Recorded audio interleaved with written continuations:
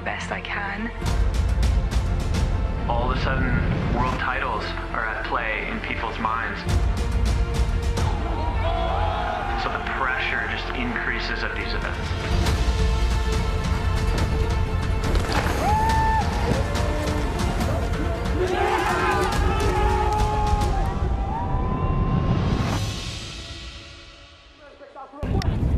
Baqueira Beret is the Freeride family reunion in the Pyrenees. Stop number 1 of the 2026 Freeride World Tour by Peak Performance is where rookies get their first taste of the big leagues and champions start their title chase all over again.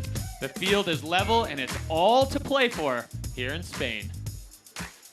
Welcome, welcome, welcome to stop number 1 of the 2026 Freeride World Tour here in Baqueira Beret for the Baqueira Beret Movistar Pro. My name is Derek Foos. I am joined by Amy Engebretson. Amy, the vibes are firing here. Yes, I'm so excited to be here.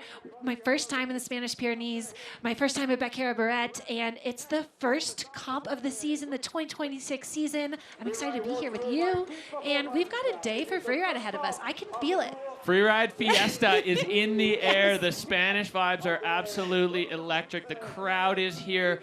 The athletes they're fired up. There's a little anxiety running through everyone's veins.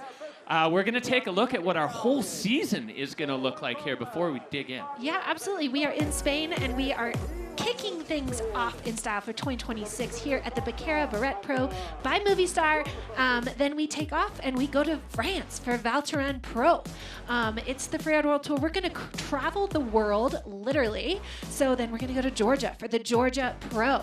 And then from there, it's back over to Europe for the Fieberbrunn Pro in Austria, a classic venue. And then we've got a switch up on the schedule. We are going back to Alaska for the Yeti Alaska Haynes Pro. Super excited for that one. And then, of course, in style, things will wrap up in Switzerland with the Yeti Verbier Extreme, as always, where champions will be crowned.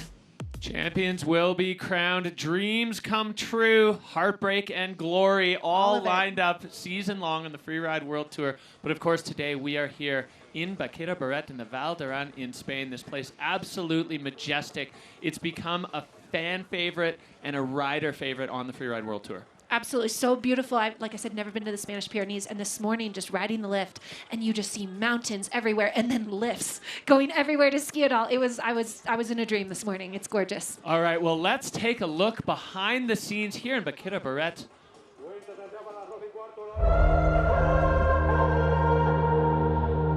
In this valley, have a really good orientation, and the mountains is really good to do that type of sport.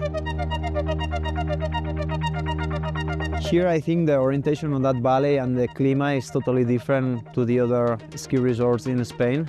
Here, when it's coming from the north, have a really, really good big storms of good snow.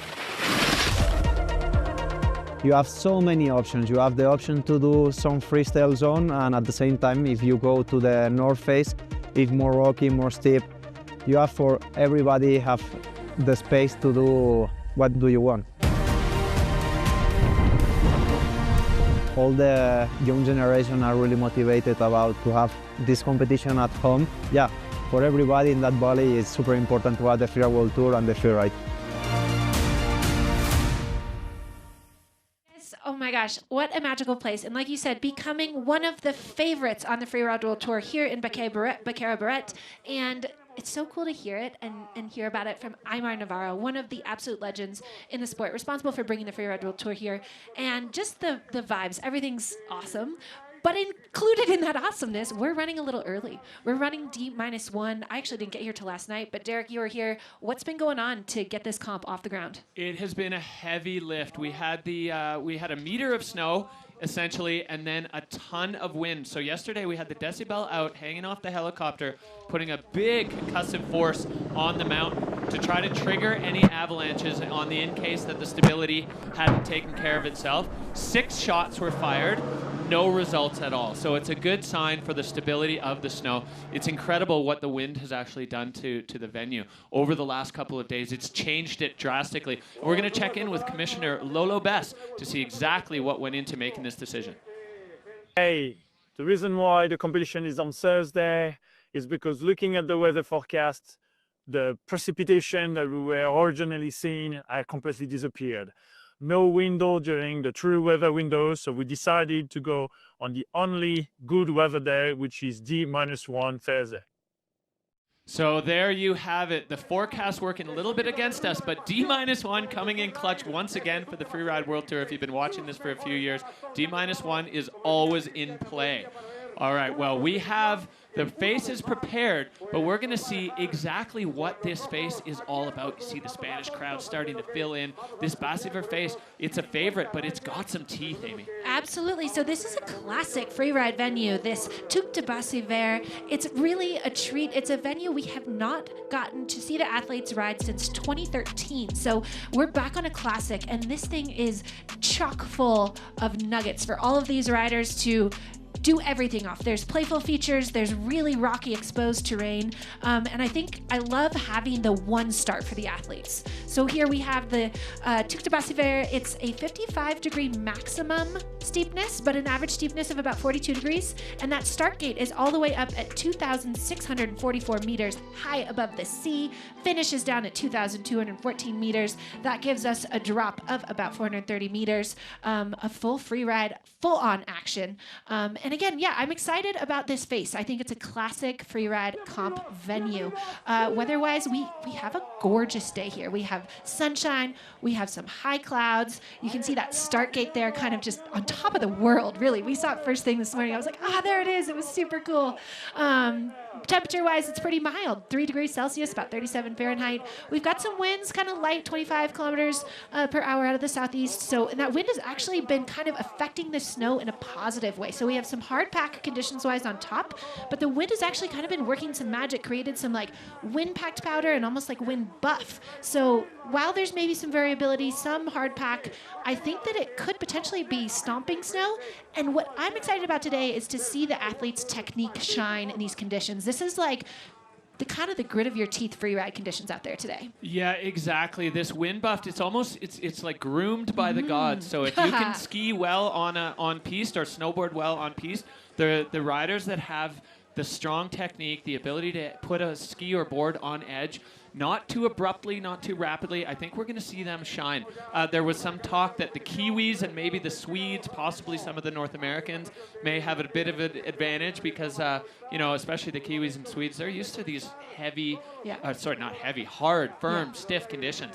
We're going to see exactly what happens on the field, but I think technique is going to take the day, and this is exactly what we're going to look at, our judging criteria. This is what our judging team is looking at to make their decisions. Line, control, technique, fluidity, air, and style. Line is king. The more difficult line you ride or ski, the higher your score is going to be. Of course, control is everything, the ultimate loss of control being a fall, and then air and style. That's the tricks that the riders are throwing off of the features. That is what the crowd is here to see. Amy, you and I are here for. That's the part that makes it fun. Absolutely. That's what puts on the show, I guess. It is the show, and these are the ultimate showmen and women. As we see our illustrious judging panel here, these are the 5 people going to be taking care of business today. Jacqueline Pollard out of Utah was a standout on the Freeride World Tour. Laurent Gauthier, he's got a podium in Verbier, been judging since 2018.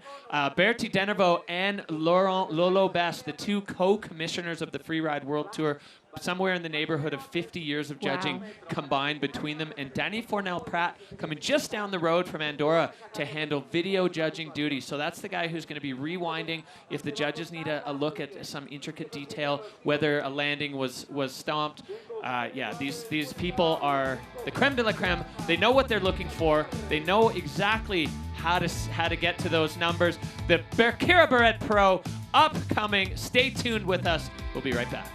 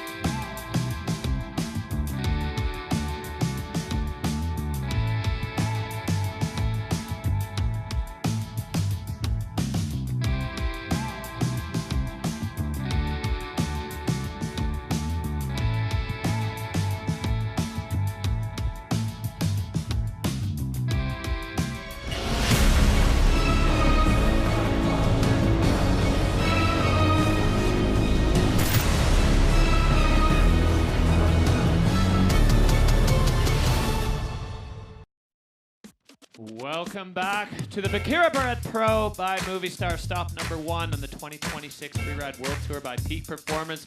This place is fire. Everyone loves coming here. Everyone loves watching this event, and the local fans are electric. By far, the most engaged fans on the Freeride World Tour. And yes, Verbier and Fieberbrunn and Georgia and Haynes, we're talking to you. We want to bring the level up to what they do in Spain at every stop on the Freeride World Tour. This place absolutely electric as we are set to launch the Snowboard Women to kick off the 2026 season. Absolutely. It's a freeride fiesta here in Spain. It's going to be an awesome day, and we're starting off with our Snowboard Women. We have a lot of names here. Obviously, we're thinking about Noemi Aki. She's coming off a championship in her rookie year, which is amazing for her. We've got Nuria Castambaron. She's a local. She has the home field advantage.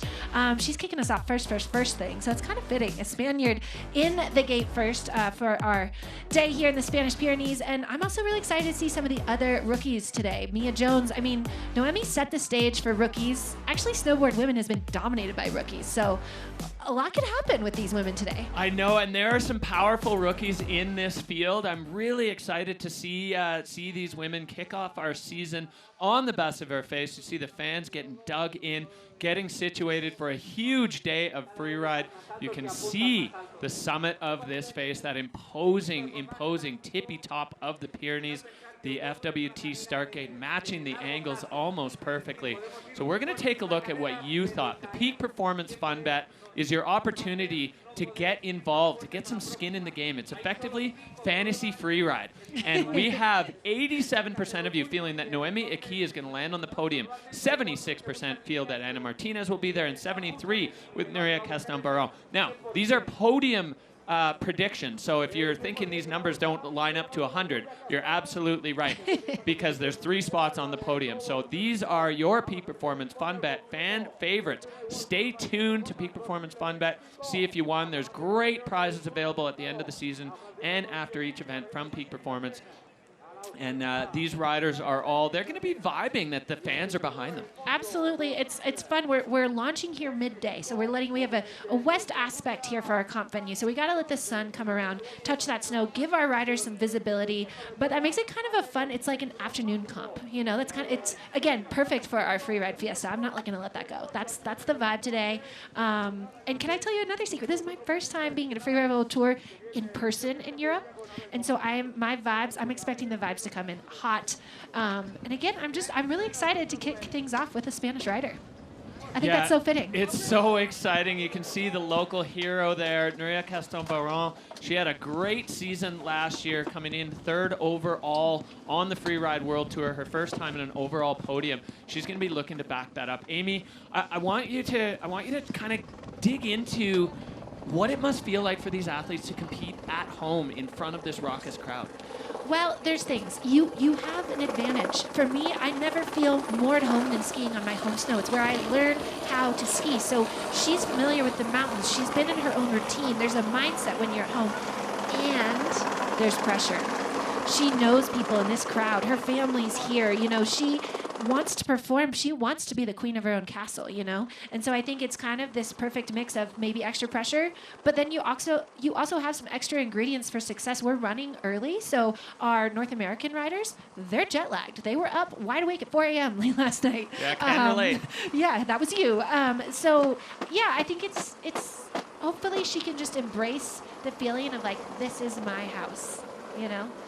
Yeah, the double-edged sword of the home court advantage. I think that she is going to be just lifted by the crowd here. The way this venue is set up, the ridge line runs all the way along beside the venue. So fans are able to be almost level with the middle section of this, and their cheering, their applause, their thunder really translates down into the bowl. And I remember talking to the riders in years past, and they said they could feel it like in their chest. Wow. Yeah, so Nuria is going to be getting this fan base kicked off with an absolute bang, as she is a local hero 3 times on the podium in 2025. Nuria Castambaron home court, home field. The pressure, I'm hoping, Amy, she's going to be able to balance that pressure with the good vibes of the home crowd advantage. Absolutely, and it's kind of it's cool, this kind of Coliseum vibes. You know, it's almost like World Cup alpine skiing, where you can hear the crowd, and especially when you know, I think Freeride fans are always with you.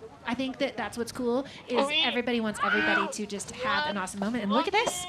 It's Here time. we go. The FWT 2026 by Peak Performance is on. Nuria Castambaron on course now, on the best of her face.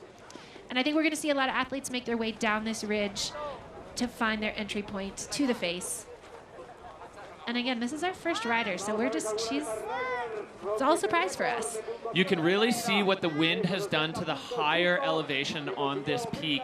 It's just textured and rippled. So the riders, there's not a lot of features in here that I think, what do you think the key factor to getting through this safely is? It's my understanding that they're judging a little softer on this up part, and it's not until the riders get on the face where really things are going to take off. So it's about just being smart, setting yourself up for the face. And then here, as she's working through the conditions, knowing the conditions are going to improve as she descends the face, then we're going to see her start to find her line up some features, and you can see her, she's kind of feeling it out still. And I think right about here on the face is where I think the riders are going to start really trusting the snow. And we see her having a little test feature air there as she's lining herself up, it seems, in some very techy terrain, and she's kind of right in the middle of this Bossy Ver's face. Yeah, right in the heart of it. Nuria riding goofy foot means right foot forward, so snowboarders, you know, depending on their balance, they will choose right foot or left foot forward. Well, you don't really choose it. I think your stance chooses you. Yes. As Nuria now lining up a significant chunk of terrain here. Very technical entrance into that drop. Nice. And gets in a double, a little washout on the landing, but making her way through some very technical terrain there, lining up a double, finding some of this more smooth snow here. Yeah, this is where snow conditions start to improve. Nuria getting the method there on the wind lip. Tons of wind sculpted takeoffs on this feature, Amy, which I think is going to lend itself to these riders getting into the air even more often. Absolutely, lots of opportunity, and the judging line does go all the way to the finish. So she had that last air on the face, but now she's making her way through the flats, and there are some terrain features here that I think athletes will look for some extra credit on. We'll see, but they are in play for judging all the way through the finish line here today. Yeah, and down here, the wind has kind of had its way. You can see Nuria is leaving a track, but this view is perfect now. Nuria vibing the crowd up, getting everyone so hyped up for the Spanish hero, as she is the first athlete to kick off this event. Let's just soak this in. Listen to that crowd. I love it. Getting a little tweak air on the way in, and this must feel so good for her. Coming into the finish line, first person to drop for the 2026 season, and she's in the corral at her home mountain. She's surrounded by friends, and she's not new though. This is her 6th season on the tour. So this was the highlight of this run, that double drop, extremely technical entrance, not able to put the landing together. The snow is going to be tricky for the riders. I think keeping it in the fall line on those landings may be going to be critical as we re-look at this bottom section, Amy. Yep, that was her last air. Nice strong landing there, coming into the finish with that high. I think hopefully they'll show she had a little tweak air right coming through the end. But yeah, so I think she was filling out the snow. She had a little bit of loss of control on one of those landings, and she had a really fall line approach here. She kind of went through right, kind of the meat of the face, made her way through some little tech-gnar, and yeah, I think that was a fun run one. All right, well, Nuria is done and dusted. Job done. You can see the Spain snow sticker there on her helmet. The Spanish Snow Sports Federation has gotten behind their riders in a big way. A 63-point run for Nuria Castambaron. She's going to be taken on the hot seat at home here in Spain. Yep, that's our first score of the day. She will hold on to that hot seat for now, and she can just relax and watch the show. I know that she has her friends up there, and all of her friends on the ridge. We can hear the crowd cheering for her. And yeah, Spain starts out with the Spanish queen putting down a nice top to bottom run. Little minor losses of control, you know, that's what you see reflected in those judging points, and that's where other riders can improve, right? There was a dock in fluidity, so some hesitations. All right, we have the reigning freeride world tour champion, Noemi Aki. Which doesn't change is like I just want to ride for myself, and like with this title or not, no matter for me, it's just like I'm Noemi and I'm a snowboarder. That's it. What a great mindset. What a great mindset to be a rookie, a world champion, and then still she's just at the heart of it. It's the riding. I love that. I think that's such a sensible approach. It's just snowboarding, and you're good at snowboarding, so just go snowboarding, and the rest will take care of itself.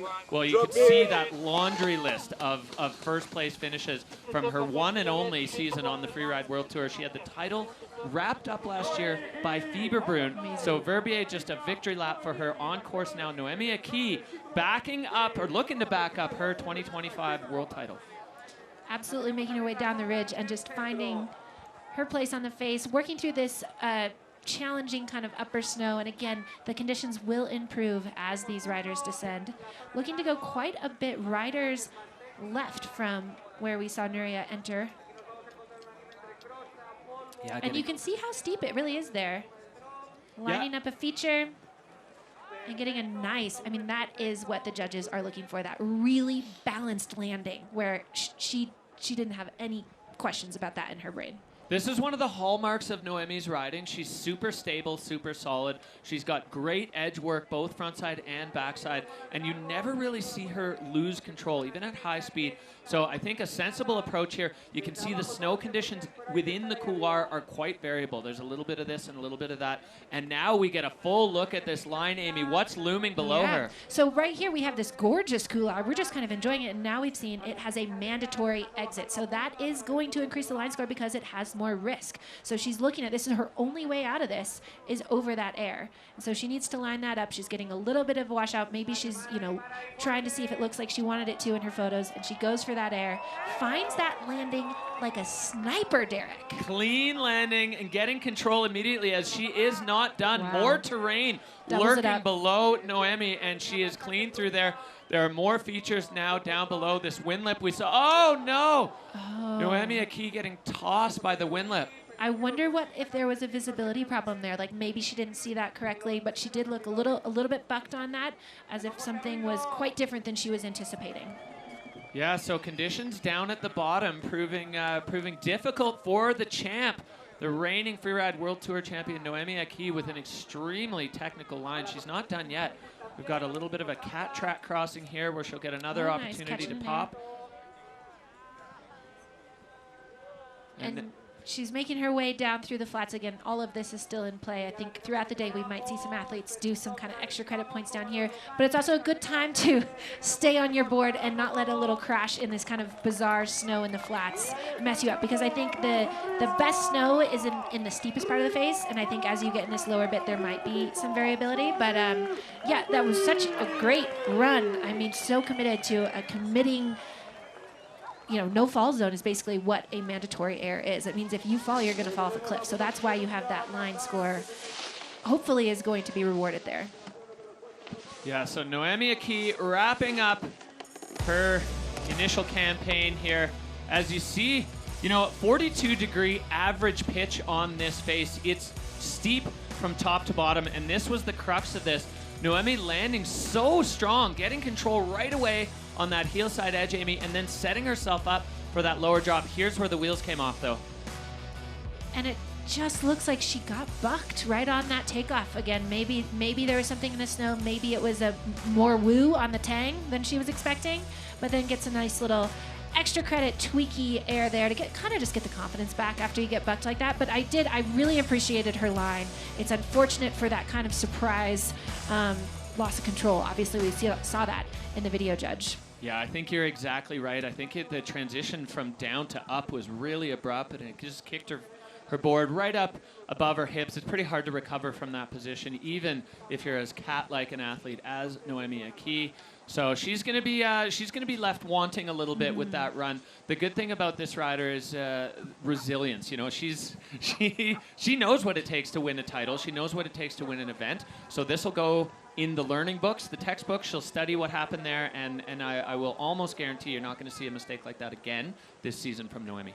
I'm so impressed by her maturity as a rookie to have that mindset of like, I think it takes athletes decades to learn like, hey, it's just snowboarding and I'm good at it and I'm here for the snowboarding. And for her to have that in her second year on the tour, it's going to serve her. And there's going to be ups and downs. There's going to be wind lips that catch you off guard. And yes, obviously, I love her balanced landing. I loved the way she found that perfect transition with that air. She rides very experienced, and I think that comes from her mentor, Mario. Big time, yeah. She's studied under the tutelage of 4-time Freeride World Tour champion Marion Erti in France. The judges now going through the criteria. I think the control scores, for sure, Nuria had a bit of a dock in control. We're going to see the same with Noemi. Possibly the line score on Noemi's side will be a little bit higher. She definitely into a more exposed area. But I think maybe the controlled dock will be a little bit greater. Hard to say how these things are going to weigh up against each other. Right now, we're only 2 in, and already the judges having to really put their brains to work to calculate a score for these 2 riders. Absolutely, and the judges take their job so seriously. They double check everything, and they have a lot of protocols in place to make sure that they are judging these athletes as fairly as humanly possible. Yeah, Bertie Denevo, one of the, our commissioner and one of the 4 judges on the panel was actually responsible for designing this system. As we see the score dropping now for Noemi Aki, popping in at a 61.33. So control the key factor in that, I think. Obviously, we're not in the judges' tent, but we've been around this sport enough to have thankfully an idea. we're not in the judging tent. But yeah, it was that loss of control with Noemi was more significant. And outweighed probably the line score difference there. So we still have Nuria in her throne at her home resort. Sitting on the throne at home, back up to the top we go. Our next rider, rookie on the tour, Mia Jones, second in the Region 2 Challengers last year, coming out of Truckee, California, riding out of Palisades. Mia Jones, a member of the Freeride World Tour Overachievers Club, doing an engineering degree at Dartmouth while doing this. She's studying in Copenhagen right now, so she at least won't be jet lagged. And Mia Jones going out with some aggression of the gate.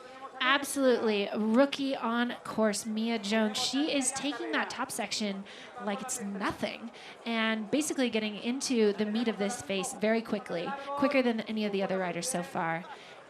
And she's heading a little bit over to the riders left as well, making her way through some pepper. Again, you can see that texture on the snow. I would call that just stroogie, kind of some wind effect. So that's where the wind has ripped it but hasn't deposited it. So it's going to be a little challenging in there. And again, she's just working to smartly, very quickly do these small turns through the technical terrain and make her way to her line and the meat of her line. Looks like she's taking a bite out of some very adventurous terrain with some what I would call technar, and she's navigating it with so much composure and fluidity. It's amazing. Oh, Mia losing the heel side edge there. She's got that trademark style, fast, aggressive riding with an extremely technical board placement. She gives her brother Cass a ton of credit for her riding and her journey in Freeride. The two of them ride together all the time back home. And now Mia into this section, closing out, putting her board perfectly, and look what's underneath her. She is still in the Technar, and she's looking for an air up and over that mandatory coming out of that feature and just stomps it right to bolts. Perfect transition. The transition angle from takeoff to landing there, when you line it up, when you do your math, and Mia being an engineering student, I'd say she's probably can do math. Pretty good at it. It almost looks like there's no impact. And of course, these riders unbelievably strong. But that was really well scoped. Keep in mind, visual inspection. These riders do not get to go on this face before the event. Amy, how hard is that for them to line up a transition like that without having actually ever stood on that feature? It's so hard because the thing about mountains and terrain is they look different from every angle you look at them. So you think there might be a landing on a feature when you look at it from the side or the bottom, but when you're coming in from the top with speed, it might look different. But that one was perfectly scoped. That was a great, really solid, sizable air to an awesome landing. Again, she made quick work of that line, and we'll see, there was a small loss of control, like you said, on that heel side edge. So as we look back, we'll probably get a closer idea. Mia Jones, they're working through that chute just like it's nothing. And there you saw she kind of dug in, like in her heel side there, gave her a little white room. And this is that lower air. Just confidently just finding that greasy landing right there. That was so perfect. Laid the tail into the landing. And looking on that replay, I'm not as sure as I was if she actually went down there. She may have just hit a patch of snow and it burst up. Control from the video judge. Keep in mind those video judge bars are just to give us an idea of what that video judge saw. But looking at that video, what I saw was more of a speed check kind of white room, not a loss of control. Again, I'm not a judge, but that actually just looked like she hit a little kind of honey hole of wind pow. Yeah, exactly. A bit of a stack of powder there. So the judges quick with their score here and going up to a 69.67. So Mia Jones, the Truckee, California rookie, taking over the hot seat in her very first Freeride World Tour competition. Moving in, a big hug for Nuria there. You know, these riders, while they're competitors, there's also such a great bond between them. They're traveling together, they're riding together on the off days. So everybody wants everyone else to do well, but of course, everyone wants themselves to be sitting right where Mia Jones is right now on a Freeride World Tour hot seat. Well, and that just gotta feel good, you know. It's day one on the big show, and no matter how great your mindset is, it's still in there. Like, okay, I've made it. This is the Freeride World Tour, and she just had a great run. All right, well, we see the summit of the Baqueira. We've got a perfect, beautiful bluebird day. Snow conditions better than they were before. The wind doing us some favors, pressing things down as we are back to the top with Anna Martinez, Mammut and Rosignol snowboard rider. 4th overall last year. Another rider out of the Marion Erti camp who is extremely talented on a snowboard. Anna Martinez, she took a win in Kicking Horse in 2024, and she's riding out of out of Chamonix. She's no stranger to steep terrain. Absolutely not. She was second here in Spain last year. So she has some confidence from that. She, again, making quick work of this ridgeline, kind of your little warm-up turns to get the legs going before she drops into, again, starting with a little variable snow, knowing you've just got to get through it and get to your zone. Yeah, I feel like right now, with a 69-point run sitting on the hot seat, the door is open. Absolutely. For a few of these riders, the last 4 riders, to really blow the doors off here. And we see Anna going over to a completely different side of the face. This rider's right side has had a lot more sun. You can see the texture on the snow is quite different as she's making her way over onto the rider's right. Yeah, she's going way over rider's right, and she's above these really aesthetic couloir features that honestly just look so fun to ride. But there's plenty of features in here. Looks like she is lining herself up for, I'm going to call that a tester feature. You know, a little bit unsure. It's high on the face. She doesn't know how the snow's going to be, and she feels it, and now she's ready to go find, I think she's feature hunting. Yeah, she is now coming back into the central part. Anna Martinez on edge, toe side takeoff, landing on the heel side edge and handling it. Yeah, staying balanced there. You could see her probably training strength, really helping there. Well, Anna is a professional CrossFitter in her spare time, so she's certainly strong. And now Amy putting herself above a serious piece of terrain, taking off, landing beautifully. Such control, Amy, on that landing. That was a great landing. She was perfectly balanced, and again, I think that strength was showing there too, because that snow was a little variable, I think, in that landing, but she found it and held on to it, and now she's making quick work of the lower part of the face with some nice turns. Again, I think in this part of the face, the athletes aren't sure, like, is the snow going to stay good? Should I take another air, or should I just get to the finish line? Because again, I think the variance is going to come back into play down here, but she's off the face. She's cruising through the rollers. Kind of like the little victory lap after the line. Yeah, exactly, with the crowd on the ridge top above you just roaring their approval. Finding another little wind feature right down at the bottom. One more toe side turn. Holding on, Anna Martinez wrapping things up. Snowboard women underway, a clean top to bottom on a totally new part of the face. Yeah, it's fun and exciting for us as viewers and for the judges when athletes just pick totally different lines.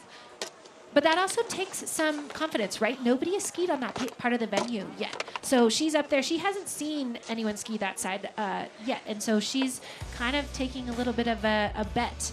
There we see her first air as she comes onto the meat of the slope, and then she's making her way to her next feature. Again, testing out those landings, and here you can see her fight to hold on to that landing, but it was clean. And then this air at the bottom, her biggest feature of her run, and just smooth like butter on that landing. You could see her still using that strength to stay in the middle of her board. Yeah, a really sensible approach there, competitive approach from Anna Martinez. As the snow got better, her amplitude ramped up as we see the hover air line tracker going way out to the rider's right, getting that sunny kind of sun-facing couloir at the start, and then, as you said, feature hunting. As we see now, Anna Martinez, the judges have already had their say. Score popping in at a 66. My take on that, Amy, line score is the Yep. difference there from where Mia Jones went. Absolutely. It was a creative line, but it didn't have the top to bottom feel, and it didn't have quite as much risk because Mia had that kind of mandatory air in her line, and that's where you're seeing that line score probably make a big difference there. However, she's sitting in second. Sitting in second, stop number 1. So all of these results counting, you know, of course, as we move through the season. So Mia Jones sitting in the hot seat, Anna Martinez and local hero Nuria Castambaron. That's your 1, 2, 3 so far in snowboard women here at the Baqueira Beret by Movistar.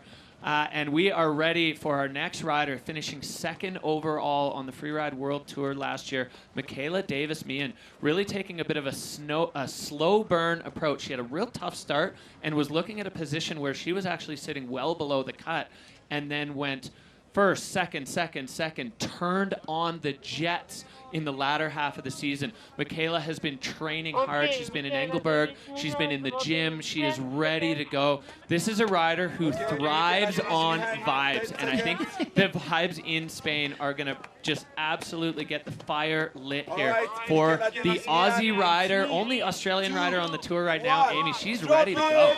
She is, and we've talked about these challenging conditions maybe favoring athletes from places that aren't necessarily known for their powder oases. I've never skied in Australia, so maybe I shouldn't talk. But I have, and you're right. Yeah.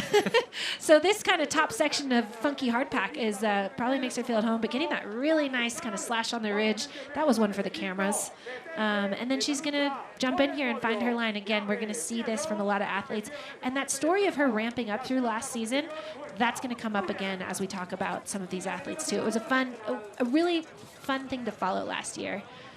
So Michaela's been working hard on her snowboard technique. She's always been really good in the air. She identified that technique as a bit of a weakness in her game and has put in work, a ton of work, towards just building and improving and getting herself to a place where when the snow gets funky, she's got the edge control to handle it, and putting herself into a really rough-looking section of the face there. Yeah. She's working through some section there that looks like the snow is a little challenging, and there is some pepper features in there.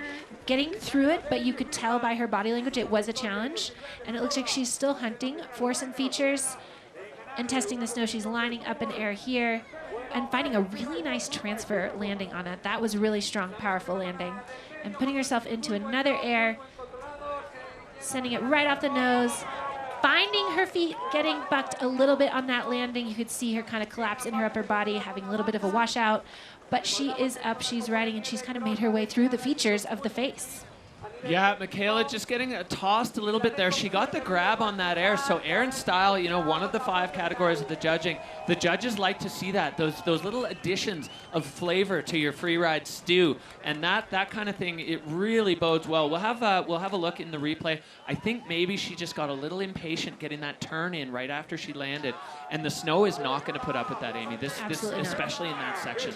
Yeah, with this kind of more hard pack, somewhat variable snow, you need that patience on those landings, and it's not a place for those quick reaction moves that you can do in powder where you can quickly dump speed. But we saw a somewhat similar line choice to Anna Martinez, so we'll see what the judges think about that. But there she is. She's across the finish line. Yeah, so the story so far in snowboard women, good runs with small mistakes. Right. And Mia Jones, we're never really going to fully know, but the judges know the cleanest run that we've seen so far as we look back here at the run of Michaela Davis-Meehan, looking really strong up top. Turn for the cameras up top, and then she lines up this air, and she finds more of a transfer landing on there than Anna did, which was really nice. And then coming into this feature that has some size to it, and no hesitation, pointing it from the top, landing, but you see how she collapses in her upper body a little bit? That might have also bucked her into kind of, at the same time, maybe hitting some tricky snow off balance. Yeah. And she's got her little bonus floater as she comes down through. Let's call this like the nugget yard down there. So the hover line tracker, yeah, a little bit more direct than what we saw Anna Martinez, who went out way further riders, right? A solid campaign there for Michaela Davis-Meehan with a little bit of a control issue.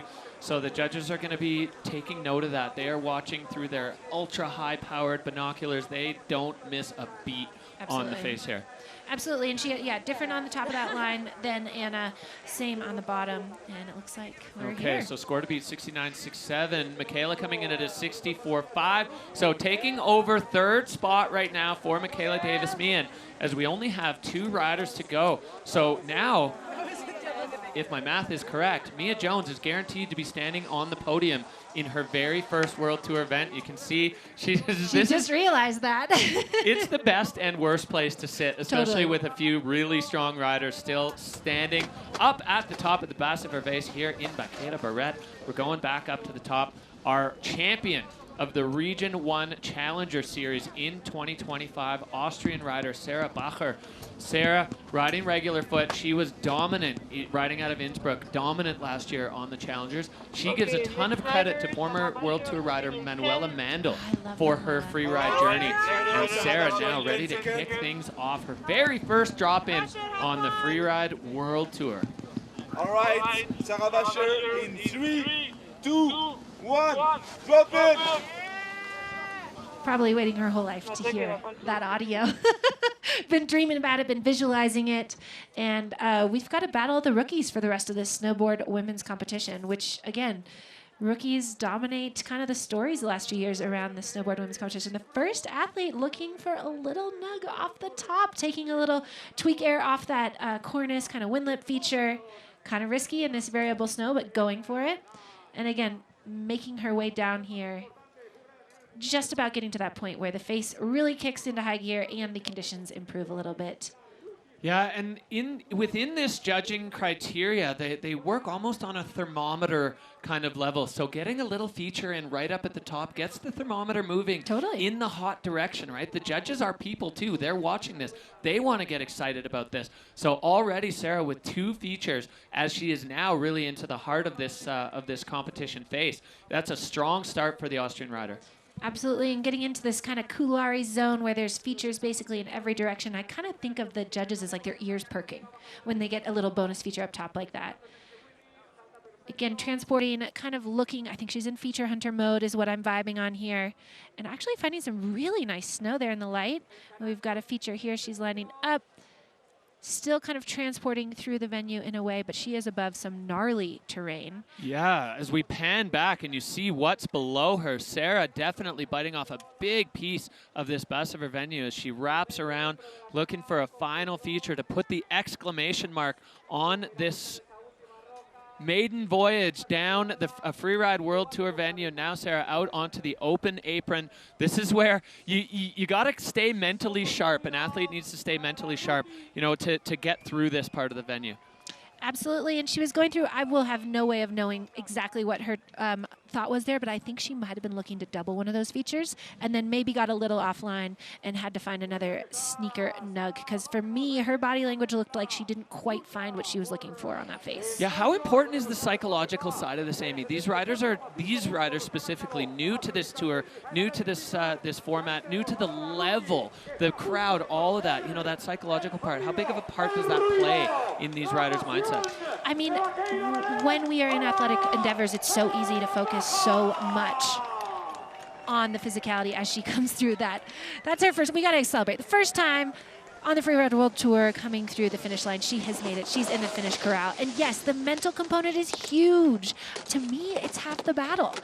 Your mind is connected to your body. And that's the part that comes with experience. And that's the part that's hard for a rookie. No matter how mature and settled they are, this is still a first-time experience for her.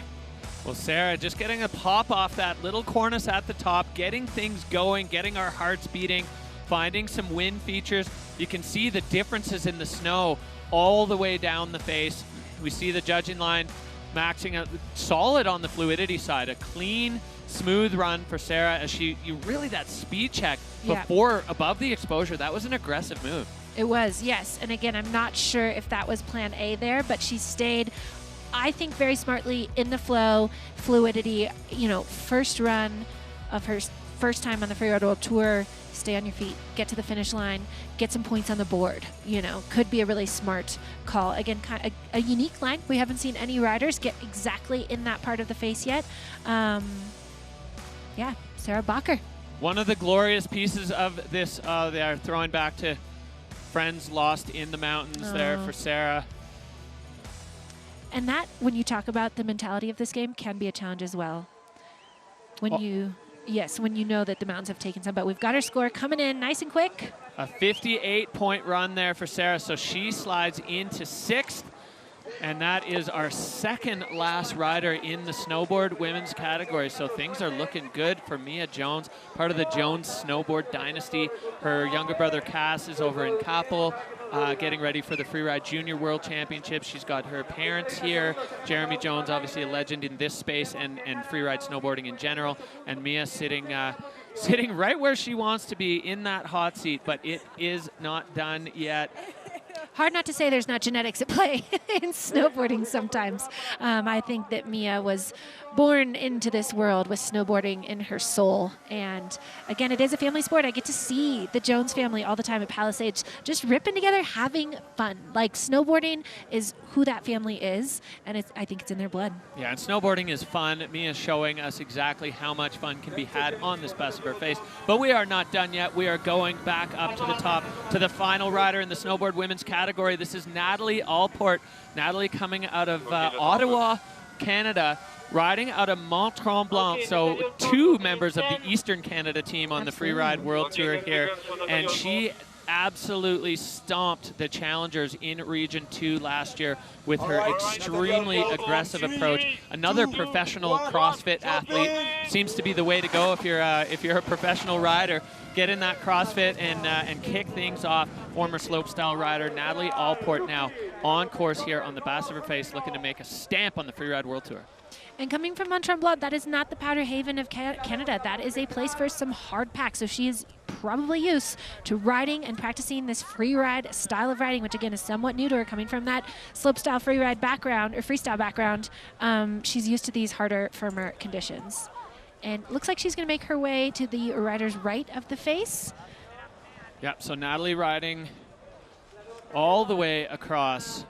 Goofy foot rider, so riding right foot forward as she makes her way out onto the rider's right. We haven't seen too many riders out here. Anna Martinez, the first one, as Natalie now pointing at fall line and heading into the meat of this best of her face. Yeah, and making use of, you can see that kind of really wind-smooth snow there. You can see it kicking up a little bit as she's on that ridge where we do have a little bit of wind, and finding her first feature so casually, just blasting off a little feature on top of a huge gnarly face like it was nothing, really. Well, Natalie looks so comfortable on her board as she points it off the nose of that one. Perfect transition, using the heel side edge just to ditch speed, but a gentle approach on that edge. And lining up a big air, takes it to her feet and then gets immediately bucked for what we call a full crash there. But can we talk for a minute about Natalie's commitment? That was impressive to me. She took that upper air and that lower air with no hesitation, full commitment, full send. And man, had she put that one to her feet, I would not want to be a judge. That will count as a full loss of control, though. It will, yeah. The biggest air we've seen for sure so far in the category. So Natalie Allport, while it didn't go her way, I think making a solid statement on what she has come to the Freeride World Tour to do. The judges are going to take note. The fans are going to take note. She is a serious contender. And when she puts one of those runs down, we're going to see her standing on a podium. Absolutely. The vibe of the rookie is strong. I know it's hard to have a crash like that, but I am just so impressed with her commitment and the speed at which she took those features. I mean, taking that upper feature twice as big as some of the other riders without even thinking about it. And you can kind of see it's like in her body language, getting those hugs from her fellow riders. Like you said, yes, they're competitors, but they're all friends, especially the rookies. They're having the same experience here today. Natalie airing into the top of the couloir, so another really aggressive approach. And then this one landed so perfectly. I love the board control there. She got the board sideways, but didn't dig it in. And then here is where it got exciting. And that's a big air, and she just landed, and you saw she punched through kind of in that snow, maybe more variable than she was thinking, maybe a slightly flatter landing than she was thinking, and just gets pretty tossed. Thankfully, the snow does look soft there, and she was all right. But I think you're right. The way she was feathering her board was just perfectly kind of like smearing the butter on the toast of the face, if you will, because that is what needs to happen with this. Even if it's good variable snow, it is still variable snow. Yeah, exactly. And Natalie's showing she's got the technique, she's got the juice, but unfortunately. Score in. All right, we're trying to hear what her and Mia are talking about. 46.67, yeah, with the full crash. So that's going to be a 7th place finish there for Natalie, our Ottawa rider riding. Let's go! But just listening to the reaction there, realizing that Mia taking the win. So the rookie's here to play, as she has realized now what that means to her. Mia Jones winning her very first attempt at the Freeride World Tour. A huge statement for the young rider out of Tahoe, California. Amazing, amazing for Mia Jones. I love to see it. And there we have Mia Jones, #1, first place at the Baqueira Beret Pro by Movistar. Rookie on top, Derek. Then we have Anna Martinez, 2nd, and Michaela Davis-Mihan in 3rd place. That's our podium. We're already through one of our events. That was rad. Yeah, incredible action there. We saw some really strong moments from some of the other riders. Natalie Allport making a big statement as she threw down on the Freeride World Tour venue. We got a stiff breeze blowing here as we take a look at our podium. Mia Jones taking the win, Anna Martinez locking in 2nd, and Michaela Davis-Mihan backing up her podium run from last year with another appearance on a Freeride World Tour podium here at the Baqueira Beret Pro by Movistar. That is snowboard women done and dusted. We're going to take a look at what this has done to our overall standings. It's going to look very similar to the sheet we just saw. Yep, we have Mia Jones sitting in 1st, obviously, with the most points for the season. Then we have Anna Martinez, 2nd, Michaela Davis-Mihan in 3rd. And now, right now, kind of interesting, we have Noemi Aki actually below the cut. But that will change. All of this will change. It is just the beginning here of this 2026 Freeride season. We're going to tour the world. And these snowboarders, I'm really excited about these women this season. I saw so much maturity, so much strength. I think the mental and physical strength of the field in women's snowboarding this year is really exciting to me. Oh, yeah. All right, we are going to head down to the finish corral. With Mia Jones. Mia Jones, how are you? How does it feel? You have just taken a 1st place podium at your first contest ever on the Freeride World Tour. What is going through your brain right now? Yeah, it's pretty exciting. I can't say I really expected it, but I'm really glad how it worked out. The snow was way better than I thought, so I was really hyped on that. It was like pretty much POW, which was super fun. And yeah, super stoked to be here. It's crazy, whirlwind, it's all happening, but really fun. You showed amazing control and line selection on that face. What was your process in choosing that line? It was a very last-minute decision. I was like at the start gate trying to figure out what line I wanted to do. But I think I was just kind of like, I want to do the most direct, like fall line, straight down, and try and like find the best snow on the mountain. And I was really stoked with the snow that I found, so I was really happy with my line and how it worked out. So yeah. Stoked for you, Mia. Congratulations. Amazing to be on top of the podium here at your first ever run done on the Freeride World Tour. Yeah. Enjoy. Thank you so much. Awesome. Thank you. Huge congrats to Mia Jones there as she wraps up her first run with a victory here in Spain. Snowboard women done and dusted. The action just getting started here at the Baqueira Beret Pro by Movistar. Stay tuned. We will be right back with more Freeride action.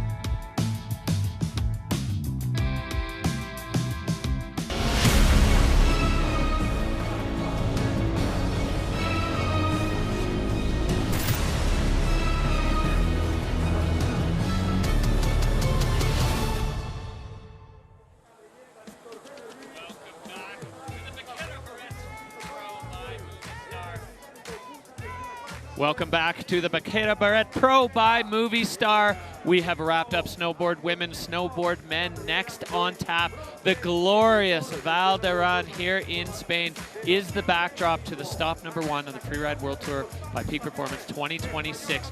We have seen the first category wrap up. We have seen a champion crowned on this face. Amy, we're just getting started already. I just feel the electricity buzzing in the air.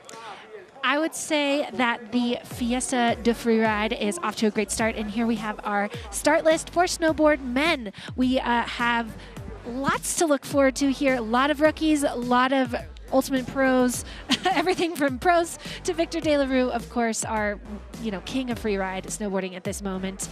And yeah, I don't even know what to expect from this field today, Derek. Yeah, I think we're going to see a throwdown on the Baqueira face as we see the 10 riders that will be taking the start. Unfortunately, Jonathan Penfield spraining his ankle. If you follow him on Instagram, you'll see one ankle massively swollen. He said he hit a tree stump under some powder riding at home in Whistler. So John Powell, if you're watching, we miss you here. Can't wait. Hopefully healed up in time for the Val Thorens Pro. As we take a look at the Peak Performance Fun Bet fan favorites, 88% of you feeling Victor De La Rue is going to land on the podium, and then Cody Bramwell and Liam Rivera. Cody Bramwell with 69% and 57% going to Liam. Peak Performance Fun Bet, your opportunity to get some skin in the game. It's fantasy freeride. Log on to the Freeride World Tour website, find Peak Performance Fun Bet, and lock in. There's so many great prizes to be won from Peak Performance. It's super exciting. I love it. It's so fun to just see what you know and then see how badly you blew it. It's a great way to get some skin in the game. Awesome shot of the start gate up there on the top of that Baqueira face. This beautiful freeride face. We've got one start for all the athletes. And that's a look at Shane Blue Sandblom. He is out of the USA and a Tahoe rider, actually from Colorado originally, but he's making his home base in Tahoe, and he has his hair dyed hot pink. Hot pink, hot rider Shane. First in the Challengers with an absolutely dominant performance in Region 2 last year, ready to kick off his rookie season. He said he had a little bit of a tweak on one of his knees riding in Verbier previous to here, but Shane Blue, his trademark is just raw power and aggression. He rides fast, he sends big, and he is a great way to start this category. Shane Blue Sandblom on course now. Yeah, absolutely. Kind of a pink vibe head to toe. I like it. It's perfect for the Freeride Fiesta. Getting down that ridge, feeling it out. And again, rookie here. This is his first performance in the big show. Hopefully he's balancing those nerves with just that ability to know that he has this in him. He belongs here. He earned this spot, and he has what it takes for sure. Yeah, such a strong rider. So Shane making his way in, feeling out the snow here on the top section. You can see the ripples that the wind has created. We've had a ton of wind in the Val d'Aran over the last few days. A meter of snow falling on the weekend, and then the wind just absolutely howling through. In some sections of the face, it's made it a little bit better. You can see the wind moving across as Shane now coming into this far rider's right section of the couloir, looking to get his run started. Getting an air off that kind of entrance rock into that feature and getting a nice 360 on a wind lip as he's kind of using that trick and that feature to transport into another couloir. And he has a lot of fun below him. He is working his way up onto the ridge that separates the couloirs, and here lighting up a very big air, finds that landing right at the base of the air like a pro, and then coming through that base of the couloir with a lot of speed.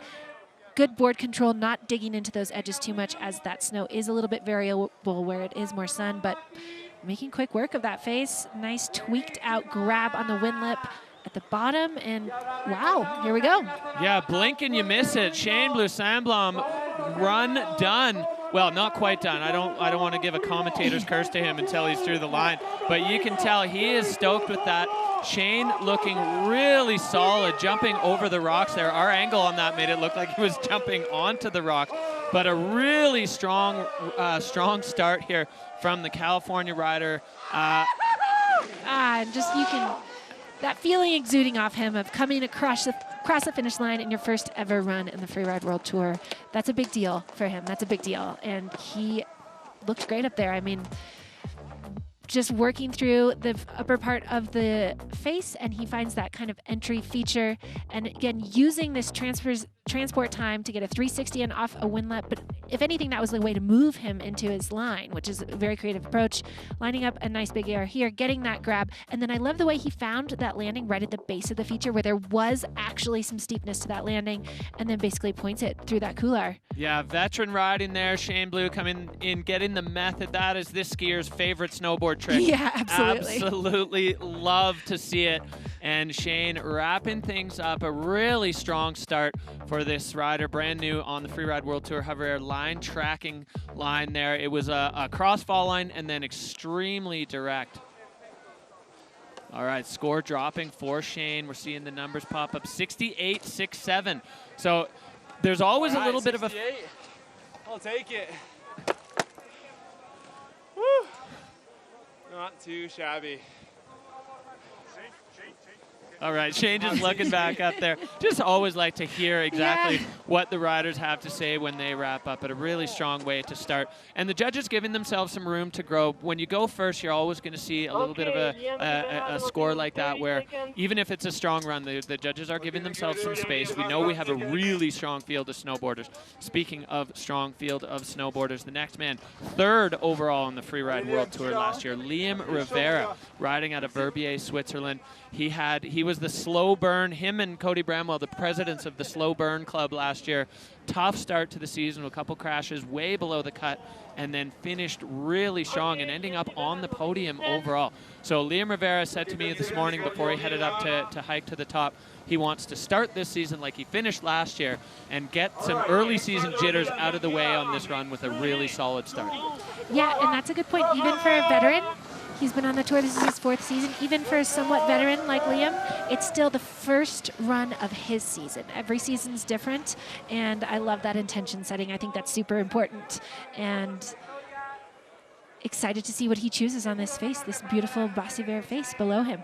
So Liam riding regular foot, that means his left foot forward, getting a nice little air just to kick things off, get the judges' attention, grab them by the collar and say, watch this, I am about to throw down on this face. As the young Verbier rider pushing through these difficult conditions at the top. You know, these riders are so good at snowboarding and so strong physically that you barely even see their legs rippling, as now Liam really getting into the heart of things. Yep, finding his way into the meat of the feature land here, above all kinds of features, taking a air up and over some rocks there into a tight couloir feature, dipping some speed off in those kind of powdery wind buff spots. Looks pretty nice. And then making his way down the ridge, finding another air. He's going to take it kind of cross-court, go from that toe side to that heel side, and then controlling his speed because he's got something in mind. There we go. Wow. Yes, a huge backflip from Liam Rivera off the final feature and acing that landing. Perfect board control, board right underneath him. Knowing exactly where to place your board in the landing when the snow conditions are like this is such a veteran thing to have in your tool belt. That was such precision mixed with just some reckless end. And Liam going for this extra credit feature down below. Nice. Getting in another grab. Was that a method? I don't want to call a wrong trick there on snowboarders, but getting in another feature, there's kind of a fun rock feature I think we'll see some athletes play with, but that was super impressive. I mean, he was a pilot. He put that landing gear down, executed very well, and he is in our finish corral. Liam Rivera with his first run of the 2026 season. Listen, he set his intentions. He wanted to... My first run. Let's go. I think, dude, that was incredible. How was yours? It was fine, but dude, not as good as yours. So sad. Rarely been this happy. That interaction is so key. So we see here, looking back at Liam's run, his first air, and I could tell from the get-go he was focused on something else. He was controlling his speed, and he had his eyes set on something, and it was this backflip laid out, perfect style, and that bolts landing. Really strong riding, control, perfectly executed, and he was on balance. Call him a ballerina. He's on balance. Here he comes down into this kind of extra credit knob. clearing the rocks. Little tweak there, but that was extra credit. The judges were still thinking about that backflip. So, yeah, I'm impressed. Yeah. I'm not a judge, but I'm impressed. I am impressed, and going with his intentions, starting the new season as he finished the last one with an extremely commanding performance down this face. Liam Rivera putting on a clinic there of snowboarding as we see Shane score there. Liam rocketing past to an 88.67. The judge is loving it. Liam loves it too. I mean, you can see the judges were rewarding. There was commitment in that line. He was above exposure the whole time. He stayed in amazing control and executed amazing technique. So you could see kind of the perfect storm for the judges there to have a high score. So the two riders just catching up on their experiences on the faces. Liam Rivera taking over the hot seat here at the Baqueira Beret Pro by Movistar. And we are back up to the top with another new rider on the Freeride World Tour. This is Sacha Balico. Sacha riding out of France at Les Sept Lots. He's been a freestyle rider. He was second on the Challengers last year. A really strong performance. And the Les Sept Lots rider is ready to go. He was so excited this morning. He just wanted to get things started. Down watching the Forerunners, he's like, I just want to be at the top. I want to go, go, go. And now he's getting his chance. Sacha is on course for his very first Freeride World Tour run. And like you said, he has that freestyle background, so we can hopefully expect some tricks. That Aaron's style is going to be something he's after, but it's also making sure that he has the experience to navigate through these challenging conditions at the top, which he does. He's, like you said, these guys are really good snowboarders, and so they're making it look easy, and it's not easy right there. But now he's starting to hit that line where things are starting to improve snow conditions-wise, and we are in the meat of the features here, taking a fall line so far. Yeah, Sacha lining himself right off the nose, landing perfectly, getting on that toe side edge and getting direction towards his next feature. Going cross hill, he's airing into the couloir, backside 360, perfect landing for Sacha Balico. So he is looking really strong here on his maiden voyage on a Freeride World Tour venue. Spinning again, Sacha stomped runs, 2 360s, bringing the air and style here to the snowboard men's category. Absolutely, and we'll confirm on the replay, but getting some grabs in there as well. Really high execution. Judges love to see that. That kind of the grab to me, it shows the athlete is really in control and intentional in their trick. They're not just pulling it off, they are executing it. Yeah, that's exactly right. And for those riders, Amy, when they're in the start gate, you're thinking about your tricks, you're thinking about, you know, executing. Mentally, what does it take to be like, oh, and also I'm just going to add, you know, a little chili pepper with a grab on every one of those features? I mean, I think that's what separates the cream from the rest of the milk, is that ability to have so many things going on in your mind and remember to get the grab. But for a rider like this with that freestyle background, those grabs are second nature. You know, he's used to doing that every time he's in the air. Lining up his first feature, getting that grab, nice bolts landing, and immediately setting himself up for what's next. Kind of managing that snow, going into that 360 with the grab again, landing, immediately getting onto his heel side edge to get around those rocks, and setting himself up for his second 360. Doesn't quite get the grab there, which the judges will have seen, but did he spin both ways, Derek? I think both backside threes. So okay. Backside for snowboarders is a little bit easier. You're blind at the beginning, but as you come out of the rotation, you're able to see the landing, whereas on a front side spin, you see the landing when you take off, but then the rest of the way around, you're blind to it. So really strong execution there from Sacha. Brand new on the Freeride World Tour, but looking like an absolute veteran with that run. Taking off close to the rocks. His trajectories were all like micro perfect. Yeah. And he is excited as the score coming in now, 88.67 from Liam Rivera. It's going to pop just behind that with an 84.67. So Sacha locking himself into second. We're only 3 riders in already. Fireworks from the snowboard men. I mean, to have an 80-point score on the first run ever in the Freeride World Tour is amazing for a rookie rider. And just, again, showing, hey, I belong here. I've got this. I've got my bag of tricks. And I think we have more to see from him.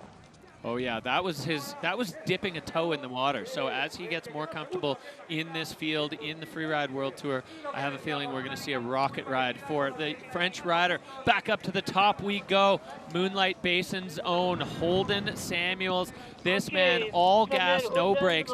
The first rider in the men's field dropping in goofy foot. 6th overall last year. we basically see Holden on the podium, or checkers or records, basically. he found finally a brake pedal last year and was able to start landing some runs, and as soon as he did that, we started seeing Holden on the podium. Love to watch him ride high speed, aggressive, athletic approach. Absolutely, and so for him, it's just finding that consistency where you feather that throttle between full gas and staying upright, making his way over to the rider's left, getting kind of a feature up top to perk the ears of the judges, say, hey, look at me, watch me do something cool. Yeah, exactly. Let's remember the basic nature of this sport is watch me do something cool, and Holden Samuels getting set to show us something cool as he's making these tough conditions at the top look easy. He's so strong physically, his mental game is on point, and he is into the meat of this run now.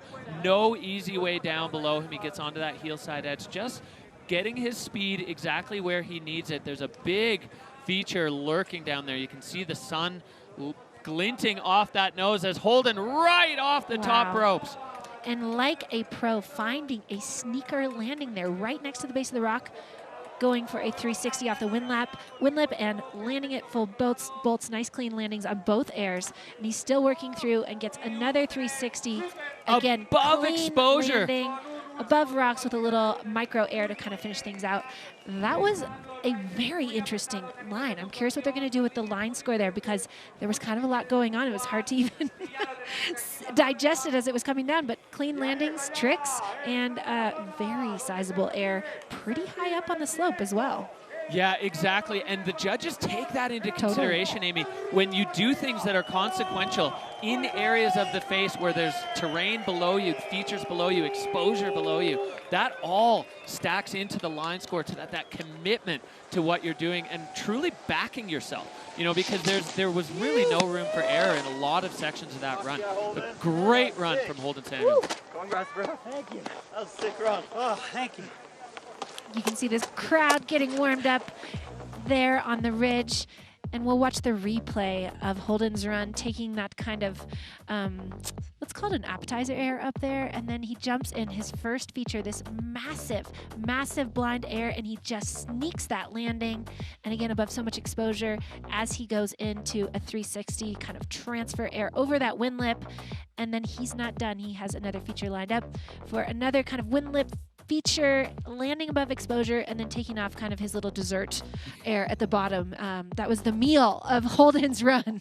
Yeah, incredible moments here. Snowboard men really bringing the thunder to the Freeride World Tour here. Our first stop of the 2026 season. Quite nice to ride, huh? Oh, it was sick. I didn't mind this snow at all. No, I was stoked. I know. I was watching the live stream. I saw your backflip. That was sick.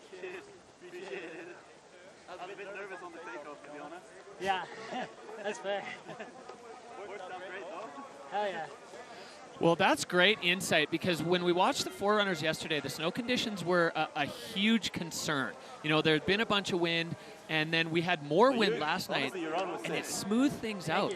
So they're kind of just trading stories about how nice the snow was. It pops in at an 82.67. So Holden slotting in just behind the last two riders and into third. A really strong campaign for the Moonlight Basin rider there coming out of Montana.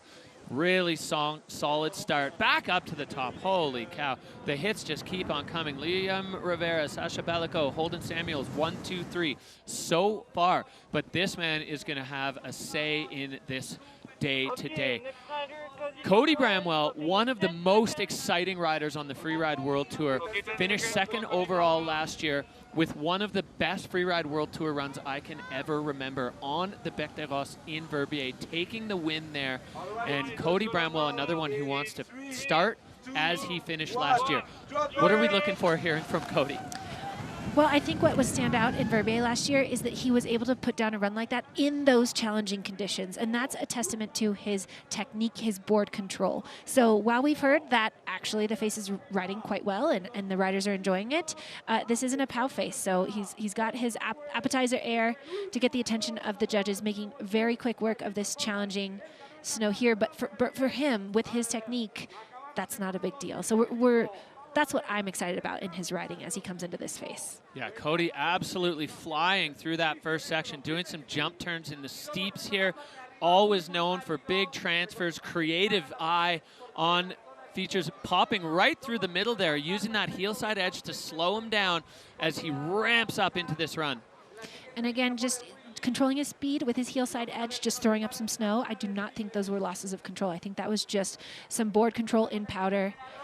Lining up a backflip, takes it to his feet and barely holds on to it. Oh, you could see him kind of whacking the snow with his hands like he was a surfer. Now he's just going full gas, straight lining out the apron. I mean, that was a clean landing, but he fought for it. He had to fight for it for sure. Luckily, Cody Bramwell, extremely strong, great balance. And you can see him putting his arms out there. I listened to a little chat with Xavier Delarue years ago, and he talked about using that move when he's straight lining down the apron of a big face. He called it the screaming eagle, to just use his hands to slow down, a little bit. Yeah, get some wind resistance. Huge for Cody as he is.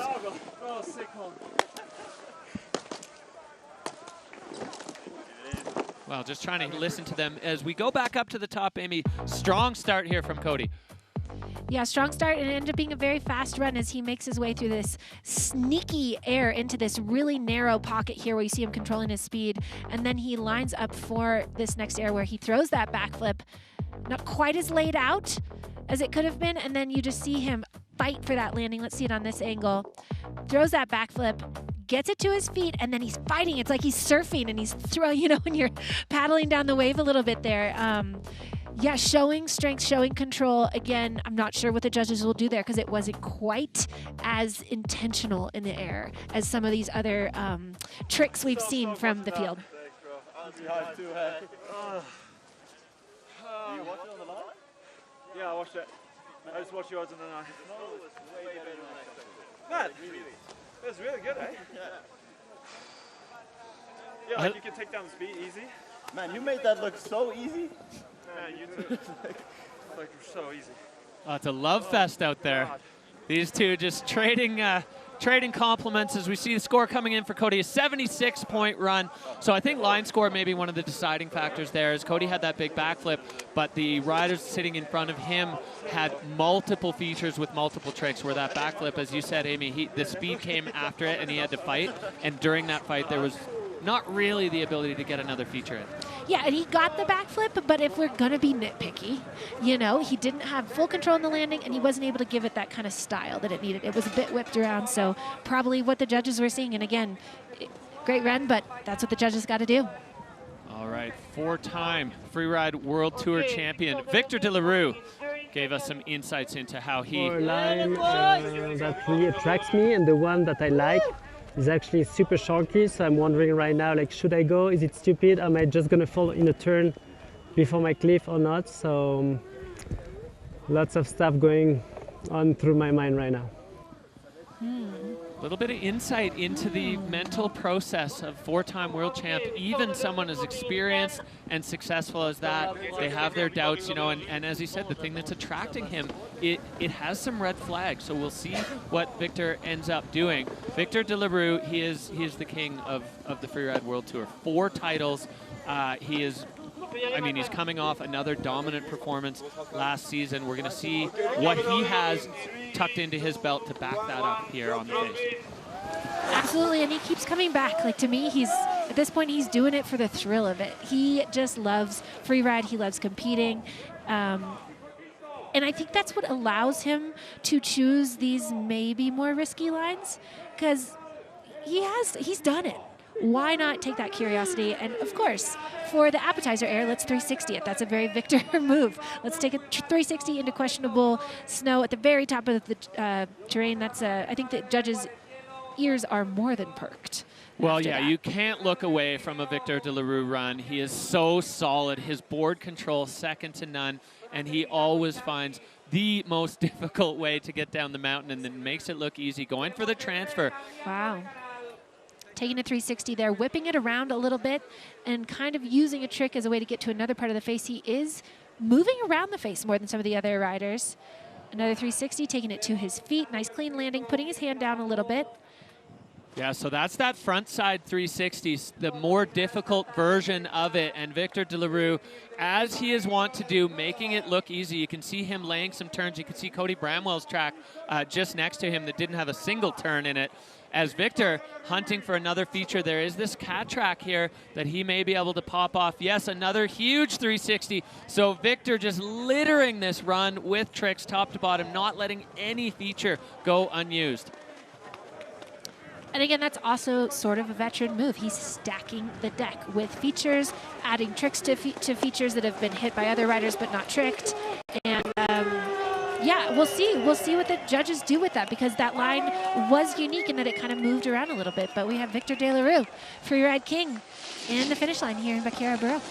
Yeah, and it moved around with intention, right? Fluidity, one of the categories. If you're traversing for no reason, the judges are going to hit you on fluidity. But when you're moving across the face to get to something awesome, they notice that and they'll throw points, as we see Amy right up at the top with that backside 3. And again, like you're mentioning, that backside 3, again with another backside 3 there, and that was what you're talking about. He's traversing, but he's adding in a trick to his transport. And then this huge front 3, so he's not seeing the landing until he gets to the last quarter of that rotation, and then right back in control and getting another feature in. Victor absolutely used this venue to the max, and then another big front side 3, spinning around, landing perfectly. That is a big risk at the bottom of the run, that good, but with risk comes reward, and I have a feeling that we're going to see Victor rewarded for that approach. Absolutely, 2 3s each way, and on his straight air, getting a nice grab with tweak, showing really good air composure. Salut, Cactus! All right, well, score to beat 88.67. Victor's score coming in at a 79. So into 4th there. Interesting score. We'll see, you know, maybe a little bit to do with line score. Victor going out to the riders right. Possibly not quite as much exposure out there as we saw in some of the other riders. Liam almost looks like he's in disbelief that he just fended off the champ there. Just as nervous as when dropping in. Yeah, that's a big deal for him, but maybe also, you know, one thing I'm seeing is maybe the judges are really factoring in grabs, factoring in composure, those kind of things. Yeah, the judges certainly know what they're looking at. So Liam Rivera, Sasha Balico, and Holden Samuels, your 1, 2, 3, as we're back to the summit of the Baqueira for our next rider out of the gate, Remy Benamo, riding out of Zinal, Switzerland. Was on the Freeride World Tour last year, got a last-minute wild card onto the tour this year, and he is so hyped to be back. This guy is just infectious. He's an infectious positivity, always smiling. Absolutely loves snowboarding, and I'm so excited to see him back in the mix here on the Freeride World Tour. Absolutely, he has that kind of second-year attitude probably, where it's, I got my first year, I got my jitters out, but he didn't have a chance to really show us what he's made of last year. I think there's a lot more in the tank. He had 1 podium finish in Val Thorens, but you know, it was a slow first season, enough to qualify for another season, and now he's like, I know what to do here, let's show up and show what he's made of. 3, 2, 1, drop it! All right.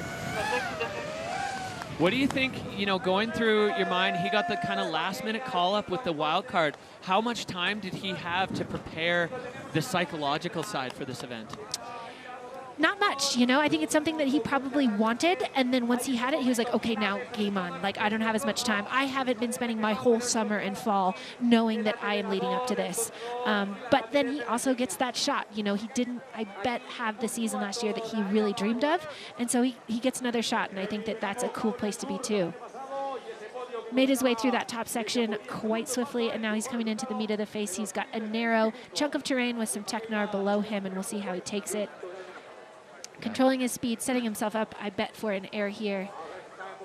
Yeah, the sunny point there, launching off that, landing high in the transition and finding the soft snow. The snow is deposited in certain places there.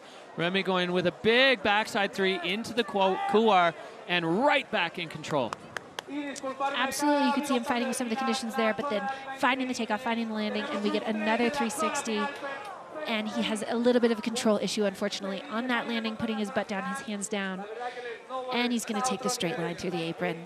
Put the hands out. What was that move called? The Zav de la Rue Screaming Eagle. Okay. The Screaming Eagle, that's a new one from my toolbox there. Yeah, that was, you know, an unfortunate run with that control issue on that one air. Otherwise, an exciting run full of features. But the judges are going to notice that little butt down. Absolutely, yeah. Control, one of the 5 categories that the judges are looking at.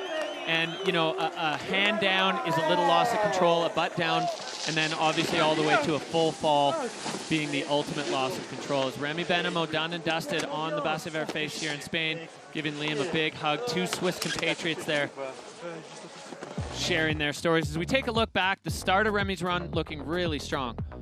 Taking his warm-up air, his appetizer air, and then finding this, oh, it's like he did a little tree tap there as he was kind of, you could see that snow was maybe a little soft on the takeoff, and so he really had to pop and found that landing and then controlled the board speed into that 360, which is kind of a tight landing. You saw him have to get on that edge right away, and then coming in here, taking that 360, and then you just see he just gets a little bit wadded up off balance in that landing. Hard to say if that was snow or, you know, sometimes you're just a little off balance, and it's, you know, they make it look so easy, but these athletes are really working in margins, you know? And the margins are slim with the snow conditions being a little bit of a question mark, mainly at the bottom. That's the part where we're not quite sure and where we've seen a few riders come unstuck. So Remy Benamo, though, showing he belongs here at the Freeride World Tour, the Zinal rider out of Switzerland. He's happy to be at the bottom and happy to be back on the tour. You know, you were talking about that prep time. Maybe an aspect of without all the stress coming in, knowing you're going to be on the tour, could that have helped him a little bit on the mental side? Absolutely, because at the end of the day, kind of like we've heard some of the riders say, it is snowboarding. He knows how to snowboard. And sometimes it's not actually worth your energy to stress about what's coming until it's there. And what if he's just riding for his soul and doing what he needs to be a healthy, happy human, and then comes into the competition like that? Yeah, it's definitely a solid strategy for just putting yourself in the mindset to just snowboard and let the snowboarding do the talking. And Remy there with about 98% of a great run. Of course, control is everything, and these riders, like you said, they are some of the best riders on the planet, and still there are moments where things get a little haywire, things go a little sideways. Remy's, you know, putting his butt down. We see the judges getting to work, balancing that run against the 5 criteria that they have. They're really got their work cut out for them. And you said this before, Amy, they take it so seriously. They want to get this right, and they want to give the riders the full credit of taking the time to make sure that the decisions they come to are correct and accurate. 100% we see the score coming in for Remy. 70-point run there for Remy Benamo, so that's going to move him into 6th place as we are making our way. We're more than halfway through the snowboard men's field here at the first stop of the Freeride World Tour by Peak Performance in 2026. We are in Spain, the glorious Pyrenees, the backdrop to our day. Liam Rivera holding off all challengers, dropping in 2nd, putting a commanding run down. Back up we go. Warren Doyle coming out of Bridger Bowl, Bozeman, Montana. He was on the tour. He went back to the challengers last year, and then 2nd overall on the Region 2 Challengers. Warren is such a solid snowboarder. He gives a huge amount of credit to Brendan Metzler and Method Freeride for his development. He's been coached by Brendan for years, and he is looking now to really cement his spot here on the Freeride World Tour. And what I can see from that, you know, he's on the tour, didn't have the results he wanted, went back to the qualifier. He wants it. He's willing to fight for it, and that is the attitude of a competitor. I think that that's somebody that's here because they have something to show, and they just need the stars to align to do so. So we'll see if that can happen for him here on the Baqueira face. He's moving through that kind of challenging, funky snow and just getting into the feature zone, the better snow. And it's great to hear that the riders have been surprised with the riding conditions today. Well, big 360 there as Warren Doyle getting things started with a bang, moving through this extremely technical terrain. Great board handling skills. Popping off up onto the deck and just coming up a little short there. Doyle landing on the rocks. Looked like he's okay. Yeah. His board was able to carry through it, but not quite the trajectory or the speed. Oh, and then punch front there. So Warren Doyle, wheels coming off on that one. You can see throwing the hands in the air. Yeah, we'll have to look at the replay, but I wonder if there was a little bit of maybe misjudgment of the speed, or maybe a little bit of like these margins. Again, if you're off by 5% of where you think you are, that's the difference between landing on snow snow and landing on rocks in these kind of high-stakes venues like we have here on the Baqueira face. But what's good, he's on his board. He's not injured. Obviously, tremendous lack of control in that run. But the Spanish fans are still welcoming him in with a bang. It's still a Freeride fiesta, even if you tomahawk. This place is glorious for that. Absolutely incredible the way the fans get behind the riders. Look at them all on the ridge. It is a party. It's a Thursday party. Why not? We're in Spain. All right, looking back up, you can see the wind pumping there up at the summit as Doyle getting his run started really strong. Coming down here, love this, getting that 360 into the couloir, backing himself big time. And then we're gonna see just up ahead here where things started to go a little bit wrong. And that was actually a shot of his lower air. So we didn't get a shot on the replay of the middle air where there was the bigger loss of control. But again, just multiple tomahawks in a run. You know, snowboarders typically can't lose their boards, so they still are going to get points. They still finish, but a lot of control docks. All right, well, score dropping for Doyle, 16.33. Yeah, 2 full crashes on that one, so he knows it. That's going to be back to the drawing board as we head to Thorens for Warren Doyle. And big ups to Liam Rivera, the man sitting in the hot seat, as a pretty talented field of riders come down, and Liam fending off every single one of them so far as we were getting down to the last few riders in the snowboard men's field.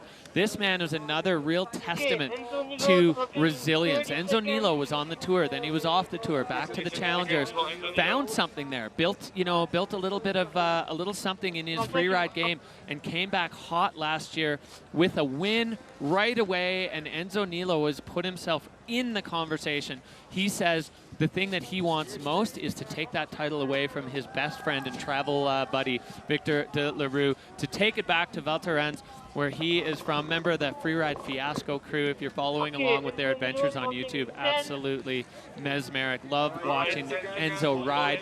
He's so strong, he's so talented, and totally committed to freeride.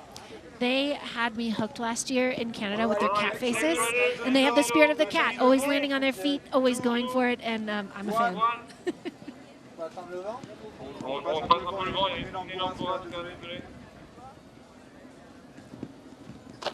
Again, so just waiting on the wind. You could hear him chatting with the starter there, and you can see his bib rippling in the wind as he's decided things are good enough. And Enzo on course now, making short work off the summit section of the Baqueira face here in Spain. Enzo Nilo now getting things started in earnest. Lining up his appetizer air as he gets into this kind of chunky snow. And again, that wind can make a difference, you know. We saw it kind of increasing a little bit more in the last run, and it can blow you off if you were going to get in the air. That can be a factor, so totally reasonable to wait for a really strong gust like that. And he's making his way into a tight zone here with a lot of pepper, a lot of features below him, a lot of exposure below him. Picking up speed. That transition into that takeoff was aggressive, but Enzo handling it. You could see him get pushed down, but just locked up the core, kept on going. Backside 3 now into the chute. Enzo solid on his feet still, Amy. This is a strong, strong run so far for the French rider. Absolutely working his way through, getting another 360 here, putting it right nice and balanced on his board. And that was really interesting there. There was a moment of compression, and you could see his strength pull through. And again, the snowboarder straight line today is the way through the apron.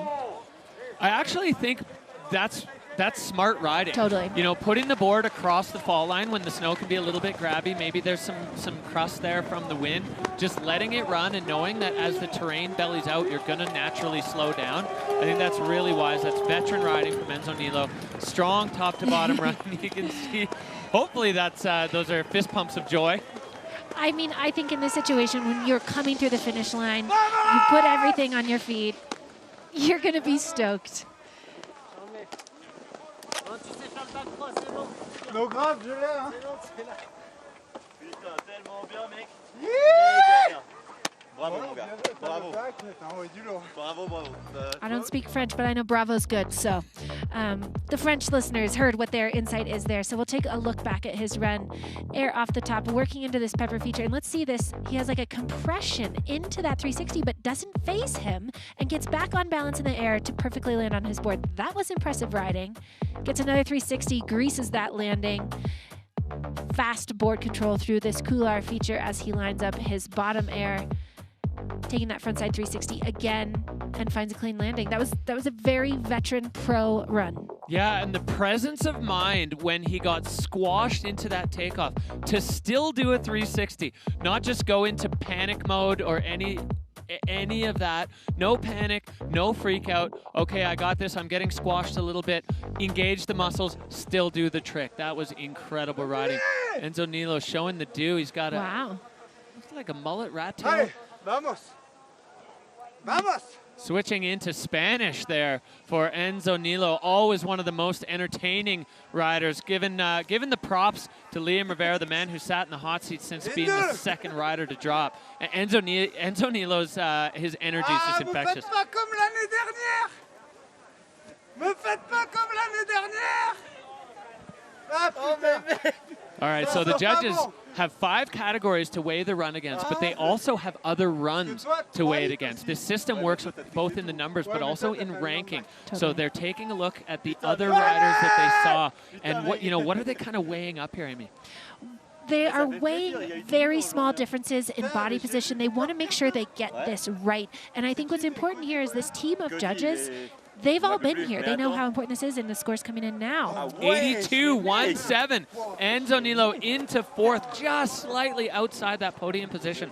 So Holden Samuels, Sasha Belico, Liam Rivera holding on to those 3 top spots with only 2 riders to go. So we're guaranteed to see Liam Rivera on the podium now. But in what position still remains to be seen. Sasha Belico, the rookie rider, brand new on the Freeride World Tour, sitting in 2nd right now. Holden Samuels, Enzo Nilo, Victor De La Rue down in 5th. Back up we go into the start. Mammut rider, this is César Barin. 1st overall on the Region 1 Challenger Tour last season. An extremely talented rider coming out of Val Thorens. There's something in the air in Val Thorens right now because there are so many riders on the Freeride World Tour. We've seen it in spits and spats out of Verbier. We've seen it out of Whistler. We've seen it out of Tahoe. Valto is the hot spot right now. If you're a young freerider, maybe consider moving to Valto and riding with some of these athletes as he is on course now, César Barin. It could be something in the water, but really freeride, what's so cool about freeride is it's a community sport, and that's what happens when we see these hot pockets, 360 off that top air, just like Victor had the only other athlete to trick that upper feature, which again, tricking a feature on top of a face like this is really risky, and judges see that. Ears are definitely perked. But yeah, the culture of freeriding, the riders elevate each other, and it's really cool to see when a hot streak starts like that. And we have him working through this technical feature to this bigger air that we've seen some athletes hit. He airs up and over the tree, finds the landing, but has a bit of a butt sit down there, a little loss of control. Yeah, César getting a bit bounced on that one, but continuing on, airing right out into the middle of the chute. That's where that takeoff works, and he handled that really nicely. Backside 3, way down onto the apron. You can see his bomb hole a full board length further down than the next riders. So really, really highly committed section there, as there's still a little bit more to come. Popping up and over the road. Really, really strong campaign there from César Barin. Yeah, definitely taking a bit more heat through some of those features. Finding slightly different landings, different takeoffs, and strong performance. I mean, again, rookie. He's coming down. He's got a tweaky little fun air in our nugget zone. At this point, he's just enjoying the moment. Big crowd here in Spain as he comes through the finish line. And he has just finished and stomped his first run in the Freeride World Tour. Again, there was a tiny maybe butt sit down. We'll look at that in the replay. But he's on his feet, and I really liked in his interview, his main quote was, "Don't worry, be happy." He should be happy right now. 360 off the top on that upper air. And then he lines up this big air up and over that bush, and a slight loss of control on that landing. It wasn't perfectly clean, but he gets his composure back, takes that air nice and big, actually into the middle of that couloir. A little bit flat landing, but he just absorbed that with his core strength and laces up 360 That landing, clean, small hand down. The judges are going to be looking at all of those factors because the margins here are thin. All of these athletes have landed good runs. I think everybody no crashes except for one. And so those margins, those hands down, that small butt check, those judges are looking at those things. Yeah, the devil is in the details here on the Freeride World Tour. The judges don't miss a thing, and so those little losses of control are going to factor into the score. You see the Spanish crowd here lining the venue as they were cheering as Sasha came into the finish. Big love for everyone at home. He is part of the powerful Beret family. We're going to see his sister coming up in ski women. Siblings on the Freeride World Tour has been a bit of a historically awesome thing we've seen over the years. The Pollards, the Bathgates, the Pifers, the Nichols. Just year after year, there's more and more of these siblings. They're raised together. They push each other. And Cesar throwing down, I'd say that run, a bit of a statement of intent for his season on the tour. A really, really aggressive and solid performance there. And little mistakes like this, you know, they're going to come in with a new rider, and little mistakes happen in tricky snow conditions. But I'd say that approach, that really aggressive approach, is going to serve Cesar well on this tour. It was aggressive. It was energetic. You could tell that he was riding that line for himself, I think. And yeah, there's some things that the judges are going to see. But these judges, they've all been in the position of these competitors. And so they need to have that much intention behind the judging and make every little kind of note they possibly can, just because they know what's on the line for these athletes. But yes, Cesar, a strong run. Excited to see him grow this season. And again, the story of the rookie. The rookies come in here and they just throw down like they've been here forever. And I think that's the benefit of the qualifier series we have here. These are experienced competitors, even if it's their first year on the Freeride World Tour. Yeah, we are seeing the average age get younger and younger as riders are coming through the junior series, both Region 1 and Region 2. They're sharpening their knives in Freeride in terms of how to get this done. So score now dropping for Cesar. It goes to 81.00, so he moves into fifth. A top 5 performance in his very first Freeride World Tour event, and a huge statement of intent. And I think we're going to see a lot more from this young French rider. So with Jonathan Penfield not taking the start because of his ankle injury, that means that this man, Liam Rivera, has taken the win at the opening event of the Freeride World Tour here by Peak Performance 2026. Yes, an exciting show in snowboard men for sure. We have Liam Rivera sitting atop that podium. Second place, Sasha Balicot. And in third place, Holden Samuels. Judges valuing, I think, precision in the tricks. All of these riders were able to put down tricks, solid landings, but did they get the grab? Did they have the style? Was it a laid out backflip? Those things mattered in this competition today. Yeah, and Liam backing up exactly what he said, looking to carry on as he finished last season and breaking the curse of the rocky, wonky start to a season. Here we have our snowboard men's podium. Liam Rivera with the win, Sasha Balicot getting silver, and Holden Samuels locking down a bronze medal. Stop number 1, the Baqueira Beret Pro by Movistar. Snowboard men done and dusted. Our overall standings, Amy. Yep, they're going to look similar to our podium as it's our first stop on the tour. We have Liam Rivera in first place. So far, Sasha Balicot second, Holden Samuels third, and then we're seeing kind of that cut line. Victor De La Rue right above it for now, but these points, that's why all those scores matter, because these points add up throughout the season. They're going to make a difference in who gets to go to Alaska. That's one of the big things this season. Oh yeah, that is a big carrot at the end of the stick here. As we get these riders all jazzed up. We're going to head down to the finish corral with our winner locking down number 1 spot in the first event of the year. Liam Rivera, how are you feeling right now? Thank you. A bit overwhelmed. I don't know if I expected this, like, ever when I win. So, yeah, hyped. Glad to be down. Hyped to see everyone throw down. It was actually quite a sick comp to watch. And yeah, quite happy. Nothing more to say right now. I love it. Liam, so the standout of your line to me, that beautiful backflip, it was so laid out, so stylish. What's going through your mind as it's playing in slow motion while it's happening?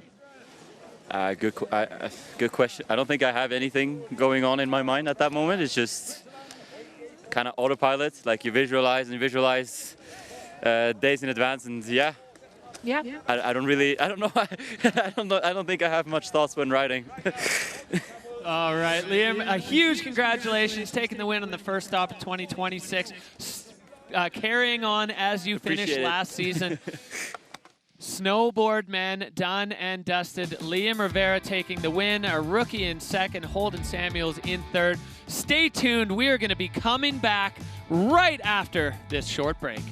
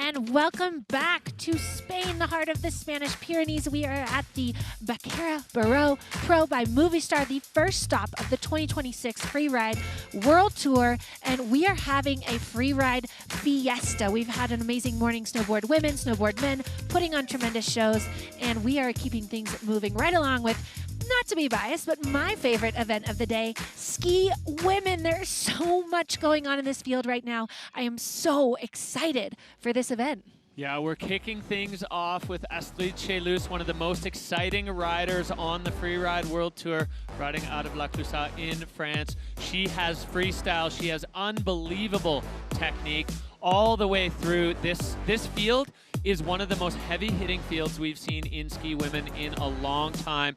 And then we're wrapping up with, a two-time world champion in Justine Dufour-Lapointe, and then the local wild card, Maria. It's so exciting. Maria Castellevi-Bono, she's from right here in Baqueira Beret, in the Val d'Aran, and she's going to be closing the category. Ski women absolutely firing. This category has been so exciting to watch. As we take a look at what you thought, the peak performance fun bet fan favorites. 83% of you feeling Justine Dufour-Lapointe will land on the podium. 81 on Astrid Chelus, and Zuza Vitek with 26% of the vote. Zuzana coming back off of a significant knee injury coming at the end of last season, and she said she's strong, she's fit, she is at 100%. So peak performance fun bet, that's your opportunity to have your say, get some skin in the game. Fantasy free ride as we look down at the rider's eye view of the imposing start gate here at the top. What's going through these riders' minds here? I mean, this is go time. These athletes are in the start gate. They are trying to manage their ever-present nerves. It doesn't matter how much a veteran you are. There's so much pressure that these athletes put on themselves. It's impossible not to feel pressure in the start gate. I think a lot of these women have routines. They have breath work. They're visualizing things. They're, talking with their coaches. They're looking at their lines. They've seen 2 events go down, so they've seen the snow. They have the information they need, but now it's just how do you get into game mode? Well, game mode indeed. The look on the face of Astrid Chelus, coming 3rd overall last year, the Mammut rider, going to be kicking off ski women. Always exciting. As we said, she has got a ton of tricks. We've seen her riding the airbag in the early season. She was in Whistler doing some training and then back home in La Clusaz.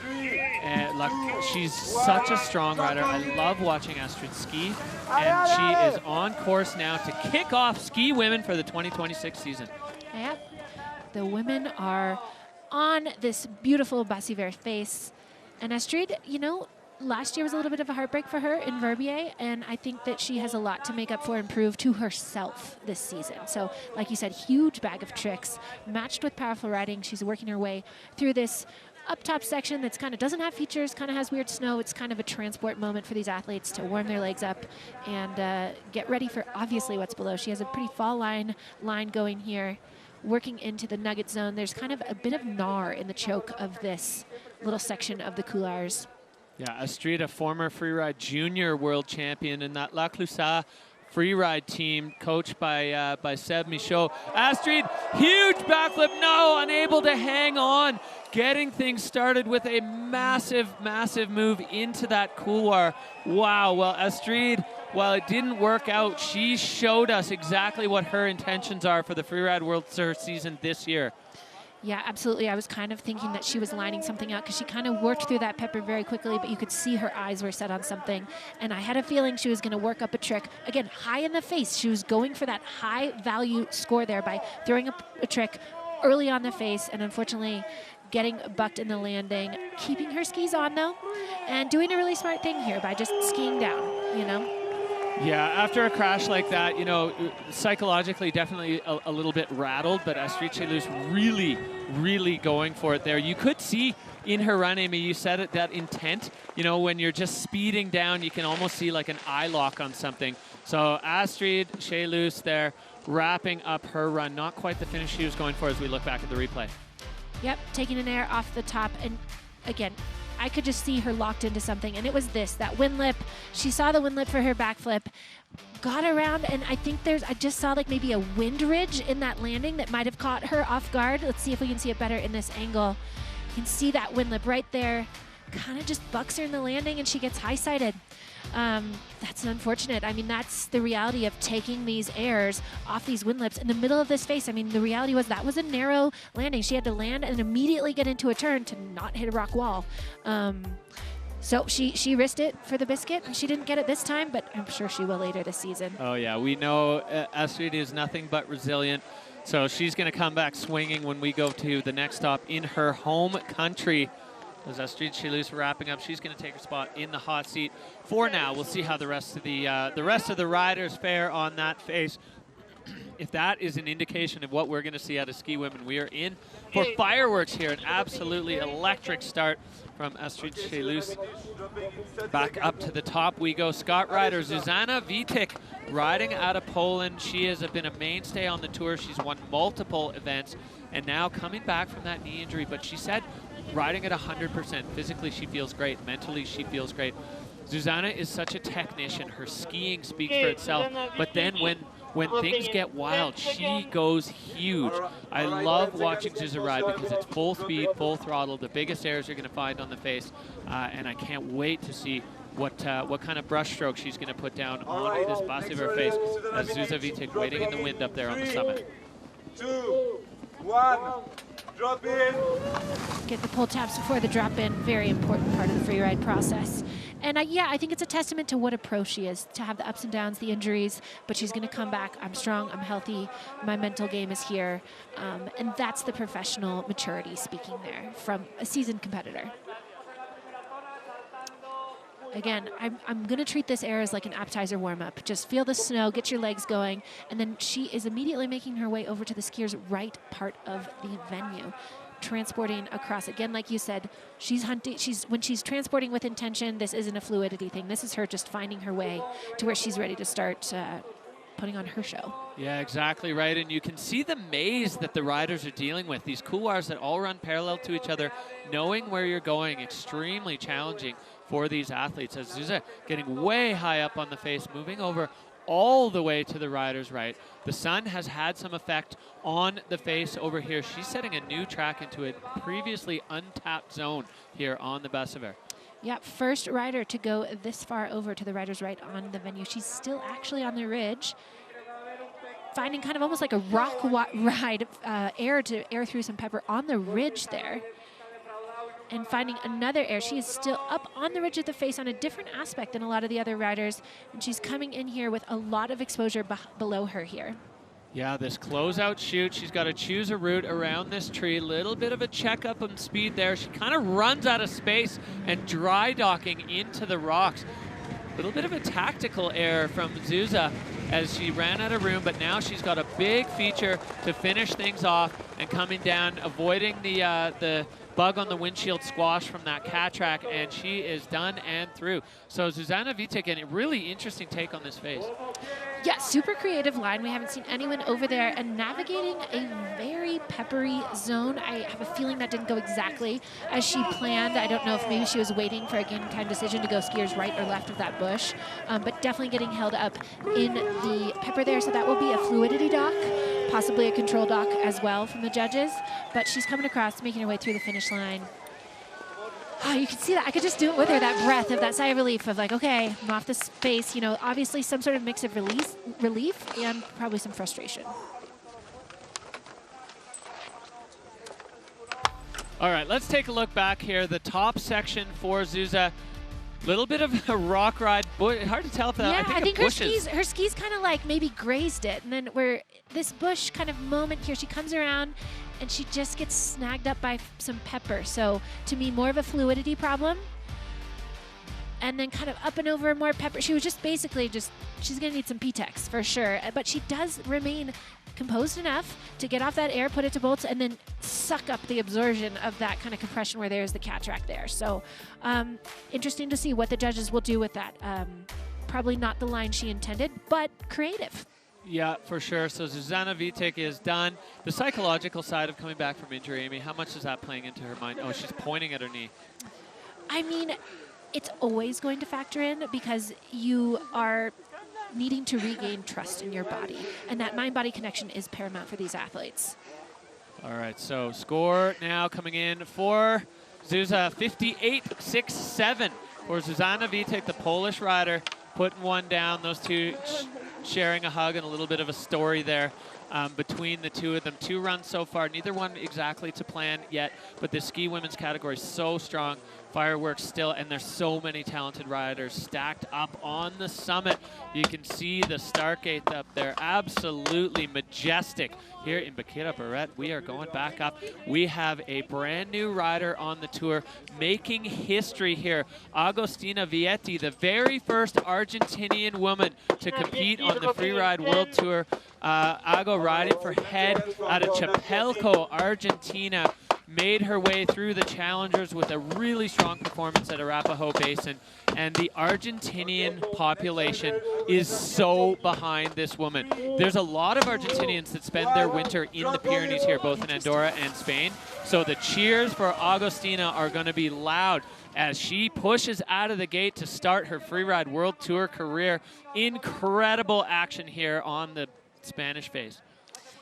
Coming down the ridge, lining up the warm-up air that a lot of the athletes are choosing. And then she's going to make work through this challenging snow. I've skied a little bit in Argentina. It is usually quite variable, so hopefully this feels like her wheelhouse. Hopefully it's something she's kind of been used to competing in, training in. Immediately getting into the Gnar here. Pretty fall line, going through this couloir, making work through this choke, little bits of pepper. Short turns, controlling her speed. You can kind of see the variation in the snow there, getting an air out of that choke. Technique, one of Agostina's absolute superpowers. She worked for a time as a ski instructor in Aspen, deciding to toss that in for the life of adventure and freeride, getting fully white-roomed there. And Agostina making short work, these quick, snappy turns, serving her well in these tricky snow conditions. Right off the nose there. Agostina landing clean. That was a nice, strong landing, right to bolts, as I would say. Very controlled, very balanced, and you can see her just, I think the strategy here was just do a good run. Ski fast, ski efficient, get some airs, and get down, and that's what she's done. That's a really good strategy as a rookie, you know? Maybe she did have some nerves first day on the big show, and she just needed to remind herself, hey, I know how to ski, I can do this. Yeah, in the riders' meeting, Bertie Deneveau, one of the judges and commissioner for the Freeride World Tour, gave a little piece of advice to the new riders on the tour. They just said, ski the way you skied that got you, ski and ride the way you rode that got you here. You don't have to do anything different. It's still just skiing and snowboarding. Agostina listening to that and putting down a solid run, and you can see the body language there. She's fired up. Yep, that's a good feeling coming through the finish line. We're going back up top. Just pretty casual on that upper air, getting warmed up. She works through this kind of terrain here, making those short turns, working through the challenging terrain, and then lining up her bottom air here. Very square landing. You can see the prints she left in the snow, just kind of perfectly balanced, which is what you want to see in a landing. You want a 4-point landing. even if you don't do the pole.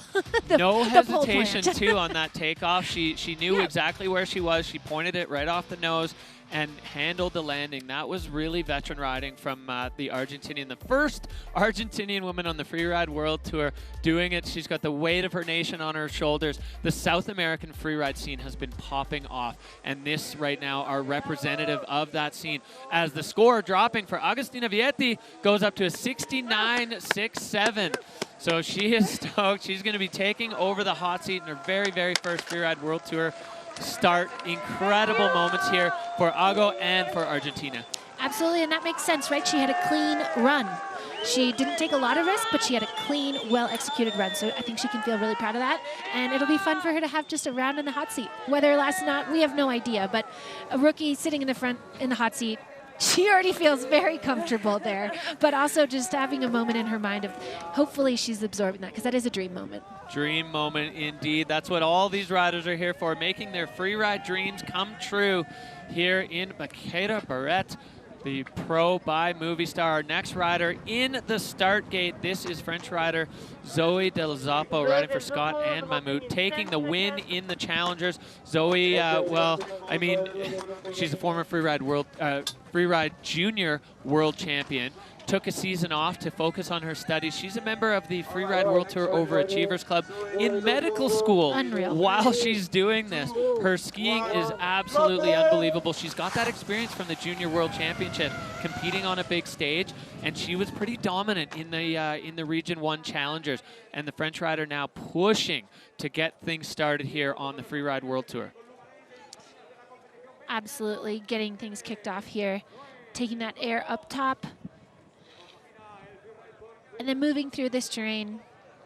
Again, the athletes know at this point, they've been watching typically the live feed, so they know that this upper section is just kind of a moment to warm up and that it will improve. And I think that, like you said, the vibe today was actually a vibe of relief among the competitors, that watching for her air there, that the conditions had improved. I think the athletes are excited about the conditions. She was able to get an air there. It was a little bit of a cross court, finding a nice landing, keeping in the flow, kind of riding the mini spine on the middle of the venue.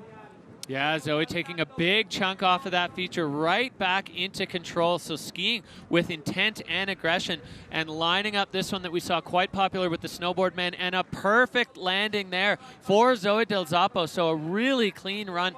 The new riders on the Freeride World Tour, the rookies, showing their veteran savvy as she is now down into the apron. Just got to make her way through this section. But a very strong statement from the Lac Lusat rider. That Lac Lusat Freeride team, they just keep on producing World Tour level athletes, and Zoe, the latest member of that club, as she is looking really strong all the way down, as we're going to just wait to say anything more until she's through that finish arch. Let our rookie come through the finish arch to the celebration of the Spanish crowd. That feels good. She's on her feet, and that was a well-executed run. Once she got into the meat of it, she made quick work. She stayed in the fall line, and she put down her landings right to her feet. We'll take a look back at the replay, taking a bite off the appetizer air at the top. Then she gets into the meat of it here with this kind of cross-court air, finding kind of some tranny right next to the rocks there, and then redirecting to hit this sizable air, taking it right from the nose of that feature, landing, and again, a perfect little tranny right next to the bottom of the rock, a very veteran move. And then she's going to do it one more time here, sniping like a little tail drag on the end of that rock. But again, a lot of times with these features, the best landing can be tucked in right against the rock where there's a little bit more steepness for you to, again, the steepness of the landing is going to help with the impact. Yeah, way up high in the transition. So Zoe Del Zoppo now looking for the score, and it pops up to a 76.33. So Zoe, she looked, you know, you can see body language. I think she was maybe left wanting a little bit more from that run, but skiing to the conditions is going to be the key factor today, as Zoe now taking over the hot seat from the Argentinian rider, and that has to be a fantastic feeling sitting in the hot seat in your very, very first Freeride World Tour start. Zoe Del Zoppo in the hot seat now. Back up to the top we go. Another Scott rider, and going from rookie to veteran, Molly Armanino, the technician. High speed, straight lines, everything Molly does is done with absolute maximum intensity. You know, she was really kind of tossing up where she wanted to go on this big, vast, wide venue here in Spain. Molly Armanino has done well on this face before, wrapping up her season last year with a 5th place overall, and now kicking things off. How's Molly feeling coming into this event?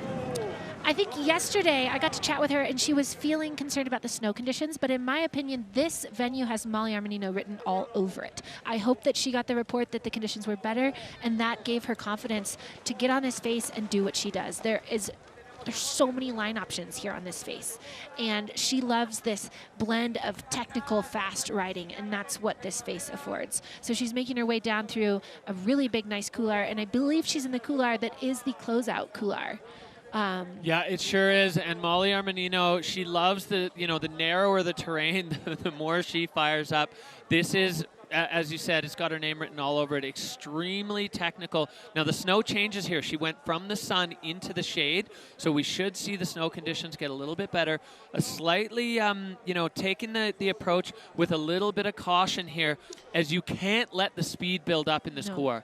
This is a narrow piece of terrain, and she is above exposure. There is a mandatory air below her. There's no way out that doesn't have air below her skis. So she wants to control her speed off of this. And again, she doesn't know exactly what's going to happen in that landing, but she knows there's exposure below her, and it is a tight feature in there. And you can also see that it's quite steep, especially where she is right now. And she's seeing the landing of this air for the first time from this perspective. So she is making in the moment decisions, points it, straight, lands it right next to the rock, finds that tranny. She's coming in hot. She does a double basically through that pepper, and she's full gas, headed for the wind lip. Whoa, and Molly getting tossed. We've only seen one other rider take on that wind lip, and it was Noemi Aki, and the exact same result. A really aggressive up kick into the lip of that jump and gobbling up Molly Armanino there. Yeah, I don't know how else to put it other than a little too much woo in the tang there. Sometimes you don't know until you take a sip. And she was cooking out of those features. So coming into that feature with a lot of speed, you saw her just kind of get a cat thrown out of the car situation a little bit there. Unfortunate, because that was a hell of a run until that happened. Yeah, so Molly Armanino, a victim there of the aggressive shape of that lip. The crowd loving her, though. Oh man, the Spanish hospitality is just warming the vibes here. I feel like if someone had a hard run, they're almost cheering louder. But Molly feels that. Molly appreciates that, I'm sure. Just gonna see if we got some insight from her there, but we'll rewatch her run from the top. She takes that air at the top a little bit differently than some of the other athletes as she's making her way over to a fairly different part of the face. I think we only saw one other rider in this couloir so far, and nails that mandatory air. You can see she's cooking, goes through 2 more features there, kind of straight lining, and then she's making her way across and just hits this wind lip and gets tossed. Yeah, it's so steep there, and you can see just below her there's the track from the Forerunner, and I think the further down that feature you go, the more gentle the transition into the takeoff is, and so both Molly and Noemi getting bucked by that one. So we're going to see the score coming in. It's not going to trouble the score of Zoe Del Zoppo, as Molly with a 38-point run. Yeah, and also there's a sun shadow line there right now. Like where we are in the day, sometimes that transition from shade to sun combined with having a lot of speed and just that gobbled her up, unfortunately. J'avais un peu les jambes mortes, donc j'aurais pu faire mieux, mais je pense pour une première, il fallait se mettre en confiance. So Zoe just saying she had a ton of stress at the top, her legs were shaking, but she got it done and is the owner of the hot seat at the moment.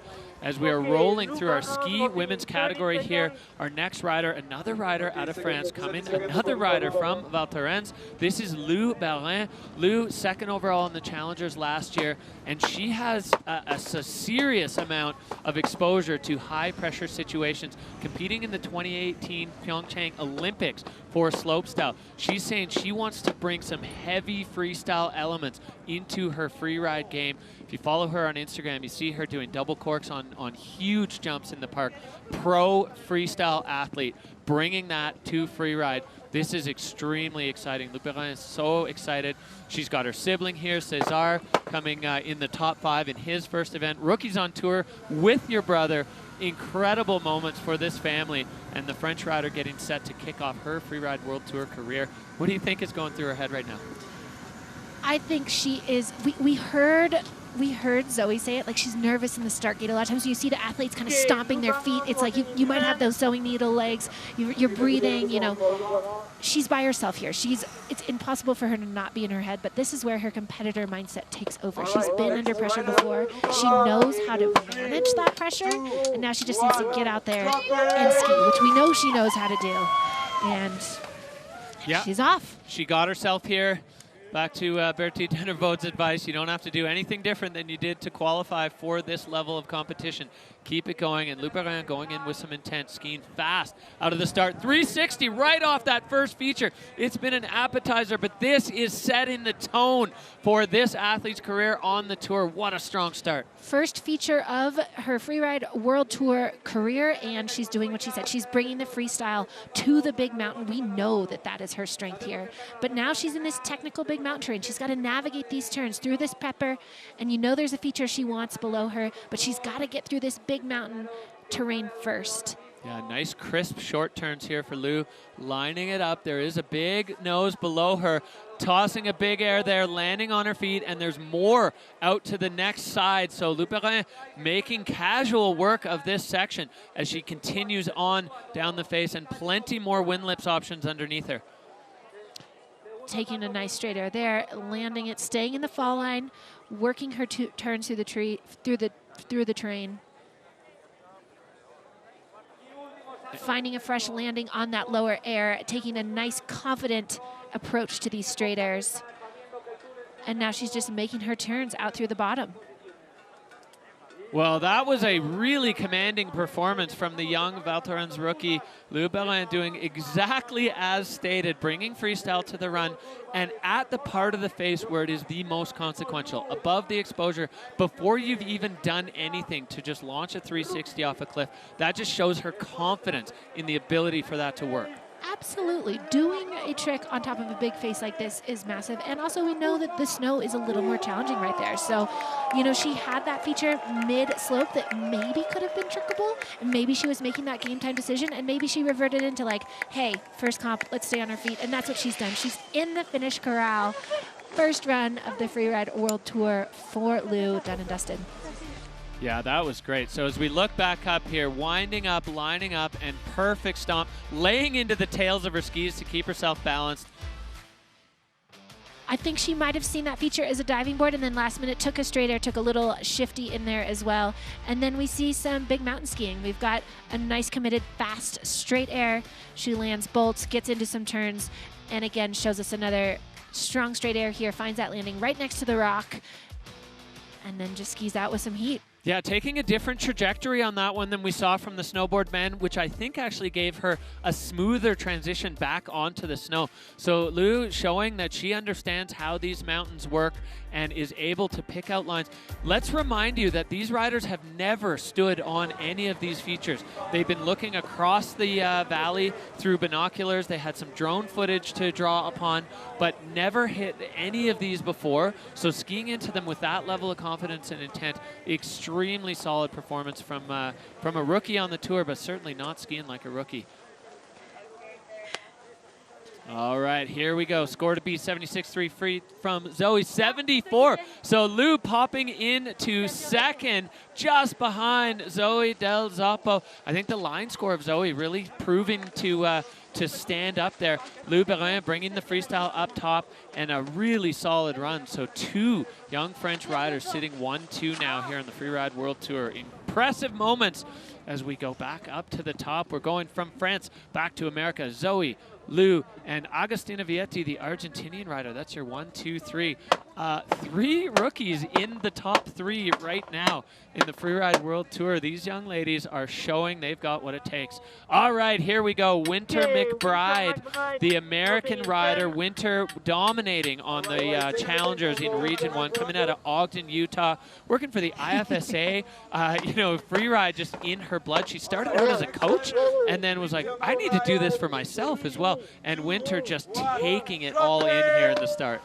I loved that start gate just performance. That was her coming into herself. That was her saying, hey, universe, I believe in myself. That was rad to see. And her vibes are so rad. I've gotten to see, meet Winter at a film premiere. And she just oozes positivity. And one thing she's really looking for this season is she knows the importance of consistency. So to me, that means she knows that she needs to ski and compete smart. Yeah, she knows how to compete. She was so solid in the Region 2 Challengers, and you can see the ski technique, just popping airplane turns, getting things started. You get those first couple airs under your belt, and then the confidence really starts to build. Winter McBride also has a heavy bag of freestyle tricks. We'll see if they're going to come out on the course today, but looking really solid on her turns so far as she's making her way onto this big buttress. And she is going to hop off the nose of that feature quite casually, land it right in the center of her skis like a pro. She's got this other feature below her. We'll see what trajectory she takes. Sneaking that fresh landing there right next to the rock and coming into some nice big turns in the bottom, making the snow look pretty good, actually. And she's going to make her way down the apron. She made quick work of that face. She hit some features others have hit. She has kind of her arms up in the air, just taking it all in. Maybe she's doing a little bit of a claim or flapping the wings. Flapping the wings. Again, just the moment. I'm going to put in a formal request. I want somebody to make the reality show of rookies on tour, because it's just the rookie scene right now is amazing. You have these really talented skiers. They have amazing competitive backgrounds already, but then she's coming in here. There's a crowd cheering her. She crashes the finish line, and she is just, I feel like I see Winter really taking this in, which is really cool. Big hug there for Zoe Del Zoppo. So really strong start for Winter McBride. That was the first time she's ever done visual inspection. She was feeling the nerves on that, making sure she knew where she was going as we take a look back here at the top of Winter's run. She gets in her appetizer air, warming up those legs, testing the snow. And then this is her first feature as she's on the meat of the face. Takes it without hesitation, nice strong landing there, and immediately gets on those edges, controlling her speed as she lines up her lower air, taking a similar trajectory as a couple other athletes, but still finding a fresh landing, and then greasing up a couple turns at the bottom. And we love the claim. Elation, on the apron. elation, relief, joy, all of those feelings just pouring through Winter McBride as she wraps up her first run on the Freeride World Tour, our Hover Air line tracker. Extremely direct approach there from Winter, fall line skiing, as she is now in the finish line, comparing the scores between her and Zoe Del Zoppo. So 68-6-7 as Winter slides into fourth. So sitting pretty there. First run, we're going to see this build up. Winter McBride, we saw her throw some huge 360s in the Challengers last year. She just, I think really more than anything, wanted to figure out exactly how this approach works and if the visual inspection that she did was going to translate onto this venue. Well, I'd say, Winter, it did. Congratulations as she lines into fourth place just behind Agostina Vietti, the Argentinian rider, and we go right back to the top. The pace relentless here at the Freeride World Tour as we are back now with Scott and head rider Lena Kohler. She was a rookie on tour last year and put herself right in the mix with a fourth place overall finish coming out of Oberjoch in Germany. Lena, extremely aggressive on skis. She's absolutely lovely in person, but she goes so hard on skis. It's almost the Jekyll and Hyde personality that we see sometimes with some of these riders. Lena Kohler now on course here. Coming into the second year, you think the confidence is a little bit higher, Amy? Absolutely. She had a great first season on the tour. She had 3 podium finishes, and so I think she maybe has some of the jitters out, but then to me, she's hungry for more. And with Lena, as opposed to some of the other athletes we've seen so far in this field, you know, she has that racing background. And so she's going to use that on a venue like this that has some of these technical skiing moments and show that technique that really comes from a racing background. She's working through a really kind of gnarly zone here with some hidden pepper, and as these zones see traffic, some new pepper will be unveiled, so that could be what she's navigating. And also we're seeing the steepness here. She is in a steeper part of the venue, and she's lining something up. She's orienting herself. Again, she knows about visual inspection. That doesn't make it easy. Yeah, you can see the slough pouring off her skis as she's side slipping down through the narrow part of this venue. There is a huge buttress down there, and Lena lines up right off the heart of it, landing clean, holding on there. She had to fight for that one.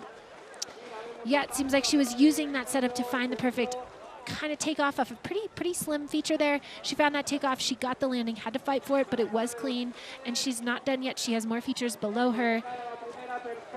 Getting a little wild there, but holding on, and Lena Kohler now out past most of the rocks, so she can breathe a sigh of relief that the scary part of the run is behind her now. Just got to get through some of this wind punchy snow.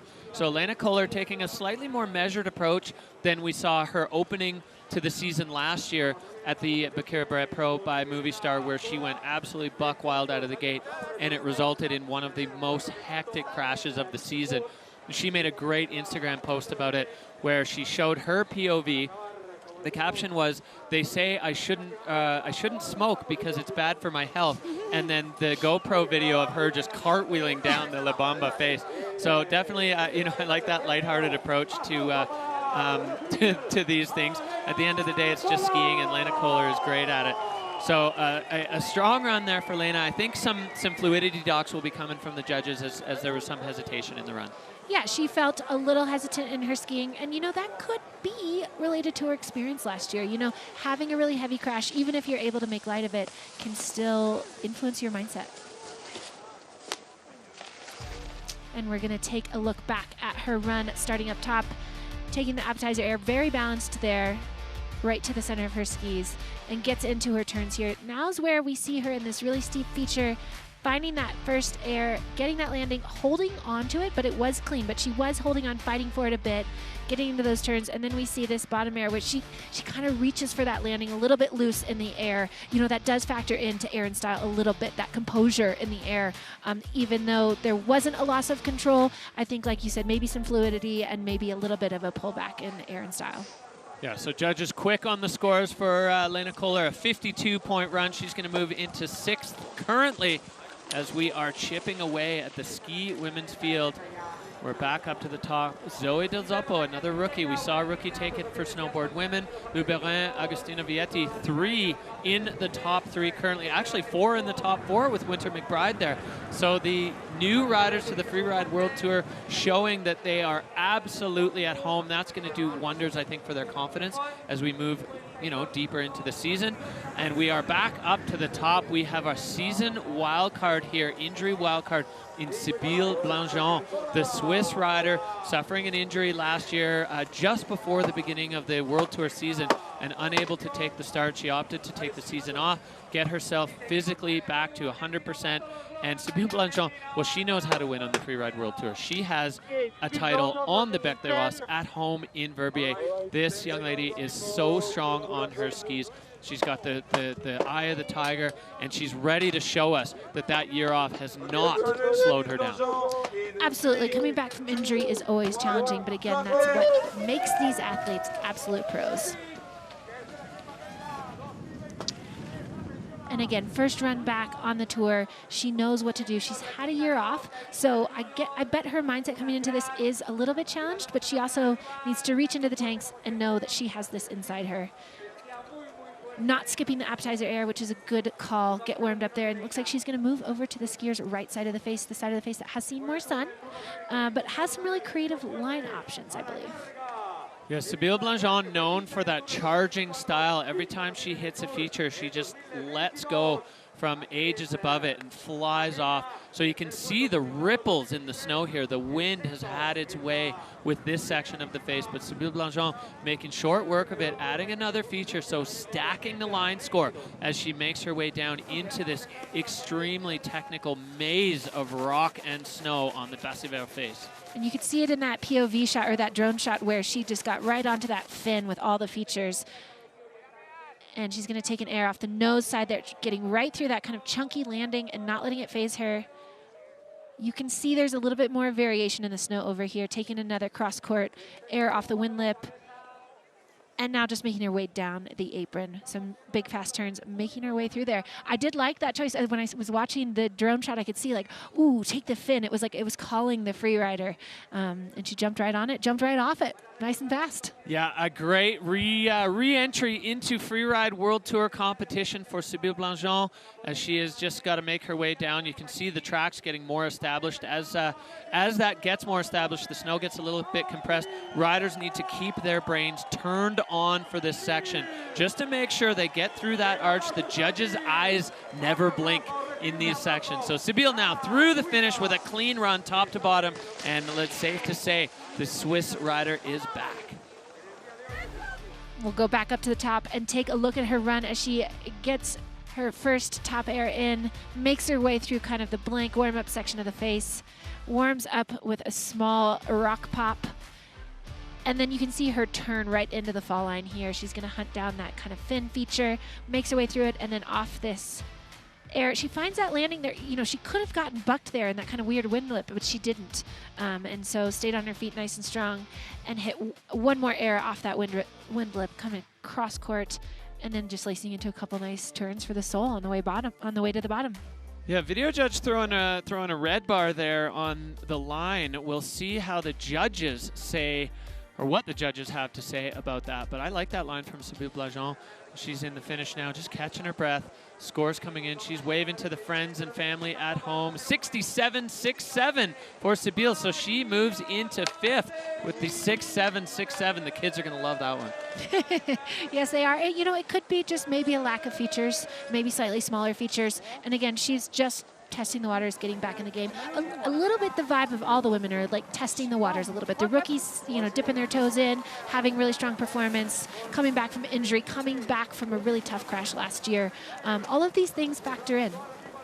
Well, back up we go. Zoe Delzoppo, Luberin, Agustina Vietti, Winter McBride, and Sybille Blanchon. That is your top 5 in ski women so far here in Baqueira Beret with the Movistar Pro. The rest of the ladies getting themselves warmed up top. We only have a few more riders to go, and we're going from one Swiss rider to another, from one Verbier winner to another. This is head athlete Jenna Keller. Jenna burst onto the scene last year, was all over the podium, and then taking the win at home in Verbier. She is so exciting to watch. She is a professional ski instructor. She actually trains and certifies other ski instructors. So right up at the top of the game, technique on point. And Jenna Keller just really showing us the value of technique last season, and I can't wait to see her just continue that absolute full throttle approach from Jenna already. Yeah, taking that top air with some speed, which is really nice. And again, when you have a free ride comp like we do today, where we have this wind-packed snow, that is where technique shines. There's no snow, there's no powder to hide anybody's anything. So that technique, those angles, the angulation, that's going to shine, and that's going to give you a leg up in your fluidity in that air and style. The judges do appreciate technique. Yeah, absolutely, and control. If your technique is off, your control is not going to be there.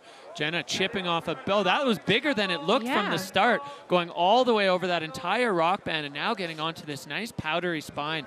Jenna Keller coming into a zone we haven't seen a lot of traffic in now, but really building a house with her line score. Popping, landing, getting back seat and right into that wind drift. Losing a shoe. You know, that's that same air I was saying on the last run when Lena kind of almost got hooked up in that little wind ridge. Unfortunately, or that was Sybille, sorry. Jenna just getting a little hung up in that wind ridge there.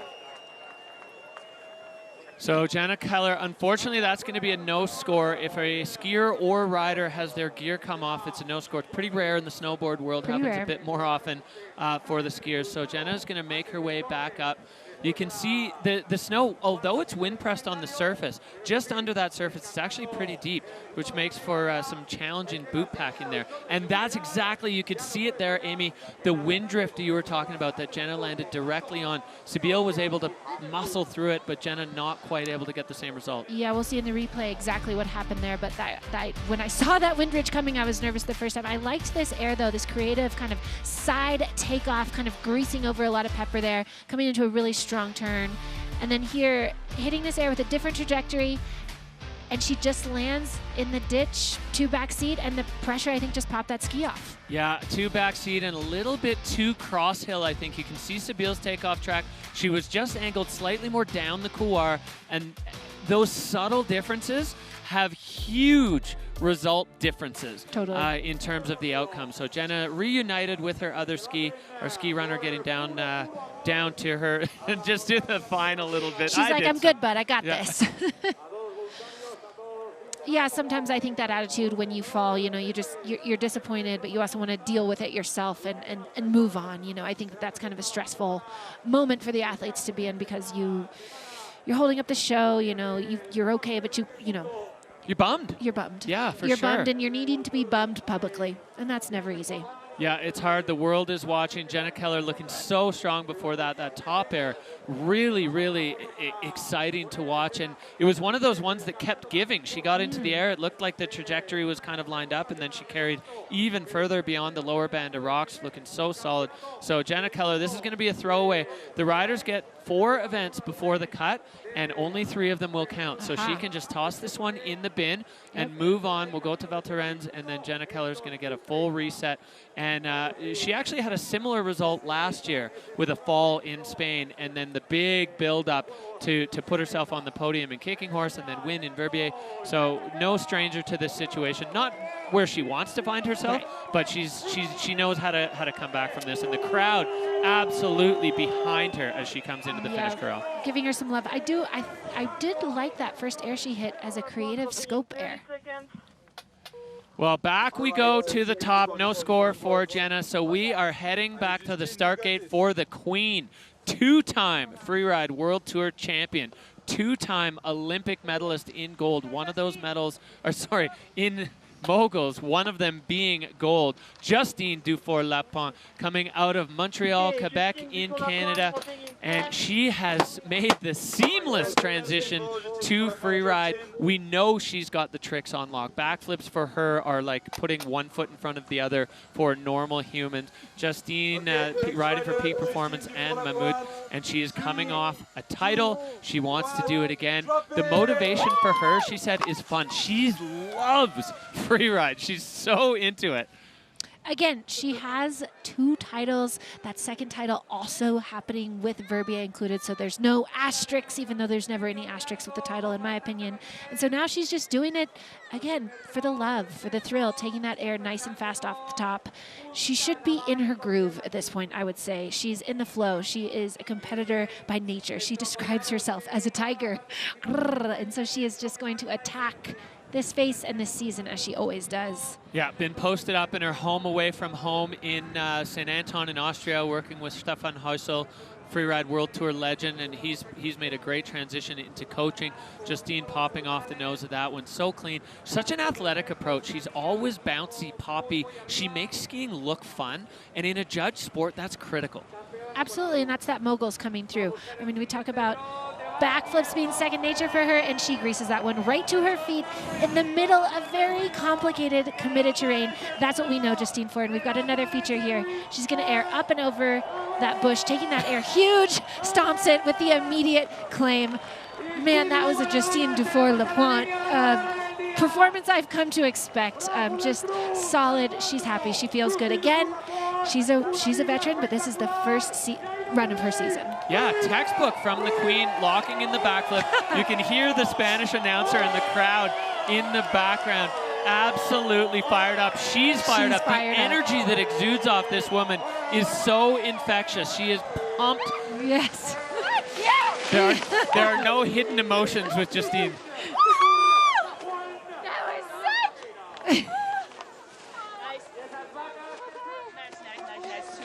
Merci. What?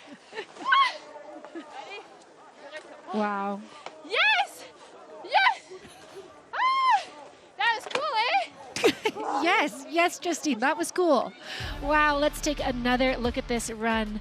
Just jumping into the meat of the action. She's gonna take this warm-up air here, taking it across the fall line, quickly back to her feet, but she's got her sights on the wind lip, and here we go, backflip, right to her feet, bolts, really just stomps that landing. Tucking it up as it was kind of a short, kind of little bit, not a ton of real estate there, immediately on the edges of her skis. And then she takes this lower air quite big, boosting up and over that bush. Yeah, way down way past the some other of the bomb other holes. bomb holes. Yep. And then with the immediate claim. I mean, and that's the emotion that, like, even a seasoned winner like Justine still has that immediate emotional rush, and that really puts you right into the mindset of these competitors. Yeah, the emotions are they're so based in the line and the skiing, and there's a huge amount of risk that they're taking. I mean, we saw what can happen on that backflip from Astrid, and Justine putting it on the line, laying it down.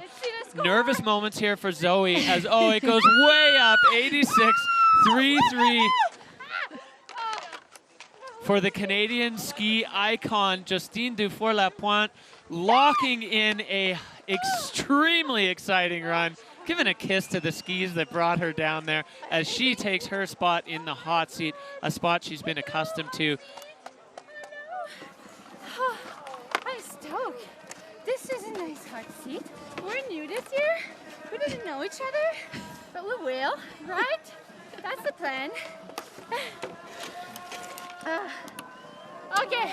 Oh my gosh, the vibes and the confidence, that is so part of it. Like, this is a new hot seat. We're going to get to know each other. I love that attitude. And we hear the crowd going crazy, Derek. Yeah, buckle up, Spain. We have a local rider, a hometown hero, Maria Castelvi Bono is from right here in Baqueira Beret. She is going to be looking to lock in. We're back to Justine, the Justine Hot Seat Show.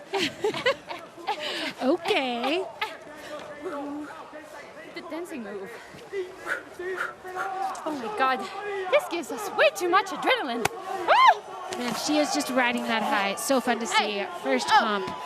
She did what she wanted to do. And she's still doing it. I mean, the crowd is amazing. Here, we have a show, you know? Like, we feel like it's happening. All right, well, we're gonna put the Justine Show on pause to, again, we've got the event wildcard from right here in Baqueira Beret, Maria Castelvi Bono. She lives here. The crowd going ballistic. The Spanish announcer just frothing for this run. She had a run of form for the ages last year on the qualifier series. Win, win, win, win. Her worst result was a silver in the 4-star series, and earning herself that event wildcard here at her hometown and being the last rider to drop. Amy, more pressure or more stoke? She's feeling the pressure and the stoke, and we just have to see where that balance point hits. Again, she is in her home mountain, her home terrain. Something about that gives you confidence, but she wants to put on a show. So let's see how she handles, again, not just a rookie, but an event wild card. Yeah, so she's just going to be riding on a wave of good wishes from all the fans watching all around Spain, and of course the ones on site here. Maria now on course. She knows this snow, she knows this venue. This is literally her backyard, and she is going out with some intent, a really aggressive approach up top. Yep, just working nice and quickly through the funky snow and immediately into the meat. You can see in that perspective behind her what's below her. She works through this pepper section. There's some gnar in here that we can't quite see, and she's doing it quite smoothly, lining up a really fun narrow air there. And getting a Really little fast. wonky there, but Yep. pulling it together for Maria, and you can hear the crowd react to every single move she makes on the slope. And she can hear that she's lining up another air here, popping off the top, takes it right to her feet. The crowd literally goes wild, and immediately back on her edges. And she's gonna cruise down that apron. So she can hear this. I mean, the crowd's going crazy right now. The announcer's going crazy, and she can hear it, and that must be a crazy feeling.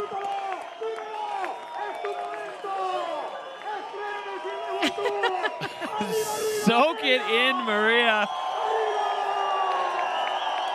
And she's taking that claim. She can see the crowd here. She's working through.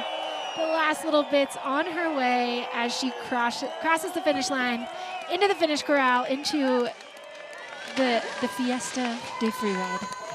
Fiesta de Freeride, indeed. A huge run there for Maria Castelvibono as she put one down for the Spanish fans. They were so behind her there, just riding on a cloud as everyone's so behind. That is going to be the final run for ski women. As we look back, Amy, this was a strong run for this young lady. It really was. I like this kind of narrow committing air. That was a very kind of big mountain move. Then she's coming out really hot here, and you see her get a little hung up there in the powder. Then she has this lower air that she takes nice and big and immediately stomps. Yeah, she put on a show for her fans. Absolutely. Top to bottom, very fall line when we look at that hover air line tracker. Maria, I don't know what the Spanish word for bravo is, but bravo. Yeah, super direct, and that is local knowledge incarnate there, as Maria showing she knew exactly where she's going. She is all smiles, the head rider there. A huge performance there in front of her hometown crowd. Wow, the ski women just popping off, and Maria, I mean, she is going to be the toast of the town tonight as we see her just soaking in this moment. The vibes absolutely electric. Justine there, the vibes emanating off her. I mean, she's still dancing. Yeah. She's still going crazy. She's still on one. And so is the crowd. So the judges are going to just really do a good job here. They want to always, take all the attention they can here. Oh, I love and that we've got the crowd. girls dancing Good. in the finish line. They're just Come on, vibing. again. She wants to do it again, is what Justine just said. So I guess the conditions must be pretty good out there. Yeah, that's been the big story of the day. Is we had tricky conditions yesterday. The wind blew overnight and smoothed things out, made things a little bit softer. The wind, it can be a benefit or it can be a bit of a 6, 7. Oh. it can be a bit of a downfall. But today the wind just making things better. So Maria all smiles, Justine all smiles. The judges in the midst of it now. They're balancing that run against the 5 criteria as well against the other riders with rock. we've seen. We'll just let these ladies speak for themselves. Really much so in like a steeper zone, and I'm really stoked because it's a step forward. Yeah, it's like it was my goal to just improve and go bigger, go in a different zone, and be not only easy win. Just the confidence now. Yep. It's good. It is for sure. Oh, it feels good. I mean, we had nightmares. It was terrible, a roller coaster of emotion those last days. And then now here we are, having the best ever life again. What are you guys making us through the Freeride World Tour is madness. Getting so much insight from Justine there. That's amazing. We do it anyway. I guess we're crazy that way. Thank you. Oh. So I mean, the judges really working on that comparison, right? They have the categories, but they also have that video replay where they can compare run to run. What do you think they're looking at here? I think they're going to then start nitpicking whose air was bigger, who was more controlled, who really showed some angles and technique in the in-between moments. Was there a hesitant moment, that's when they're trying to take the time to compare against other riders, that's when they're going to get nitpicky, and that's their job. They're here to judge, and they take it very seriously. We can't preface that enough. So it's hard for the girls in the finish line. They're waiting on bated breath, but the vibes seem very high. And again, just the shot of the crowd is ever building there on the ridge here in Baqueira Beret. Yeah, once again, throwing the challenge down to freeride fans around the globe. The Spanish freeride fans setting the bar so high and starting the season with this just absolutely lightning in a bottle atmosphere. It's so much fun to be here. If you ever get a chance to come to the Freeride World Tour in Baqueira Beret, book a plane ticket, book your hotels now, because this place fills up. You can see they're lining the sides of the venue, and it is absolutely on fire. And these women are the reason for that. The show that they've just put on from top to bottom of this category, going for it, leaving nothing on the line. It's electric. Ski women on fire right now. All right, here we go. Justine Dufour with an 8.633, 6.767. No está mal. Another 6'7", 6'7". That is so much fun for the kids. So 6th place there for Maria Castellovi Bono.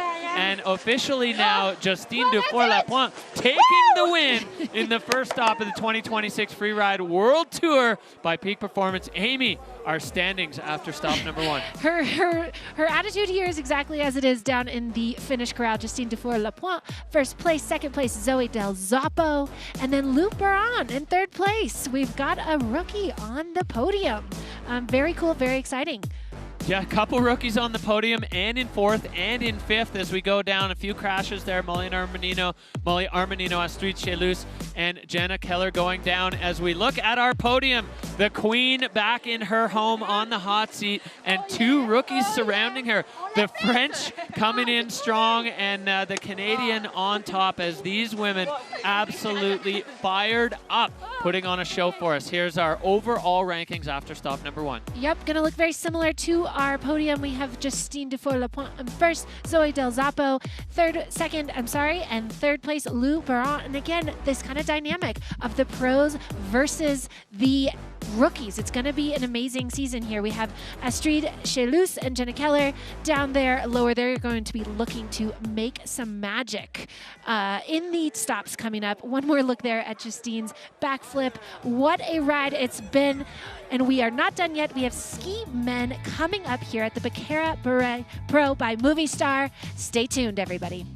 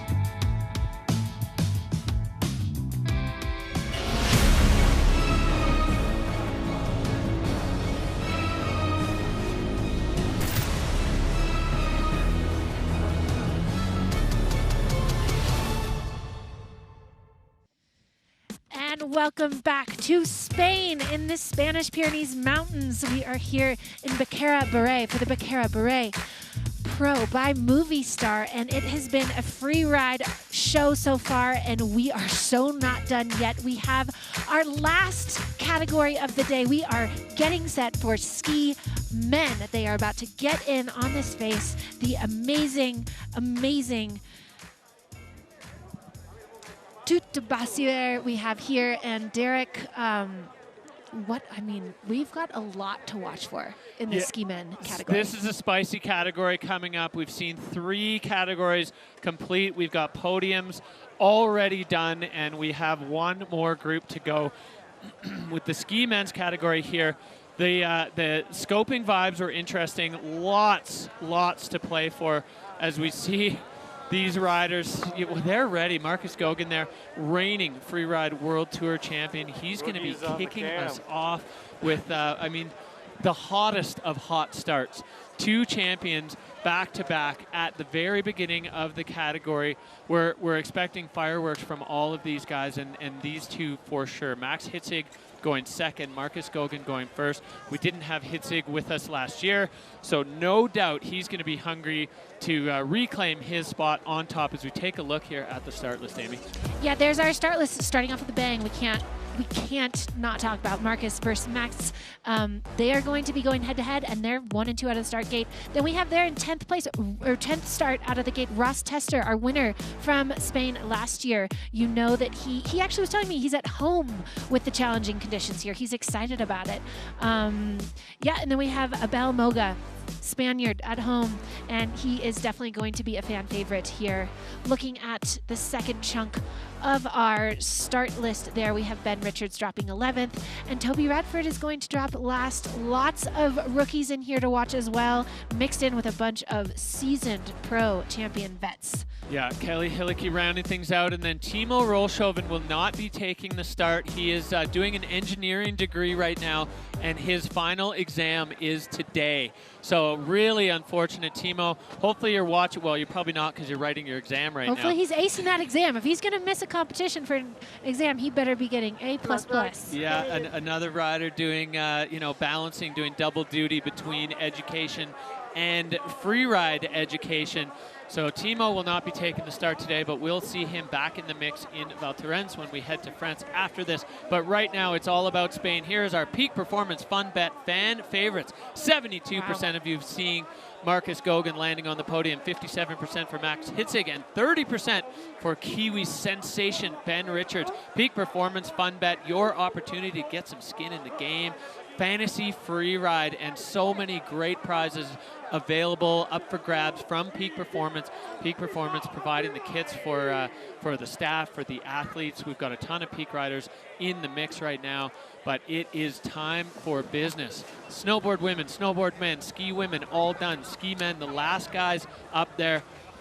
And you can see them, they're just gathered around on the summit there. The entire Val d'Orens spread out below their feet. Amy, what do you think the vibe is up there? I mean, so when your category is last, they've had time to ski around today, to get warmed up. They've watched the other competitors. They have a really good understanding of what the snow is on the venue. With this west-facing face, we have quite a bit of light now on the venue. It's the best light of the day for visibility on the venue. And I think there's also a little bit of like, okay, we've had to wait all day. Now we finally get to go. So trying to keep those vibes going and the nerves at bay throughout the whole day is a little bit of a challenge.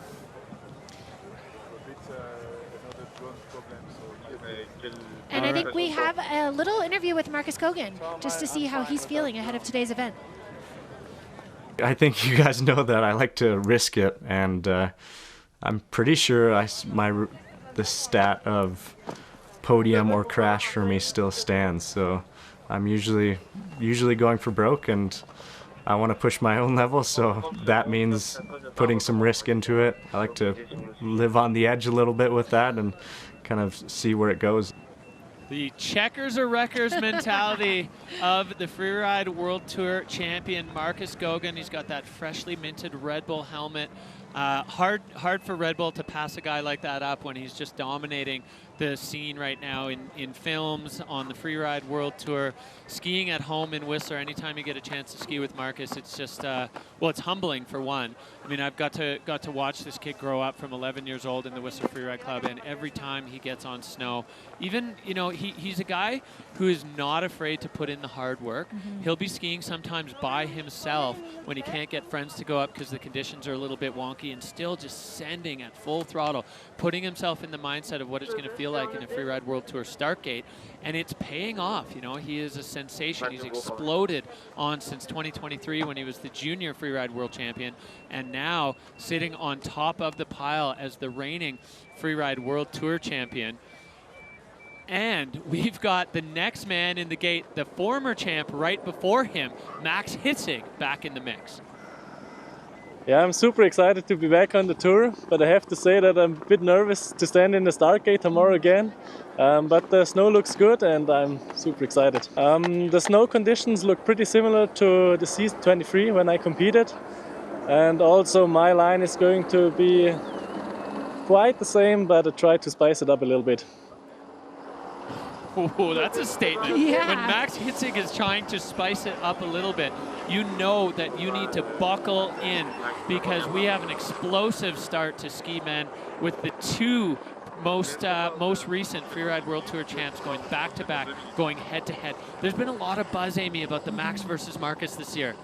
Yes, and how could there not be, right? Because Marcus was so dominant last year, and he is the only one saying that, but Max wasn't here. And that's not how the rest of the world sees it. Only Marcus is putting that on his shoulders. So I think that it's going to be an exciting moment, but I also think sometimes when there's so much attention on kind of one story, there's maybe an opportunity for some other stories to sneak up, and there's a lot of riders in this field that I am really excited to watch today, and especially in this snow. I'm really excited to see the technicians stand out. Well, as you say, another huge story in this field is the local legend in the making, and maybe already legend, Abel Moga. This man has cemented himself in Spanish freeride. We got a chance to catch up with him to hear how he's feeling coming into the event this year.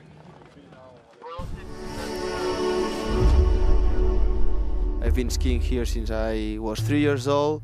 I grew up here. I had my best moments here, so I can call it home for sure. My name is Abel Moga. I'm from Viella in Val d'Aran, and I'm on the skimen category. And this is my 5th season on the tour. Being at the top of the Verbier with the whole crowd just cheering and screaming, it's a huge noise that you can hear from the top, and just brings you like nerves and also like a lot of motivation. A rookie from right here in the zone, Abel Moga, 21 years old. The first year I just like touched the sky. Himself on top of this massive pillar. Bang, he's got it to his feet and he gets around that lower rock. My first podium, my first contest, everything was super easy to get on the cut. But after that, my thoughts on that season were like bad for sure. Over everything! But they really helped to me to realize that you have to try to be consistent and don't be like super dreamy with your lines. And that's the thing that I learned after the injury, that the life is life and you have to manage every situation as the best way possible. So that's what I learned about. Abel Moga today is a guy that keeps pushing his limits and keeps dreaming, and why not being an Olympic rider at some point? Oh, I really like hearing that insight from Abel. And that's the journey. Again, we look at the physical feats these athletes do, but it's what's going on in their mind that is so impressive. To learn, okay, I can send it here. This came easy. Now I need to pull back. Just really great insight into the mindset there from Abel, and really excited to hear this Spanish crowd go crazy when he drops in. Yeah, a maturing perspective from a rider who is, he studied under Aymar Navarro, who the local legend who was responsible for bringing the Freeride World Tour to the Val d'Aran, to Baqueira Beret. And Aymar really kind of giving some of his wisdom to Abel, and Abel putting it to great use, putting himself on the podium in the Freeride World Tour, and he's right back competing at home. But we still have a few riders to get through before we see Abel Moga, and one of them is in the start gate now, going through the final pieces of his pre-run routine. It is the Freeride World Tour champion, Whistler's own Marcus Goguen, getting ready to launch this season for Ski Men. Wow, I mean, what can you say? He's won pretty much everywhere he's been. That huge victory 2 years ago in Verbier with one of the most impressive runs we've ever seen. He said he likes to risk it. He's got that fire bib on as the reigning champion of the Freeride World Tour. And Marcus Goguen getting set to kick off his 2026 season on the Basse of our face now. Amy, we are just buzzing with anticipation. Well, we are, because he claimed it. He claimed fireworks, and so did other competitors. So we are ready to see what he's got, taking his appetizer air with a nice little shifty. Again, this is just a warm-up moment for all competitors. But look what's below him. Options are limitless. Limitless options. Marcus going with that trademark aggression, coming cross-court, spinning 360 all the way into that couloir. Immediately back in control, spinning again. So Marcus Goguen, like a cat, absolutely flying into this run.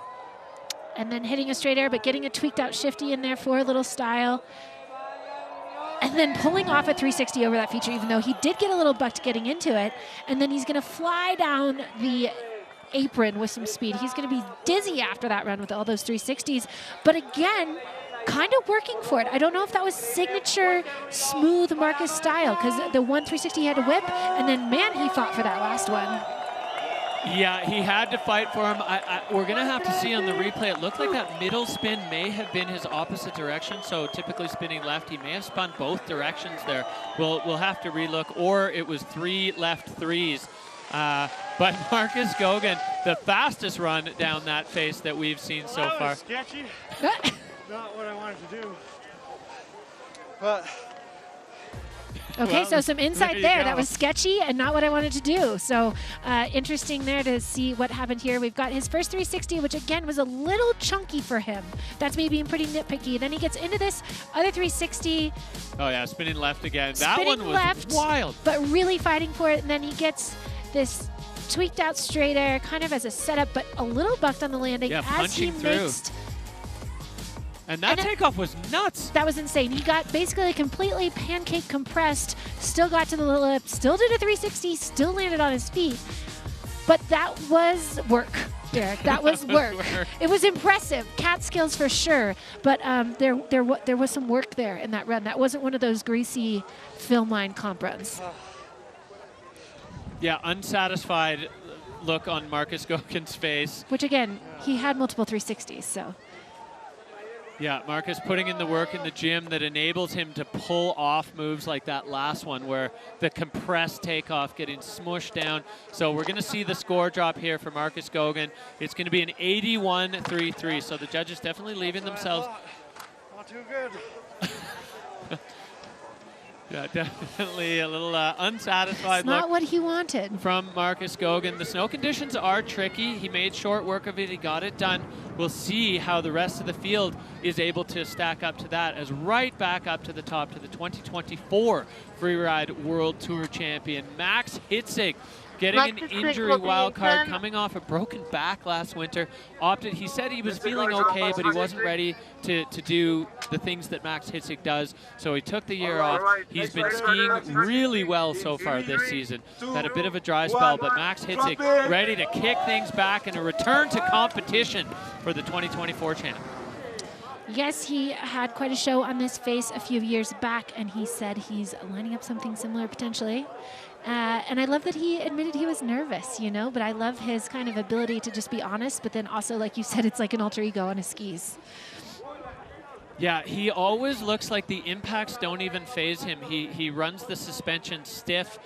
His legs are so strong. He's a tall guy, but he never really gets thrown around that much on these venues. So moving quickly with his slough, getting up on top with a big backflip. Hitzig trademark, absolutely critical move, but making it look easy. Backseat landing there, but holding on. Fall line off the next feature, and fighting for it again. So two of the strongest riders on the Freeride World Tour having to really, really fight to get through a run without falling. Yeah, once that run was on, it was on, but it was also not without some work, like you're saying. There was not perfect air style. There was some holding on to some landings, backseat, which is not traditional Max Hitzig style. So yeah, maybe we were underselling the conditions out there a little bit. Fuck, I'm so excited to be back. Oh, he just said he's so excited to be back. No insight there on his run, but we'll take another look. That's his first feature. Nice big backflip. Very casual and comfortable for him. Immediately getting rid of that speed like a pro. Lining up this next feature, he goes for this 360. Gets a little wild in the air, but gets back to his feet. Holding onto a very big back slap there. And then with no speed checks, zooming off that last feature and then barely fighting that front, like just... He was millimeters from going over the bars there. Every ounce of core strength there coming into play for Max Hitzig. So we saw him in the back, we saw him in the front, but we saw him hold on to both. That was a roller coaster for Hitzig. It's not very good. Pretty. Let's go. He's just happy to be back. Amazing to be back with the groove. He's gonna hop in there in a second. Marcus being told to sit back down in the hot seat, but he's convinced that it's going to belong to Max very shortly as the Scott and head rider putting on a show there. But as you said, Amy, the conditions definitely coming into play. Maybe Spanish crowd. Amazing. Taking another look at this backflip. Really great control, right to his feet, and then slams into that beautiful turn. But then from here on down, we don't see the technique. Like, we have high standards, you know? Well, and these guys have set those standards. So 81.33 for Marcus. Max coming in 84.33. So popping up a little bit over Marcus Gogan. Matt Hitzig going to take on the hot seat from his good friend. And these guys, there's so much respect for each other between the two of them and the rest of the riders on the tour. They both know exactly what each other is capable of, and they just keep raising the bar between them and between all of the others, pushing the limit, pushing the level, as Max Hitzig takes over the hot seat here at the Baqueira Beret Pro by Movistar in Spain. We are underway with ski men. Right back up we go. Virgile Didier, the Chamonix rider with a podium in Georgia last year. He is super strong. He's so committed. Riding for Scott, finishing 8th overall last year. Another extremely fast rider right into a tuck off the summit. As if he was reading your mind, just tucks right out of the start gate, and he is known for a very aggressive style, and he's gonna 360 off that top air. Again, that is just a warm-up. When every single competitor is hitting it, that's a bit of a warm-up, and he's gonna take this a lot of speed as he makes his way over to the lookers' right side of the venue. Again, this side has had more snow, but does have a lot of really creative line options. Yeah, sort of cheese gratery looking as Virgile going all the way over, trying to get, back in control, but running out of space for that turn with a wall of rock, and Virgile losing his right ski. That is heartbreaking for Virgile Didier. The disappointment there is just so visible. He's gonna wave and let us know he is okay. He's just emotionally bummed there. That happened right at the top of his line. He wasn't even getting started, and he just maybe got bucked around in some snow. We'll watch the replay. But when looking at that ski, Amy, it just buried the tip into the crust there. So up top here we have his 360. And then he makes his way very quickly through this challenging snow up top. And then we have this sizable air. He takes off through a very peppery zone, snipes a landing, and then just too much turn. Turned too quickly, wasn't patient. Like you were saying, that patience with the variable snow is key. And if you try to rush that snow, it is going to hook you up and grab you. And it's unfortunate they're losing the ski. That's going to be a no score, unfortunately. Yeah, and you can see how much space he had just below those rocks to run that off. I'm quite certain he was going to head for the wind lip right after it. So maybe he was just trying to control the speed into the wind lip, as if you fly into it out of control, you're going to get tossed, as we've seen on the other wind lip lower down from a few of the riders in previous categories. So Virgile Didier not getting the day he was hoping for, but we know what this guy has in his bag of tricks. So looking forward to seeing him competing in front of his home crowd in France very shortly. Straight away next week we're off to the Val Thorens Pro. So Virgile Didier will get another chance for redemption on the Freeride World Tour, but today not looking like he's favoring that right leg. That might have been, he looks like maybe he's a little tweaked, and that might have been the extra disappointment there. Sometimes when you're an athlete or regular people, sometimes you just know you tweaked yourself, and I'm seeing, again, I'm not a doctor, I'm not talking to him, but there's a little body language there, so we're going to send him positive vibes, and yeah, unfortunate, but that is Freeride. Glory and heartbreak. Back up to the top we go.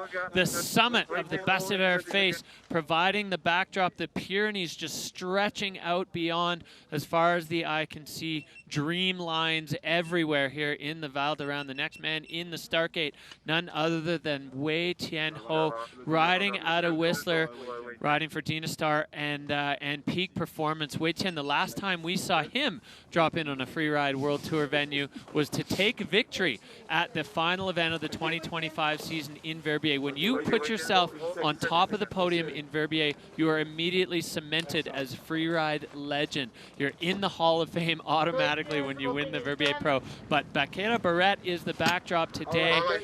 3 seasons on the Freeride World Tour. That's his best finish by far. Wei Tian you know, everyone was waiting for that first win, and finally seeing him put it all together. He was a little bit snake bit last year in a couple other events, but he is fired up to get things going. And Wei Tianho now kicking things off here in Spain. Yeah, absolutely. It was so evident that there was more for Wei Tian to give, and it was such a pleasure to see it happen on the Beck face, coming off that warm-up air with a nice, stylish, shifty. Again, moves like that, actually second nature to someone like Wei Tian. And he's just cruising through this really challenging snow, and he's going to take a fall line approach. Yeah, such a smooth skier, always making the difficult look easy. Super quick feet, spinning 360 into the couloir. Perfect landing, getting speed back under control, and another 360. So Wei Tianho moving quickly through this venue. He's got another nose lined up, popping off there with the shifty, looking very similar to his compatriot, but with a different finish. Big backflip for Wei Tianho. Perfect execution. The cleanest run we've seen so far. We've saw roller coaster runs from the other riders, but Wei Tian just putting it down top to bottom, perfection. Yeah, we needed to see that out of these men. We had not seen a clean run yet, and that backflip landing was perfect bolts. Very, very officially stomped, in my opinion. And those 360s, again, similar line to Marcus, but those 360s were way cleaner. So Wei Tian's feeling good. And to be honest, the competitors have left some doors open so far. So Wei Tian just walked through one. All the Freeride friends down there cheering for Wei Tian. Big hug for the man in the hot seat as we go back to the top, Amy, for this run. Nice, clean start for Wei Tianho. Yep. Warm up top, and there we have him going into his first 360. Good air style, just puts it right on his feet, and that's a narrow landing. That's a little couloir he's landing in, shuts down speed so he can get over. He had another 360 before this. Now he has that straight air with the tweak, and he's setting himself up kind of laser focused on this laid out, stylish backflip right to bolts. So the control is through the roof here on the judging criteria. You see these green lines maxed out because that was a clean run. It had all of the elements that judges are looking for. So Wei Tianho, bravo. Full throttle run there. Wei Tianho spending his summers racing on the Enduro World Cup. So the fitness definitely not a problem for this man as he's just laid down the gauntlet for the rest of the ski men's field. We're going to see what the judges do with it. God damn. Yeah. Wasn't very good. The last route worked really well, though. Yeah, dude, sorry, you got fucked by yours, eh? Good Canadian conversation there between the two Whistler boys. Max Hitzig now, he's standing up. He doesn't feel comfortable in that hot seat because he's seen it. He knows that his run wasn't clean, and so he knows what he's about to see. Yeah. Judges are still going to really be meticulous here because there's a lot more skiers to drop, and the judging only gets harder the more skiers that go down. Well, and if I've learned anything in my time with the Freeride World Tour, it's never to speculate on what the judges are going to do. They have the high-powered binoculars where we're just watching with our eyes. So the level of detail that they pick up, and they are ultimate detail-oriented people, every single element of every run. So no predictions here, but definitely a solid run for Wei Tian,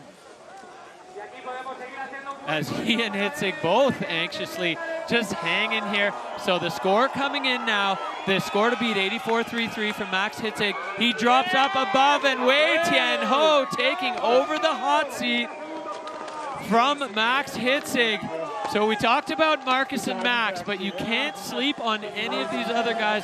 Wei Tianho, when you won the last event on the tour, you got to be riding a wave of confidence, putting together a run like that, feeling good. And the crowd are loving it. The crowd's going wild. And Wei Tian's just taking it all in, just casually jumping into that hot seat. And you can never sleep on Wei Tian. He skis every day with Marcus. They are homies, buddies, and cut from the same cloth for sure. And here we go. Okay, seatbelts on, grab onto something because this place is about to go ballistic. Abel Moga, he is a Spanish freeride hero. Amy, feeling more pressure or feeling just more hometown excitement? Knowing Abel and his vibes, he is in his element right now. He thrives on positivity and vibes, and he's kissing off to the crowd as he steps out of that gate. And I feel like he is here to perform for, I bet he sees all of these people in this crowd as his family. Like he is just a vibes guy. So I feel like he is obviously feeling pressure, but if I know him, the positivity is outweighing. So Abel getting into this kind of crusty zone. I think some of these things that look like rocks are actually bushes. Launching off that buttress, and Abel Moga right back into control. He's got the crowd rallying behind him. Cheering every landing. He's got something else lined up here. Whoa, huge front flip and another front flip. Unfortunately, the punch front on the landing. That is the signature Abel Moga move. The Superman front flip off the highest cliff he can find. And I love him for it. I love nothing but a front flip. He's got a little air off that cat track here, and then he's just soaking it in. Unfortunately, with the double front flip, that's not what we're looking for, but he gave a show to his home crowd, and they're going crazy for him as they welcome him down towards the start gate.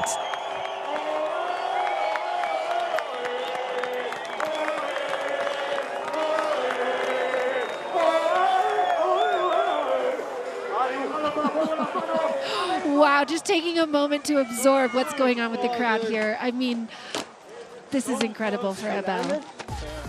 All right, let's look back at this run. Hot start here for Abel Moga. A little bit of a wonky, wonky takeoff there. Yeah, he was on wires. He just boosted straight up in the air, got it back together, got back on his feet, and then he had an air in there, and here we go. Look at that huge front flip. You can see him kind of spread to make sure he had a lot to clear there. And then maybe it was just a little off balance on that landing, did that kind of punch front. Watch him kick his feet out to slow the rotation right there like a cat, but that rotation stays in play when he lands. The feet decelerate, the upper body keeps going, and he goes straight over the front into that punch front flip. Double front flip, as you called. I like that. Giving him full credit there for that move. Not the double front flip we're looking for, but it was a double front flip.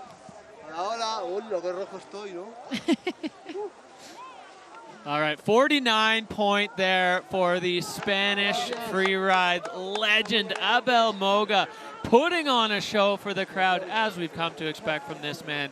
One of the most exciting freeriders on the Freeride World Tour. Every single time he pushes out of the start gate, you never quite know what's going to happen, but you know it's going to be a ride. Back up we go.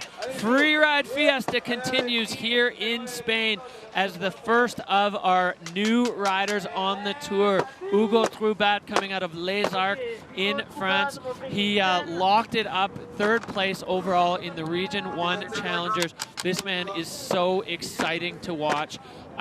Bourg Saint-Maurice is his hometown. He put down a great performance on the Challenger Tour, and he's going to be looking to back that up here on the Freeride World Tour for his very first time. Amy, the excitement in this young man right now. Absolutely. He actually looked quite casual and comfortable in the start gate there. He's giving a wave to mom and dad, saluting his fellow competitors, taking a 360 right off the top there.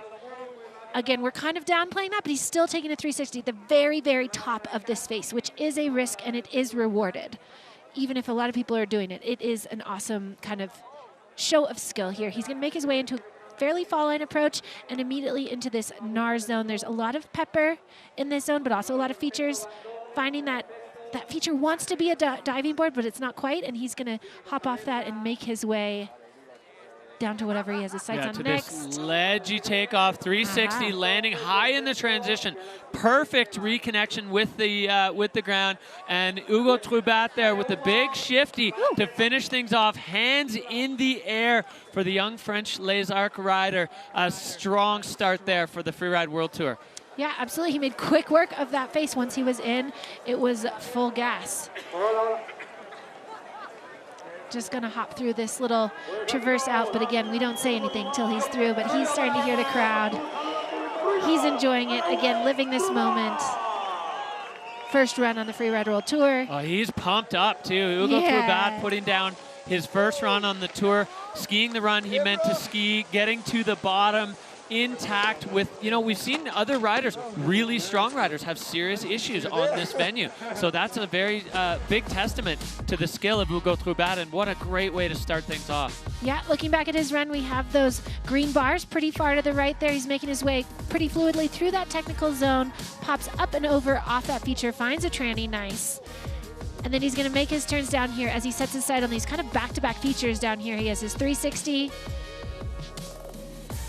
landing right close to the rock in that little bit of transition, getting right on the edges of those skis, to make his way down for this very fast straight air. Gets in a little tweak there with the shifty. Yeah. Those little extra style points count because it shows a comfort in the air, which is important. But, you know, in reading some of his interviews, he says he really values speed and fluidity. And, yep, I see that. Yeah, man. Yeah, base jumper in his spare time, speed and fluidity, definitely a huge part of that. So score rolling in, a 75-3-3 for Hugo Troubat. Happy with that one. Moving into 4th place for the French rookie. A great start on the Freeride World Tour for this young man. And you know, especially watching that 360, how clean, well, those 360s, how clean they were thrown. The freestyle is there for him. So Wei Tianho, Max Hitzig, Marcus Gauguin, that is your top 3 veterans, all event winners. And then Hugo Troubat sliding in 4th right now for the French rookie.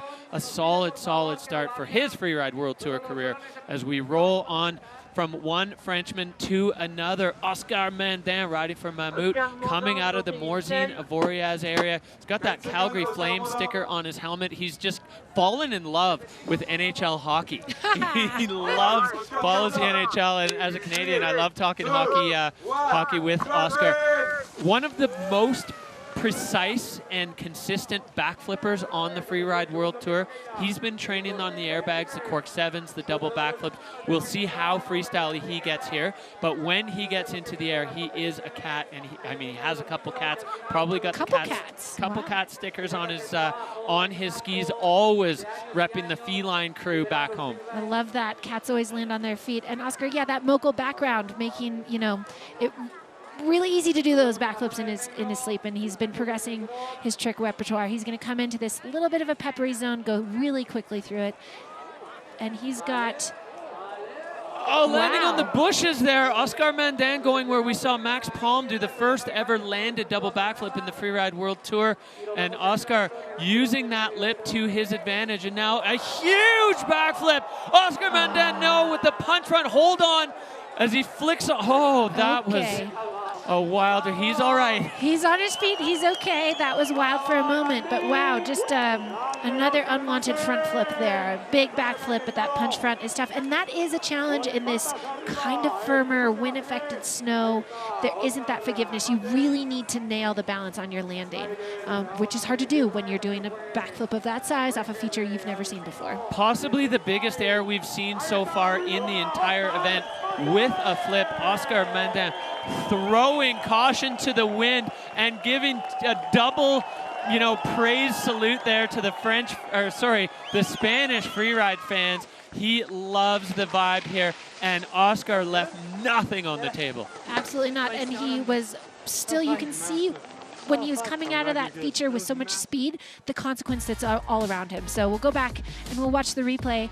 He hits this windlip feature, kind of lands on these bushes / rocks, a little bit kind of maybe didn't get the equation right on the takeoff there, and then here we go for this massive backflip all the way around, lands just a touch forward, and there's that unwanted punch front. Then he's still hanging on to it, off a little air he didn't mean to get on. That was cat-like. Yeah, that's where the cat instincts came through, for sure.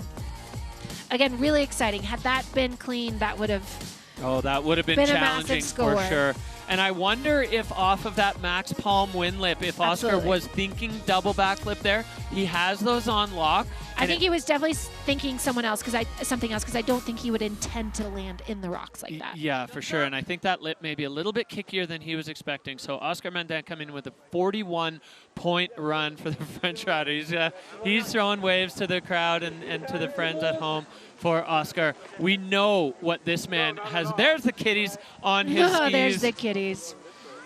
Yep. Well, the spirit of the cat was with him on that run because while he did not have control and land his run, he did get on his feet and keep his body all together, skis on his feet, so that's always a good thing. And yeah, he was going. No change to the top 5 then. Wei Tianho holding on the hot seat. Max Hitzig, Marcus Gauguin close behind as we go back up to the top for another exciting young rookie. This is Lachlan Harvey riding out of Whistler, BC, locking himself into his spot with a 3rd place overall on the Region 2 Challengers. Another rider coming out of the Whistler Freeride Club, 20 years old. He wants a big thanks to his parents for supporting his journey all the way through. And Locke Harvey, you know, a bundle of nerves this morning, but just listening to Bertie's advice. Ski like you skied to get you here, and that is going to get you far. Young man now on course, popping off that first air, just getting things started, Amy. Yeah, it's almost like a mandatory at this point. Just hit that warm-up air. And again, you can understand his nerves, but hopefully he can just remember that he is here because he earned this place. And now with Freeride, it's just him and the mountain. It's time for him to do his thing, which he's getting started here. Air, and he's lining up this kind of diving board air. Gets another air right to his feet, a little shifty, just kind of making his way through the features. Yeah, really packing those two close together. So showing the judges that he's got that control, washing a bit of speed off so he doesn't get bucked by that lip. And he is now up into a fourth feature. So stacking features. Locke Harvey, a big stomp there. Clean run for the young Canadian rookie. Now he's got to make his way through. You can see the skis getting bounced around as there's more and more tracks on this apron. But he's strong. He's been in the gym. He's putting in the work, following, you know, in the footsteps of Marcus and Wei Tian, the other Canadian men on the tour this year, knowing that you got to still have some gas in the tank for these lower sections. Oh, yeah. Oh, yeah. And the nerves infiltrate your muscles and everything. I mean, even if you're the strongest man ever, maybe you have some shaky legs coming through there. But there we see him cross the finish line, and that feels good as a rookie. That was a really fall line, aggressive skiing, a very sizable air.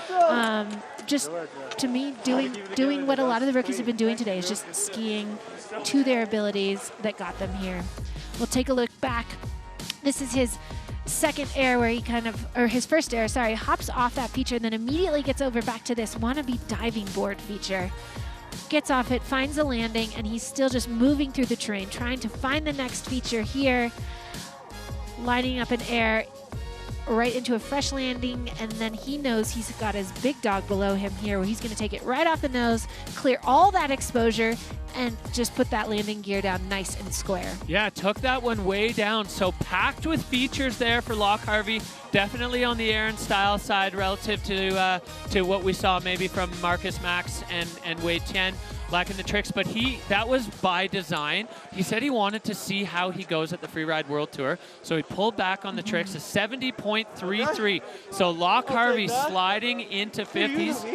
He's happy with that as he's checking in with Wei Tian there. Yeah, so a good dip of the toe into the Freeride World Tour waters. Look at the smile.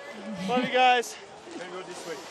It's just good to build that mental confidence, build that comfort in this new arena. And I do really appreciate the rookie approach. It's a veteran rookie approach, I think, to listen and just test the waters a little bit, ski right within your ability, and build that confidence. Yeah, exactly. And Locke Harvey is done and dusted, sitting in the top five right now. Move back up to the top to another former Freeride World Tour champion, peak performance and Scott rider, Valentin Rainer, riding out of Austria, 4th overall last year. He's got a title under his belt. How much confidence, Amy, does that give a rider when they know how to win a title kicking off a season here? It's that delicate balance because it is confidence. He knows he has it in him. And it's the pressure to deliver again. He's seeking something he knows exists, he knows in him. So I feel like it's one of those situations where the athletes put so much pressure on themselves to do it again, to repeat the performance. He made quick work of that upper section, and he's gonna get through this dicey couloir kind of pepper section nice and quickly, and he lines up a big backflip, takes it to his feet, holds onto it, ditches that speed as he is lining up his next feature. Right back in control, 360, not able to complete the rotation for Valentin Rainer there. Valley, he was close, but not able to get all the way around. Another 360 off that lower feature, so showing what might have been. Showing he can be clean in those 360s, because that lower air was a really nice clean landing, but I think maybe some problems on the takeoff on that first 360 kind of got him off balance in the air is what it looked like to me. Yeah, the 23 world champ coming a little bit unstuck, but a bunch of moments in that run showing exactly why he has a Freeride World Tour title, and holding on now as the crowd loving watching Valentin Rainer ski through the finish arch. It's getting bumpy down there. It is getting bumpy. It's getting worked. I mean, that is the challenge of going last. There's a lot of traffic has been on the face, and, you know, there's there's still a lot of great lines on there, and it's a big face to ski, but then it's a leg workout to get through all of this rumble and tumble in the bottom. And again, especially with the judging line being at the finish line. Yeah, exactly. You can't let go. You can't turn your brain off. You got to stay fully engaged all the way to the finish. So Valley Rainer, he had a really aggressive start. Love this move. Lofty backflip over the bushes.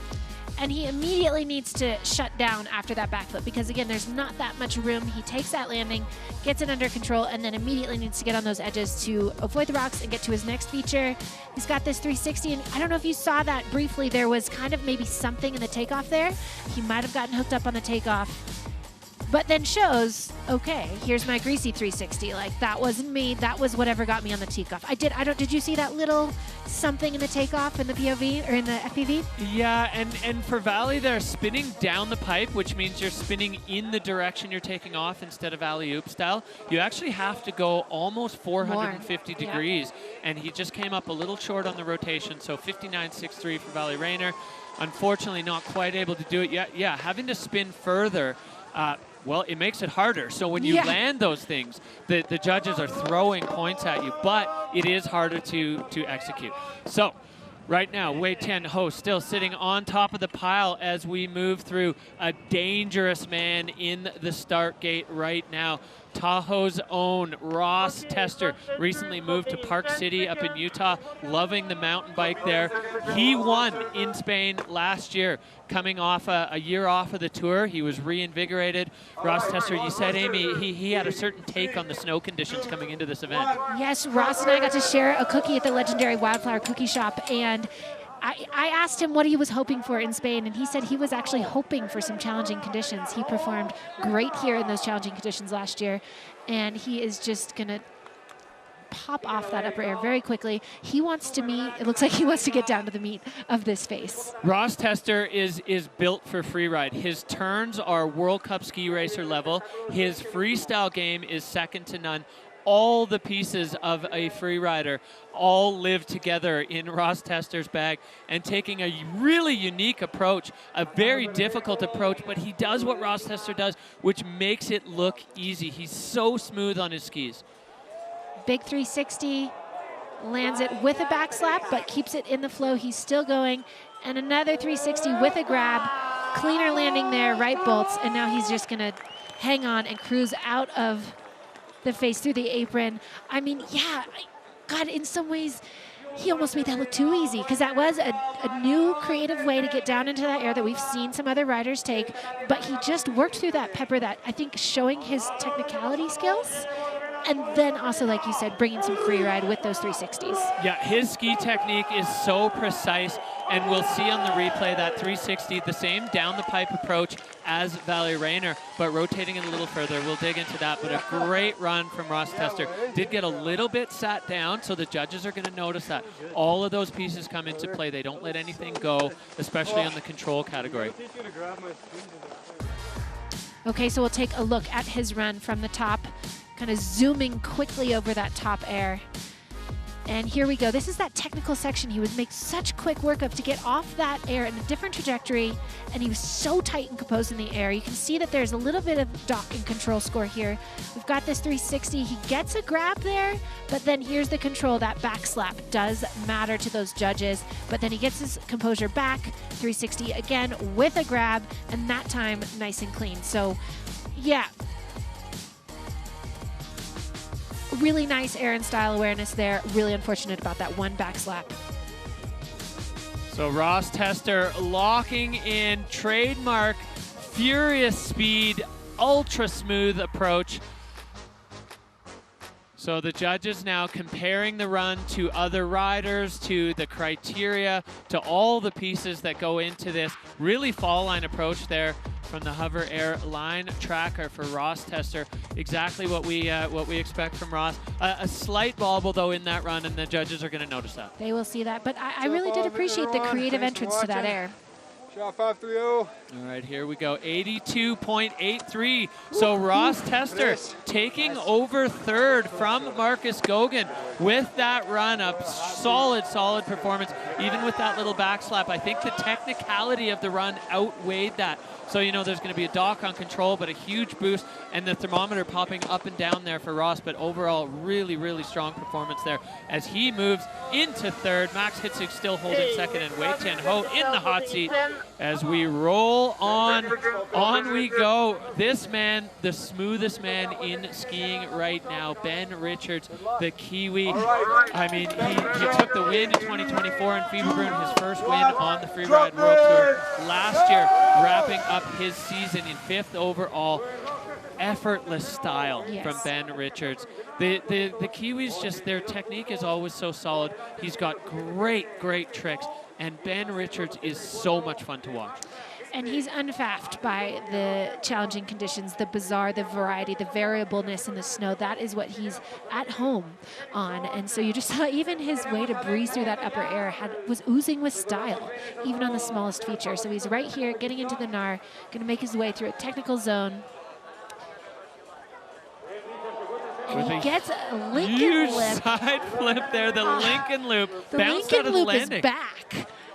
And then he's got his other feature here. He's got a 360, finds that landing gear nice and strong, and he's cooking through this section and gets a very controlled straight air out of the bottom. Okay for the Lincoln Loop. Are we calling him Lincoln Loop still? Oh, yeah. Like, okay. I love to see it. What's fascinating there is he was able to make that wannabe diving board feature work finally. He finally found the takeoff there that really worked. So that was cool, creative. Yeah, really creative, really smooth, ultra precise. Ben Richards making his home in Wanaka, skiing out of Treble Cone, New Zealand. The half the Freeride World Tour this summer past summer came down to New Zealand, and Ben said he was so excited to just share his home with all the friends, and it really turned on when everybody arrived. They had some big powder days up there at Treble Cone, and a big hug there for Wei Tian Ho. These two guys, you know, they compete together. They love watching each other ski. Each one, of course, wants to be in that hot seat, and Ben Richards definitely making a great claim for a World Tour success for Ben Richards. Absolutely. He was third place here in Spain last year. So seeing if he can get back on the podium. Let's watch his run back. Here's this feature with that. That's a Lincoln Loop. I'm calling that a Lincoln Loop, and he just pulls that landing. He has to hold on to it a little bit with an arm wiggle.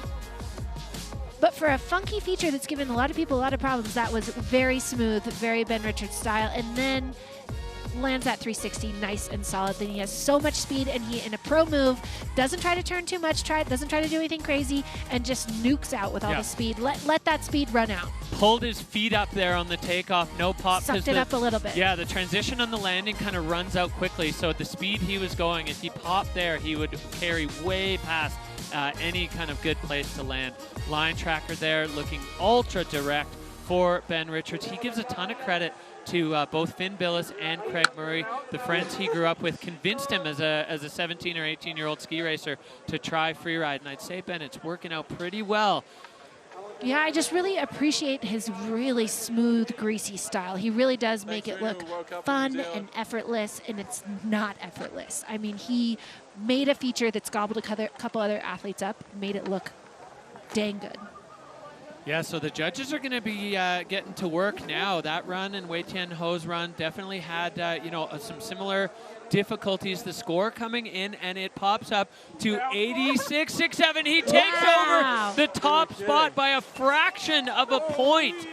Ben Richards, the judges loving what they saw. So those subtle differences, and I think, Amy, you're right, that really kicky feature that other people haven't been able to get right off the nose of, Ben finding it a way to make it work, and with the Lincoln Loop side flip, taking over the hot seat for the Kiwi shredder. Ben Richards looking comfy, looking happy. And I appreciate the variety of trick there, right? Like, that's cool to me. So I think it's great that the judges are rewarding that. I feel like he made that run. That was a film line in not film conditions, and that's impressive. Well, back we go. The pride of Edwards, Colorado. This is Joey Leonardo looking to get things going, skiing out of Arrowhead in Colorado, and he is so stoked to be on the Freeride World Tour. Met Joey way back at the Junior Freeride World Championships. Great kid, had a solid performance on the challengers in North and South America. That's what I mean when I say Region 2. That's the North and South American region of freeride globally. And Joey Leonardo now on course for his very first Freeride World Tour event, and a hot start on that first feature. He had nice and steezy off that lip with a kind of a little tweaked out. It's your place to put a little, you know, stamp on. Just a small air at the top, but it's cool when athletes take the opportunity. Popping up and over as he's still transporting to his line, and he's going to get into this kind of featurey zone. We've got a couloir over a big feature here. He's going to get in that nice little ski touch and tweak there as he lines up a 360 right to his feet, and just kind of working in the fall line, staying with it.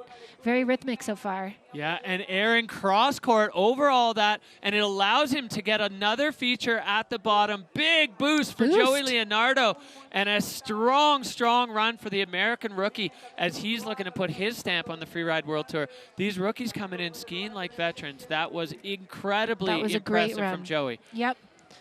And he's going to make his way through this kind of technical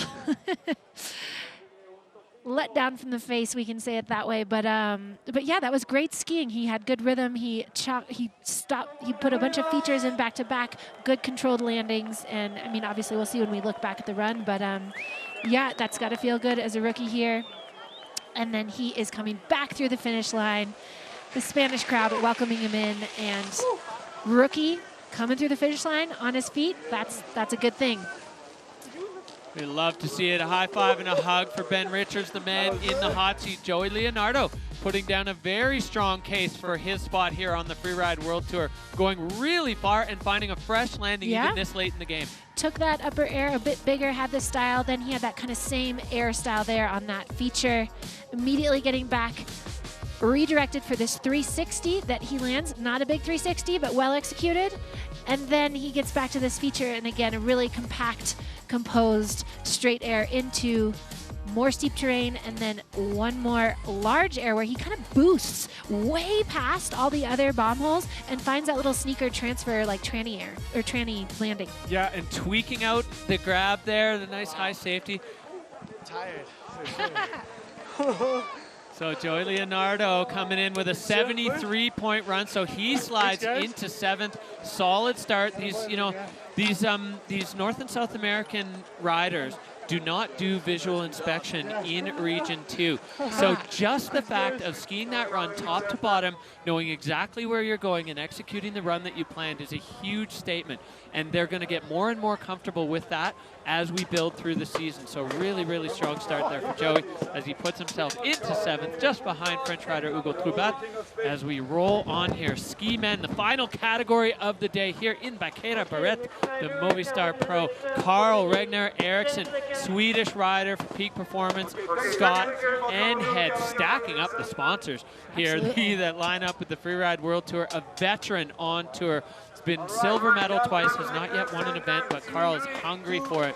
He is having a blast here, and the Swedes are going to be similar to the Kiwis, I think, comfortable in these tricky conditions.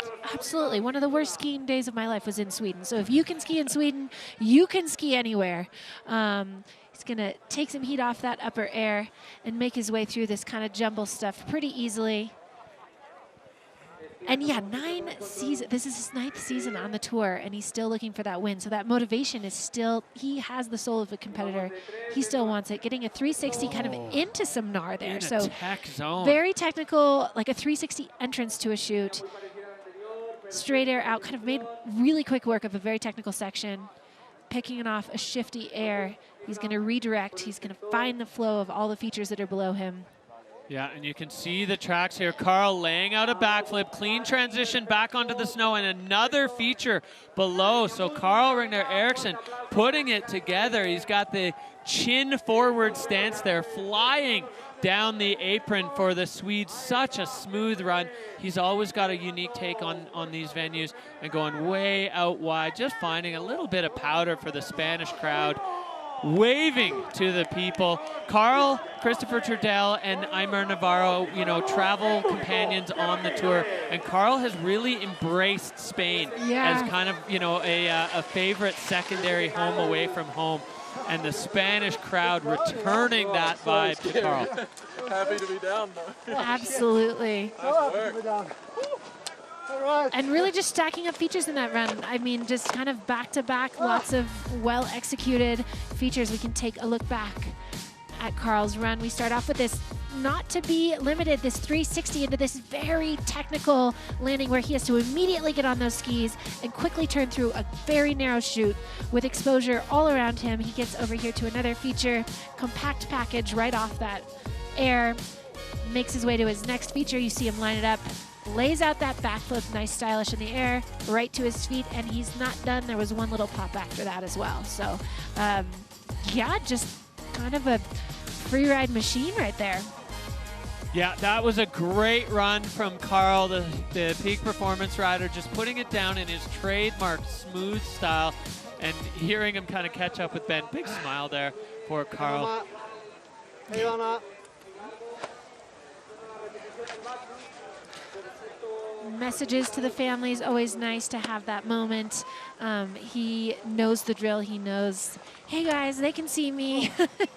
Yeah, it's always nice for the friends and family at home to know that the riders are still thinking about you while they're doing these, these just superhuman feats of skiing and snowboarding on the face. So we got some comparison going. Danny Fornell-Pratt, the video judge, running the 4 judges through the details of Carl's run, as they're now looking to compare it against each other or to the other riders and compare it against the categories, right? A lot of control there. Very committed 360 up at the top, as you said, Amy. Yeah, for his line score for sure. But also a lot of features. Fall line skiing, fluid. They'll just see what to do with that. I could never be a judge. I don't envy them at all. I just want to sit here and be impressed by everybody. It was like a wall. The takeoff, it was way steeper than I thought. Getting some insight there. All right, waving to the friends at home. Score coming in 74-3-3 for Carl Regner Eriksson. So he takes over 7th place there with that run. A solid, solid performance for Carl. As we are rolling through ski men here, Ben Richards holding down the top spot, Wei Tian Ho, Max Hitzig. That's your top 3 with Ross Tester and Marcus Gogan right behind. So the veterans proving here exactly what they've learned as we go back up to the top for an extremely exciting rookie.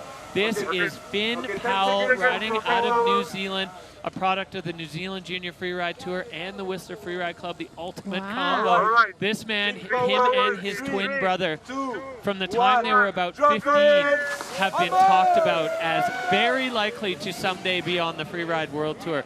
And Finn Powell right now on course for his debut on the tour. So exciting. He's got the tricks, he's got the technique, the aggression, and the speed, and he is underway now at the top of the Baqueira face here in Spain. Yeah, already taking a steezy approach right out the gate, getting a little style off the rollers, which is good for these athletes' confidence. Like, that's how he would ski if he was skiing, just for fun. So love to see that. Gets right into this gnarly section. He's going to navigate some of this terrain, hitting this diving board feature again, taking a backflip there. Riding the tails, but holding on on to the landing. And sizing up a nice big air, takes it quite deep, but takes it to his feet. And then we've got one more air here. He's gonna suck up that little air and kind of brace himself for that landing and get a little tweak shifty in there.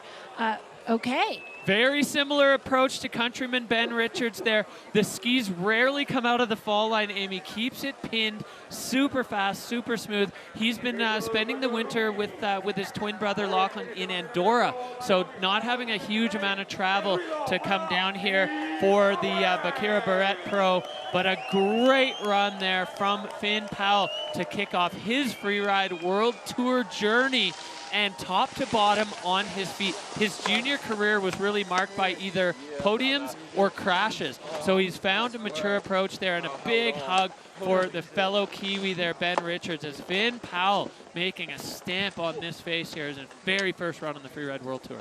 Absolutely, that's got to feel good. And I know Ben well enough to know that he has pride watching his fellow friend and competitor do so well. This backflip off that diving board feature, found a landing, found a way to make it work, but really held on to that. That wouldn't be a perfectly clean landing as he was riding those tails, but that's not quite a back slap either. Yeah, no touchdown. He did not touch down. He whips those 2 turns and then kind of pops jumps off this very big feature. You can see him sail way past the other bomb holes and a little bit past the landing, but holds on to that landing, and then kind of like Ben, sucks up that lower air because you can see him get a little bucked in the landing there. Yeah, basically, give him a year and then he's... Oh, yeah. Yeah, but really, really impressive run. All the pieces are there for Finn Powell. Just got, the judges will probably be using the video machine to review that landing, seeing if it was exactly what the control dock was. It looked to me like just a tail ride, a bit of a long tail press. But you can see Ben Richards there just pointing. The current hero of the Kiwi freeride scene alongside the future of the Kiwi freeride scene. New Zealand just keeps churning out the world-class riders. Their junior freeride tour, absolutely unbelievable. Dion Newport, a huge part of that, as we see here, score coming in 77.33. So Finn Powell taking over 6 with that run, and a solid performance for the young athlete on his very first foray into freeride world tour competition. Absolutely, and those scores, those points, this all matters. Where everybody stacks up, even if they're off the podium now, this is going to come into play later when we're looking at cuts. Like all of these numbers on this leaderboard, they matter and they make a difference down the road because, again, there is going to be a cut before Alaska. All right, so from an exciting young rookie to an exciting young rookie, Victor Hale Woods riding out of Verbier, Switzerland, 23 years old, and taking the victory in the Challenger Series in the Europe Oceania, that's Region 1, winning the entire series, earning his spot onto the Freeride World Tour. He gives credit to his brothers, his ski partners, all the people that have helped lift him up to this point. And Victor now putting on a show as he starts his very first Freeride World Tour run. Again, dropping in with so much confidence and speed, and he's going to make his way over to the skier's right side, the side that has not seen as much traffic but has seen some really cool, impressive lines go down. I do think the snow is a little more challenging over here, though, so he's going to have to be on his A game. For sure. Victor is an unbelievable surfer, and you can almost see the surfing style in his skiing. It's very smooth, very controlled, popping up and off that wind lip as Victor now coming into this extremely challenging snow. You can see the texture that the wind has left up onto this big buttress. Only a couple tracks, a huge backflip. Oh, and a little bit short there for Victor Hale Woods as the tips digging in on the landing. But definitely a statement of intent there as Victor throwing it all on the line. Absolutely, lining up kind of where he's cruising along, he's having a good time, and then all of a sudden he is chomping off a big bite of rock to backflip over. And yes, full loss of control, loss of ski. It's going to be a no score, unfortunately. But it's a statement. Rookies making a statement. Amy, talk a little. Well, we'll watch here. Victor getting off this wind lip, styling it out with the big shifty, landing in that really difficult snow, but getting control right back.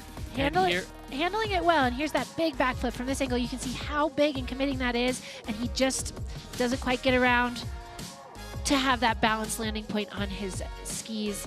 Can't really tell if he was finding the exact landing he was wanting to, or if maybe he went, I think it was just punchy snow. Yeah, there was landing there, but it was punchy snow. Punchy snow and a little short on the rotation. I want to hear, Amy, your take. The different approaches we've seen from some of the rookies. Some of the rookies dipping their toe into the water. Victor going in up to his neck. I would call that more of a cannonball approach, which, again, might be, okay, so reading his athlete interview, he's a bit cheeky. He's a bit sassy. And so actually, not knowing him at all, I expect this, because this might also be what he needs for his mental state. Some athletes, their mental game, they just want to come down on their feet and get some points on the board, and he wants to keep the vibes like sky high, maybe. I don't know. I want to get to know him because his interview was sassy. Yeah, and really looking to blow the doors off in stop number 1. I mean, Victor Hale Woods, again, going back to Bertie Deneveau and his advice for the rookies, ski the way you skied to get you here. That's how Victor skied in the Challengers. and it served him well. So no, definitely can't take anything away from that approach. And it didn't quite work out, but I know we're going to see Victor come back swinging when we get to France for the next stop. But we are rolling on here with ski men, and an exciting one here in the start gate. This man finished 2nd overall last year as a rookie. He took his first victory on the Freeride World Tour last year as a rookie. Martin Bender, former Freeride World Junior Champion, riding out of Verbier, Switzerland, doing it for Les Gorilles, the Freeride squad there in Verbier that just get behind each other. Bender, an absolute monster on skis. Every single time he kicks out of the start gate, it is exciting, it is electric. There's a reason he finished 2nd overall in his first season on tour. A junior downhill champion, he knows how to bend a ski. I can't help myself there. It's too easy, and I love seeing it. I love seeing that aggressive racing technique come into the mountains and mix with the freestyle elements that he has as well. Gonna pop up and over and just, again, warm up. He looks like he's gonna make his way a little left/fall line, trying to anticipate where he's going. And again, I love this down angle because you can see it is really a smorgasbord of features on this face. Yeah, and so much credit for the riders just for being able to find their way through the maze as Bender now approaching his first feature, tossing a big backflip, clean landing. Absolute perfect control as now making his way to his next feature. So Bender going for the big 360 and landing almost clean. Oh, he fighting for it. Yeah, big 360, backs up on the landing, but held onto it. He's got another 360 and a little front buck on that landing as well, but holding onto it, he is on his feet. And yeah, there was a little whack on that backflip. It was a little bit of a whack flip situation. I like it, a little sideways twist. Yeah, I'm giving the gorilla, pounding the chest, feeling good as he comes in. And again, you can see he's coming up and over this horizon. He's seeing the crowd. They're just enjoying themselves in the sun against that beautiful Spanish Pyrenees backdrop. And the live crowd announcer is just hyping up the show as well. He's so great.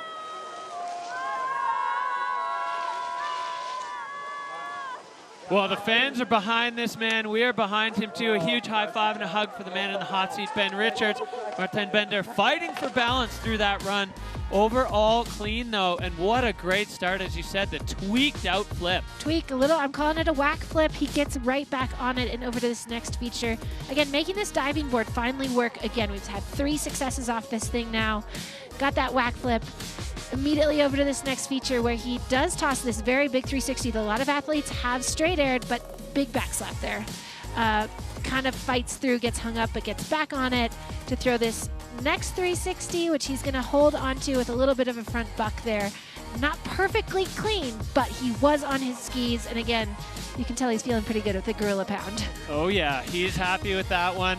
And the snow conditions definitely proving to be challenging for even the best riders in the world here, as this venue getting chewed up. Bender just chatting with his friends there, chatting with Ben as they tell their stories of their adventures down the face. But Martin Bender done and dusted, riding out of Verbier for Faction skis. And he has the most infectious positive personality. He's so stoked on skiing, loves to do it. We see the score coming in, a 76.67. So moving into seventh place, revolving door so far today. Really tight scores there, just kind of outside of the top 5, top 6. It's really tight. And again, those numbers are going to matter later. It might seem not exciting for a 7th place right now, but later down the road, this is all going to factor in. Every little bit will count at some point in this game. So Joey Leonardo into 10th now, as we see the bottom half with Ben Richards holding on to the top spot, and another exciting Swiss rookie. 3 Swiss riders in a row. Paul de Portalet, he's a Swiss, but he's living in La Grave in France, so just getting into the Nar. I watched him do an incredible video in the Trifide couloirs. He was trying to live up to Joey Vallone, but he is so exciting. I love watching Paul de Portalet ski, 2nd overall in the Challenger, just behind Victor Hill-Woods, and now on course. Trademark aggressive, powerful skiing. Very fast, very aggressive, and coming from La Grave, he is comfortable in steep exposed terrain. There's very few places in the world that are as steep and exposed as Le Grave, and that is the mountain that raised him. So we'll see how he works through this. He's over on that far skier's right side of the venue. Yeah, you can see there's some corner pieces here, but he's getting way over into this cheese grater, using the bushes as a takeoff. Clean, popping off. He's got this windlet feature now, up and over and safe. That one has been challenging for some of the other riders, but Paul de Portelet now coming down onto this big buttress that we've seen a lot of action on, taking a really smooth approach onto that. Yeah, and going again somewhere new. Those upper airs had a lot of exposure below them that you can't see in this shot here, but when you get the wide shot, there's so much exposure, and he's just going to pop up and over. I think he's hunting something else. Oh, the crowd's getting excited. This was pioneered by Maël Olivier a few years ago. The biggest air on this face. Paul de Portelet making short work of it. A completely different take on this face, and absolutely aced it. Amy, what a take on this venue. That was a massive rookie cannonball. That was insane to go over where no one's been, and I just, looking up from the screen, that is a huge piece. And listen to this Spanish crowd.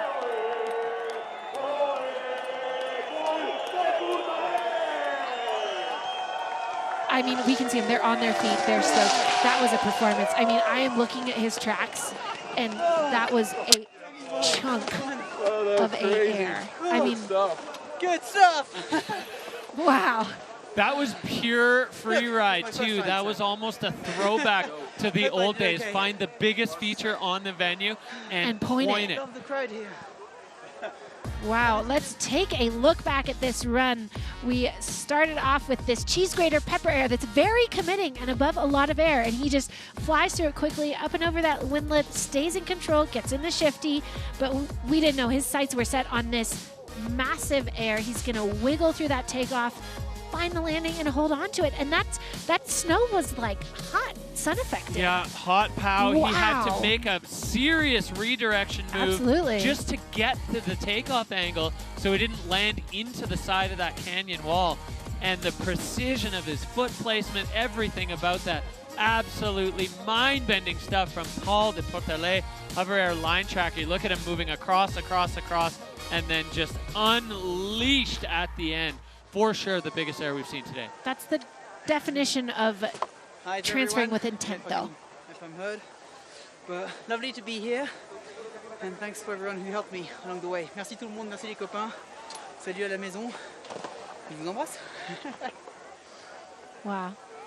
What a polite young man. Wow. Saying hi to everyone at home. Even translating it for us there, doing it in English and French. This is a polished professional. He's another freeride tour overachiever. He's an engineering student, and he had kind of this like self-labeled underdog mentality in his interview, which I thought was really interesting because that was an underdog skiing there. All right, a 73.13. So Paul sliding into the top 10 with that huge move. Incredible moments here on the Freeride World Tour as Paul de Portelet laying down the gauntlet for the big air sender, showing there's still a home for that here at the Freeride World Tour. We are rolling on from rookie to the longest serving veteran on the tour, Christopher Turdell, peak performance rider, two-time world champ. Last year was his 10th season on the tour, so we're into double digits for this man right now. Holding on. He just said he loves having a front row seat for the progression of this sport. How does a guy like this who's done everything in the sport stay motivated? It's somebody that just loves the sport of competitive freeriding. That is where he loves to be. That's why he's been here so long. And just how impressive it is for the longevity of an athlete to ski like this in these conditions for over a decade and come back is crazy impressive. That staying power takes physical and mental fortitude that is really, really impressive. Well, he's so smooth. This is just textbook Turdell. He's way, way over on the lookers right and airing into that skinny closeout couloir. We can't see it on the screen, but we will shortly. It just gets narrower and narrower, and at the bottom, Amy, there's a cliff there. Yep, that this you're is a skiing above mandatory. the entire time. Yeah, we saw Molly in this couloir. and we know that there's a mandatory out. He makes quick work of it, really greasy, quick turns right off that air, straight into another air with a tail tap of those rocks, but finding that landing, making it look like nothing. And then he's going to make his way over to this wind lip, gets a backflip around, gets it to his feet, and there we have it. That's where the takeoff is We on found that it. wind lip. The other riders were too high up on the wind lip, but Turdell following the track of the Forerunner, who did say the wind lip is good to go, but you got to take that with a grain of salt and hit it in the right spot. Totally. That was veteran scoping. Christopher Turdell knowing exactly where to go to get the move done. The big backflip at the end, and he made that look so easy. He made that look easy and fast, and again, like capping it off with a backflip. He found the right woo of the tang there on that wind lip. It is there, it's lower down, and just veteran of all veterans, really.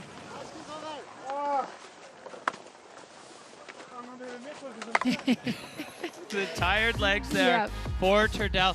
Amy, look at this technical prowess in the skinny couloir. Well, and what I like is he is keeping his skis in the fall line there. He airs out, then he finds this other airline. He has a little tail tap on those rocks, but it doesn't even phase him. Immediately on those edges as he's making his way to the lower takeoff on the wind lip. He does have to kind of work that backflip a little bit, but he gets it to his feet. And you see the tracks of the other riders who got tossed by that one higher up. Christopher Turdell knowing exactly where to go just to make it happen. And that response is about as emotional as you're going to see Turdell get as he is happy.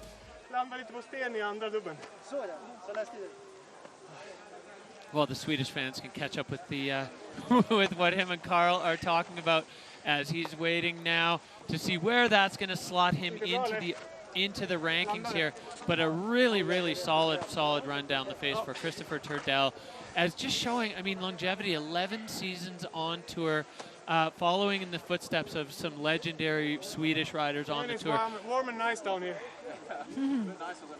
His fellow Swedish countryman Reine Barkered, another one who was on the tour for years, and Christopher taking on that kind of senior statesman role and keeping the pure freeride in freeride.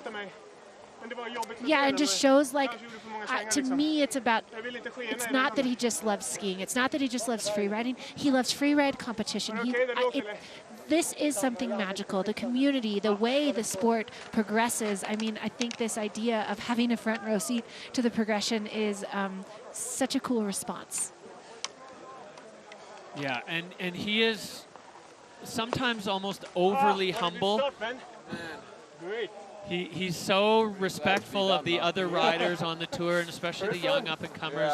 He's just said sometimes he's in awe of what they're doing, but clearly has such a solid place still in this group of the world's top freeriders. Turdell just laying it down in technical terrain with pace, with aggression, and making it look smooth. Technical terrain, not a highly trafficked zone, so a little creativity, switch it up a bit, kind of check all those boxes. So.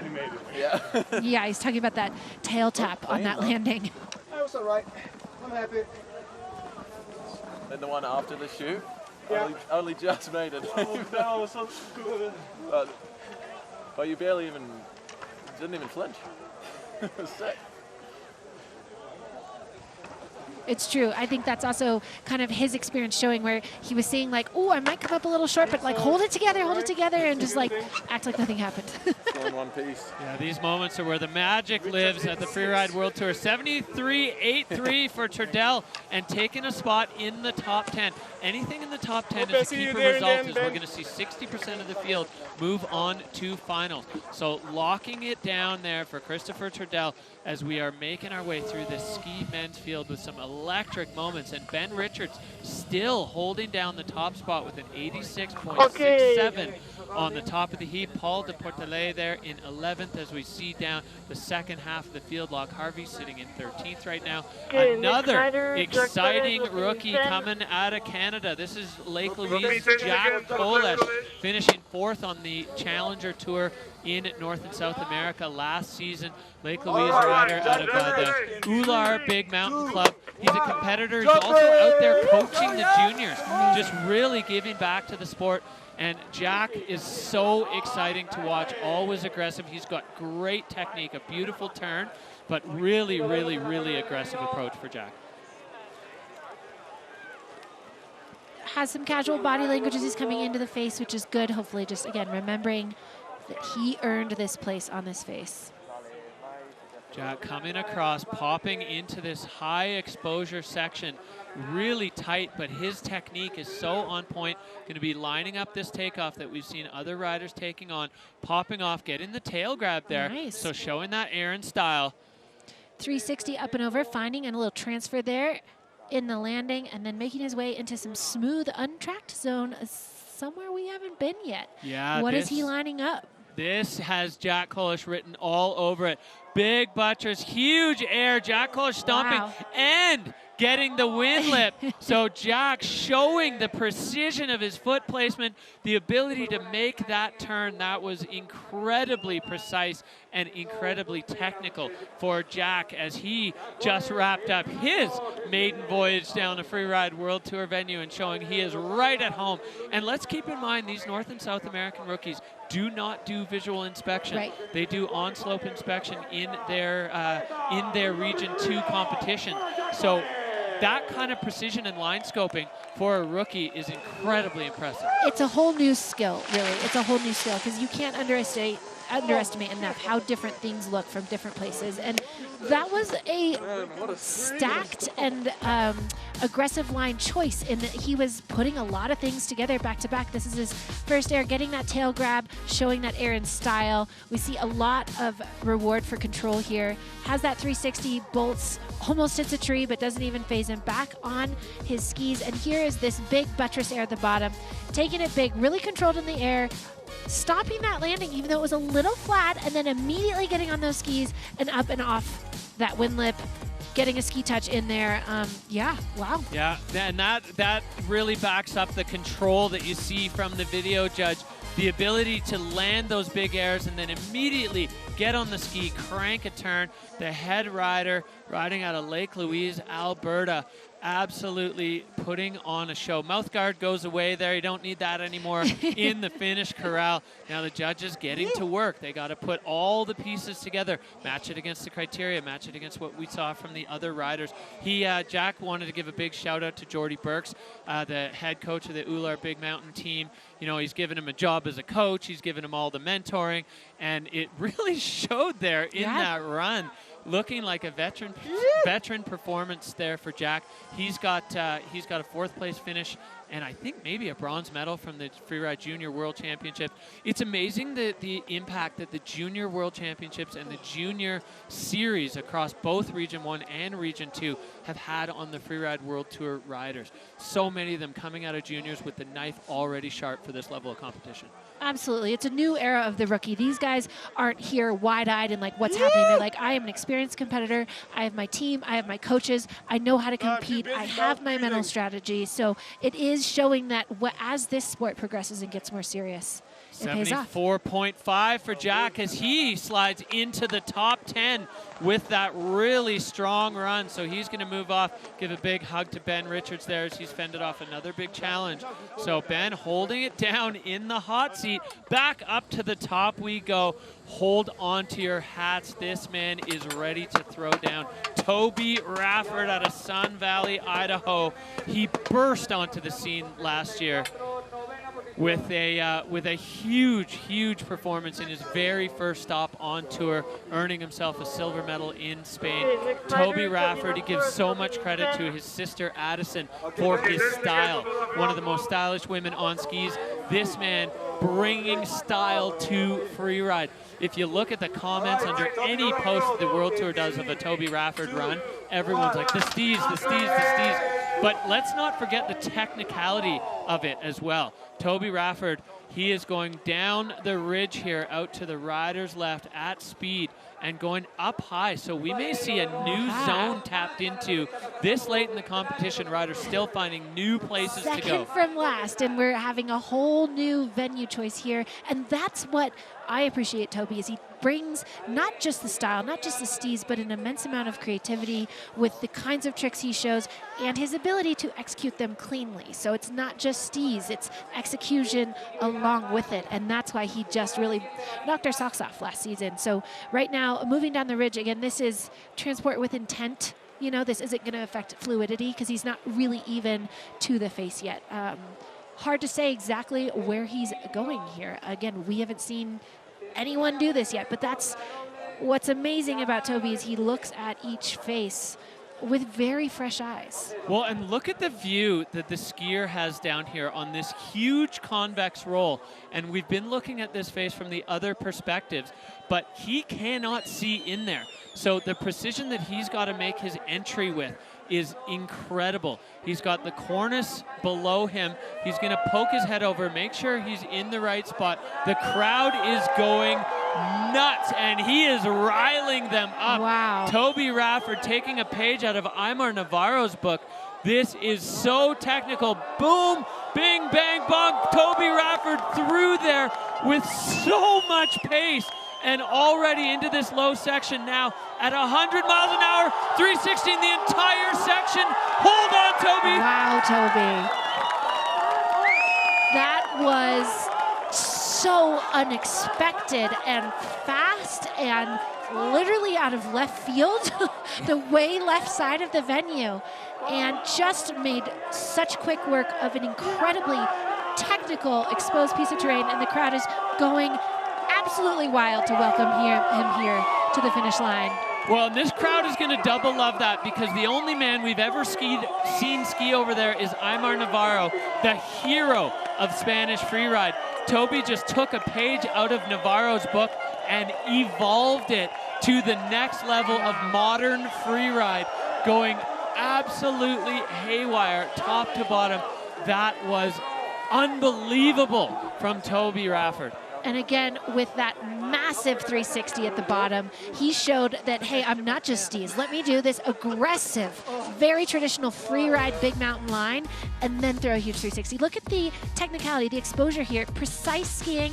He has to land in those pockets very, very squarely and then kind of hovercraft over feature after feature and then dump some speed here as he's going to go for another big air, still get a little tweak in there, a little steez, and then line up this absolutely floated massive 360. He does bonk a bit in that landing. That is not a perfectly clean landing. So you see that reflected in the control bar, but it's not a full loss of control, and he held on to that basically acrobatic move here. One ski getting away from him, he gets it back. That balance is unreal. So you can see these other line style fluidity all maxed out, and Ben's reaction just unbelievable. Well, look at the hover air line tracker all the way down the ridge into the most technical part of the face. Short work on that triple, a huge double with a floated 360. There is the man, Aymar Navarro. He's coming back from a massive injury and looking like he's making his way down to give credit to Toby Rafford for taking what he pioneered and just taking it to a whole other level. As Aymar Navarro, the torch has been passed, and Toby Rafford blowing our socks off with that run, the only guy to go over there. I mean, that's pulling at my heartstrings a bit, just because Aymar wants to be on his face, but to feel the pride he must feel watching these athletes put on a show like this on his home venue. Welcome. I wore it for you. Oh, I just unlocked a new level on my boots. 4. Shout out to his mom. And then some the booth. Plug, free plug. AR1, let's go. He's wearing those new Armada boots, talking about maybe having to cramp them down a little tighter to just... It wasn't that soft. It wasn't that soft. It didn't look that soft. Maybe triple look so chill. You literally... All right, take another look here. We're going to jump into just how floated and massive that 360 was. And I think what he was saying is that landing wasn't as soft as he was expecting. Yeah, but he really held on to it. Went into the snow there, but that was because he was coming at it at 1,000 miles an hour. The floating takeoff too. He just had to lift his feet up and set that rotation, fighting for balance on the landing. The bomb hole under that thing looks like it's about 40 meters away from the edge of where he took off. An absolutely enormous air. There's Navarro waving at Toby. Yeah. Inspiration. Thanks, bro. Thank you. Well, What a cool these are moment. the moments that just make Yeah. the Freeride World Tour so special. So the judges weighing it up now. There's definitely a small control dock, but the line score, the air and style, everything just pinned to the max. Just trying to get a little insight into what's going through Toby's head there. So the judges putting everything, you know, we've had riders to the absolute extreme skiers right. Now Toby to the absolute extreme skiers left. This face, one of the wider, more sort of vast faces on the Freeride World Tour. And we've seen a few kind of taking on similar approaches, and then some of these riders just going completely into their own areas, trying something brand new. And for Toby Rafford, definitely working out. Mad respect to Toby as well, knowing that that's what was in his bag and having to sit up there all day, running second to last with that is what he's eyeing up. I mean, to hold that inside of you, I mean, he must be buzzing right now.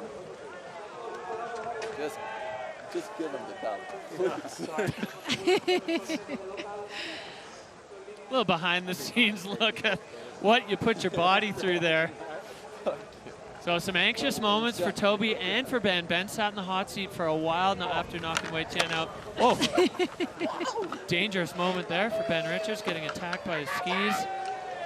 All right, here we go. The judges have spoken. The score coming in for Toby Rafford, 86.5. So into second, just behind Ben Richards. So the judges, you know, they say that control, it matters, but it still puts him into second. So he's going to be on the podium as we only have one man left at the top. And a huge hug for Navarro there. The real passing of the torch, the same line, but taken to another freeride planet. Absolutely, that was special. I mean, no words. And look at how close it is up there at the top. But yes, rewarding that line choice and acknowledging that control that Ben did have. Ben did grease his run. So that's what's going on there at the top.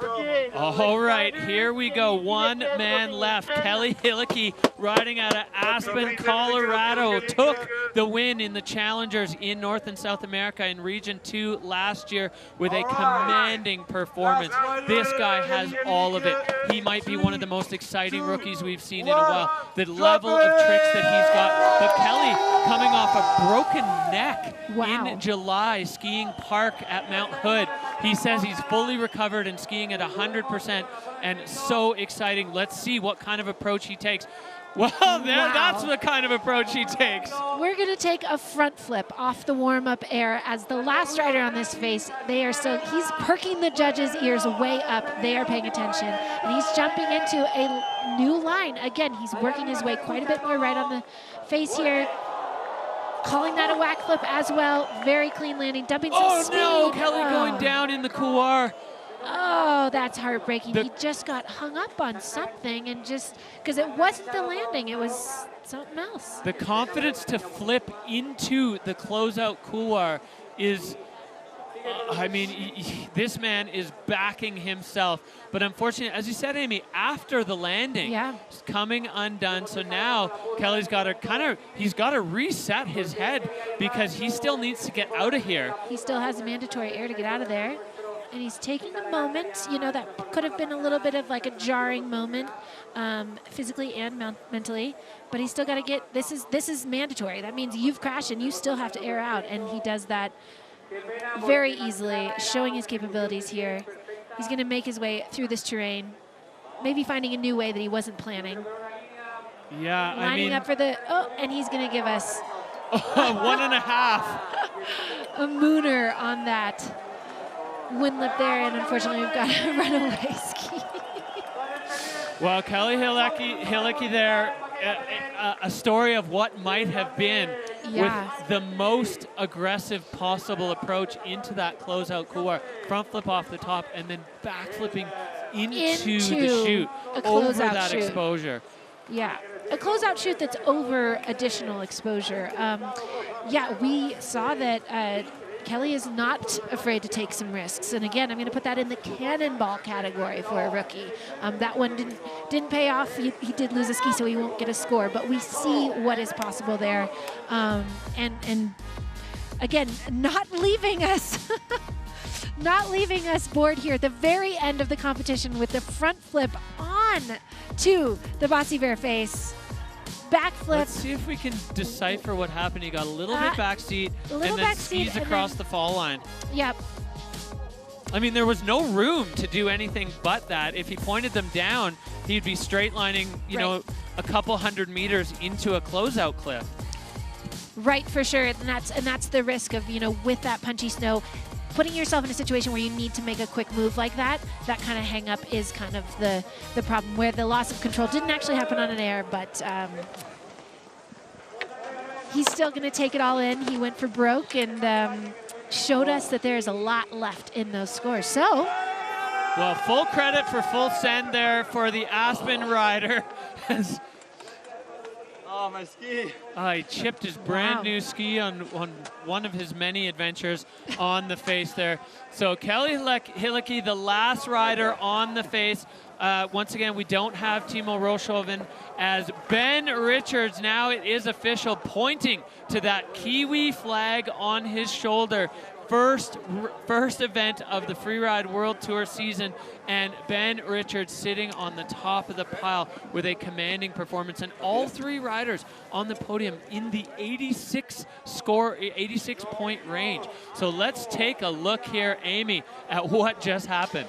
Yeah, very impressive podium here. We have Ben Richards on top in that first place position. Second place, we have Toby Radford with the unreal line there. And third place, Wei Tian Ho. He went at the very beginning of this competition and put on a really amazing, clean performance. And then rounding out that top five, Ross Tester, we have the rest of our leaderboard here. Again, these points are going to really matter. Anything above 10th place, you're saying, is a keeper. Anything below, these athletes are probably going to throw away these scores. Yeah, we're going to see how it goes as we see, you know, a few no scores there. Riders having their ski come off, so no score. But down here in this section, Victor Halewood, Kelly Hillicky, and Virgil Didier with sections of runs that were extremely impressive. So nothing is done, but a bit of confidence for these three, at least starting the season. Ben Richards, Toby Radford, and Wei Tian Ho, all bows there to the king of Spain. Ben Richards taking the win, and all three riders separated by a fraction of a single point. 86.67, 86.5, and 86.33 for these three men. So that wraps up here as we see what the overall rankings look like right now, Amy. Yeah, so tight at the top. And again, first place, Ben Richards, Toby Radford second, Wei Tian Ho in third. We have Mats Hitzig right outside that top three, and Ross Tester in fifth position. And then as we move through here, we have Martin Bender in eighth place. And we're gonna, again, see how all of these scores work out later down the road. We have our kind of cut line right there above Joey Leonardo. So he's gonna be working to up those scores for these next competitions. Finn Powell and Jack Kolesh, two rookies on the tour, landing in the top 10 in event number 1. Impressive riding from those two young men. They're putting themselves right in the mix to make the cut to get to Alaska and Verbier. That's what everybody wants, right, at the end of this season? Absolutely, because it's not just making the cut, it's also going to Alaska, which is any free rider's dream. So that's going to be on all of these competitors' minds as the season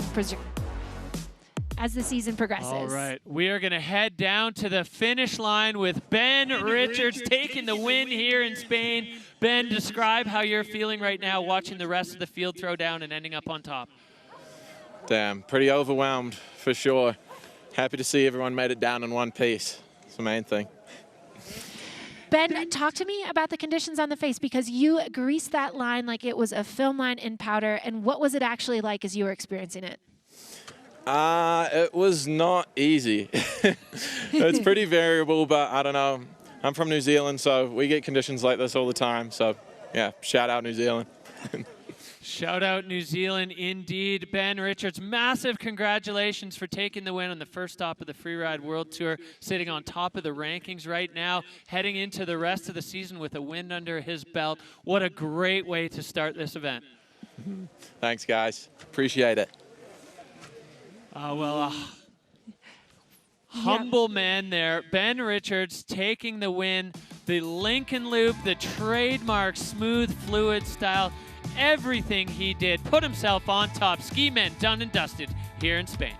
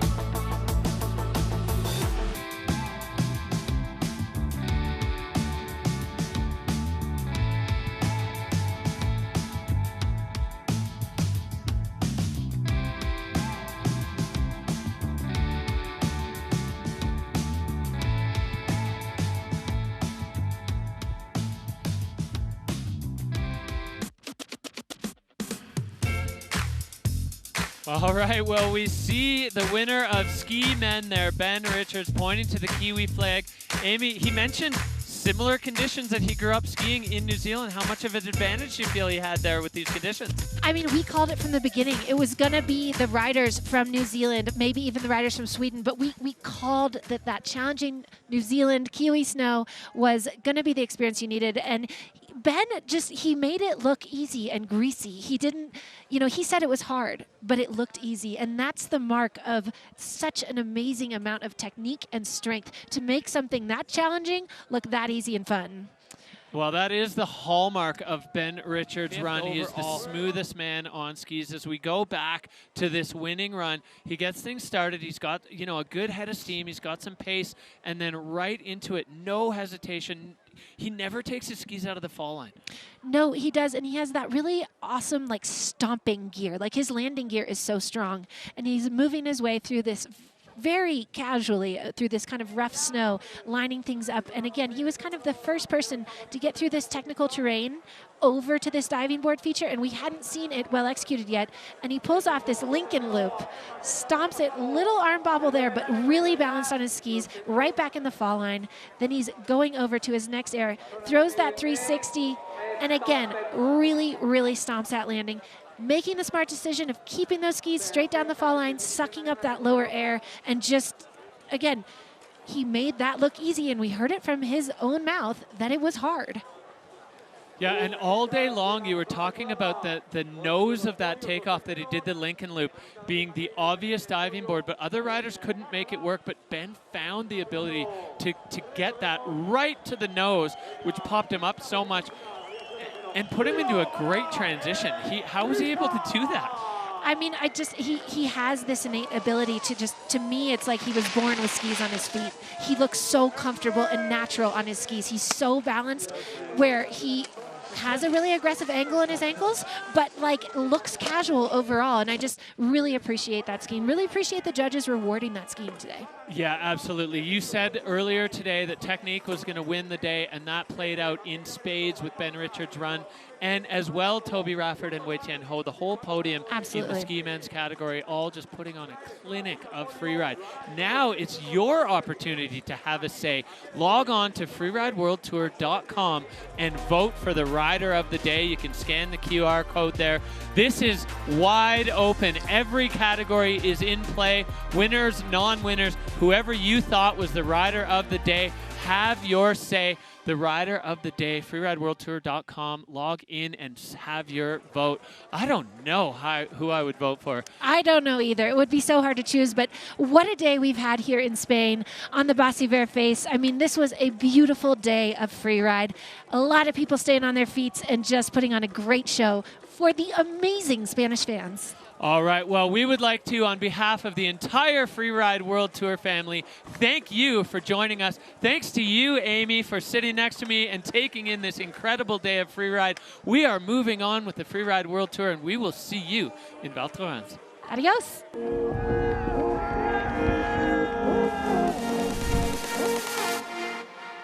Oh, welcome, welcome, welcome. We are in Val Thorens, France. Val Thorens welcoming freeride back to France. It is an absolute magnetic party here.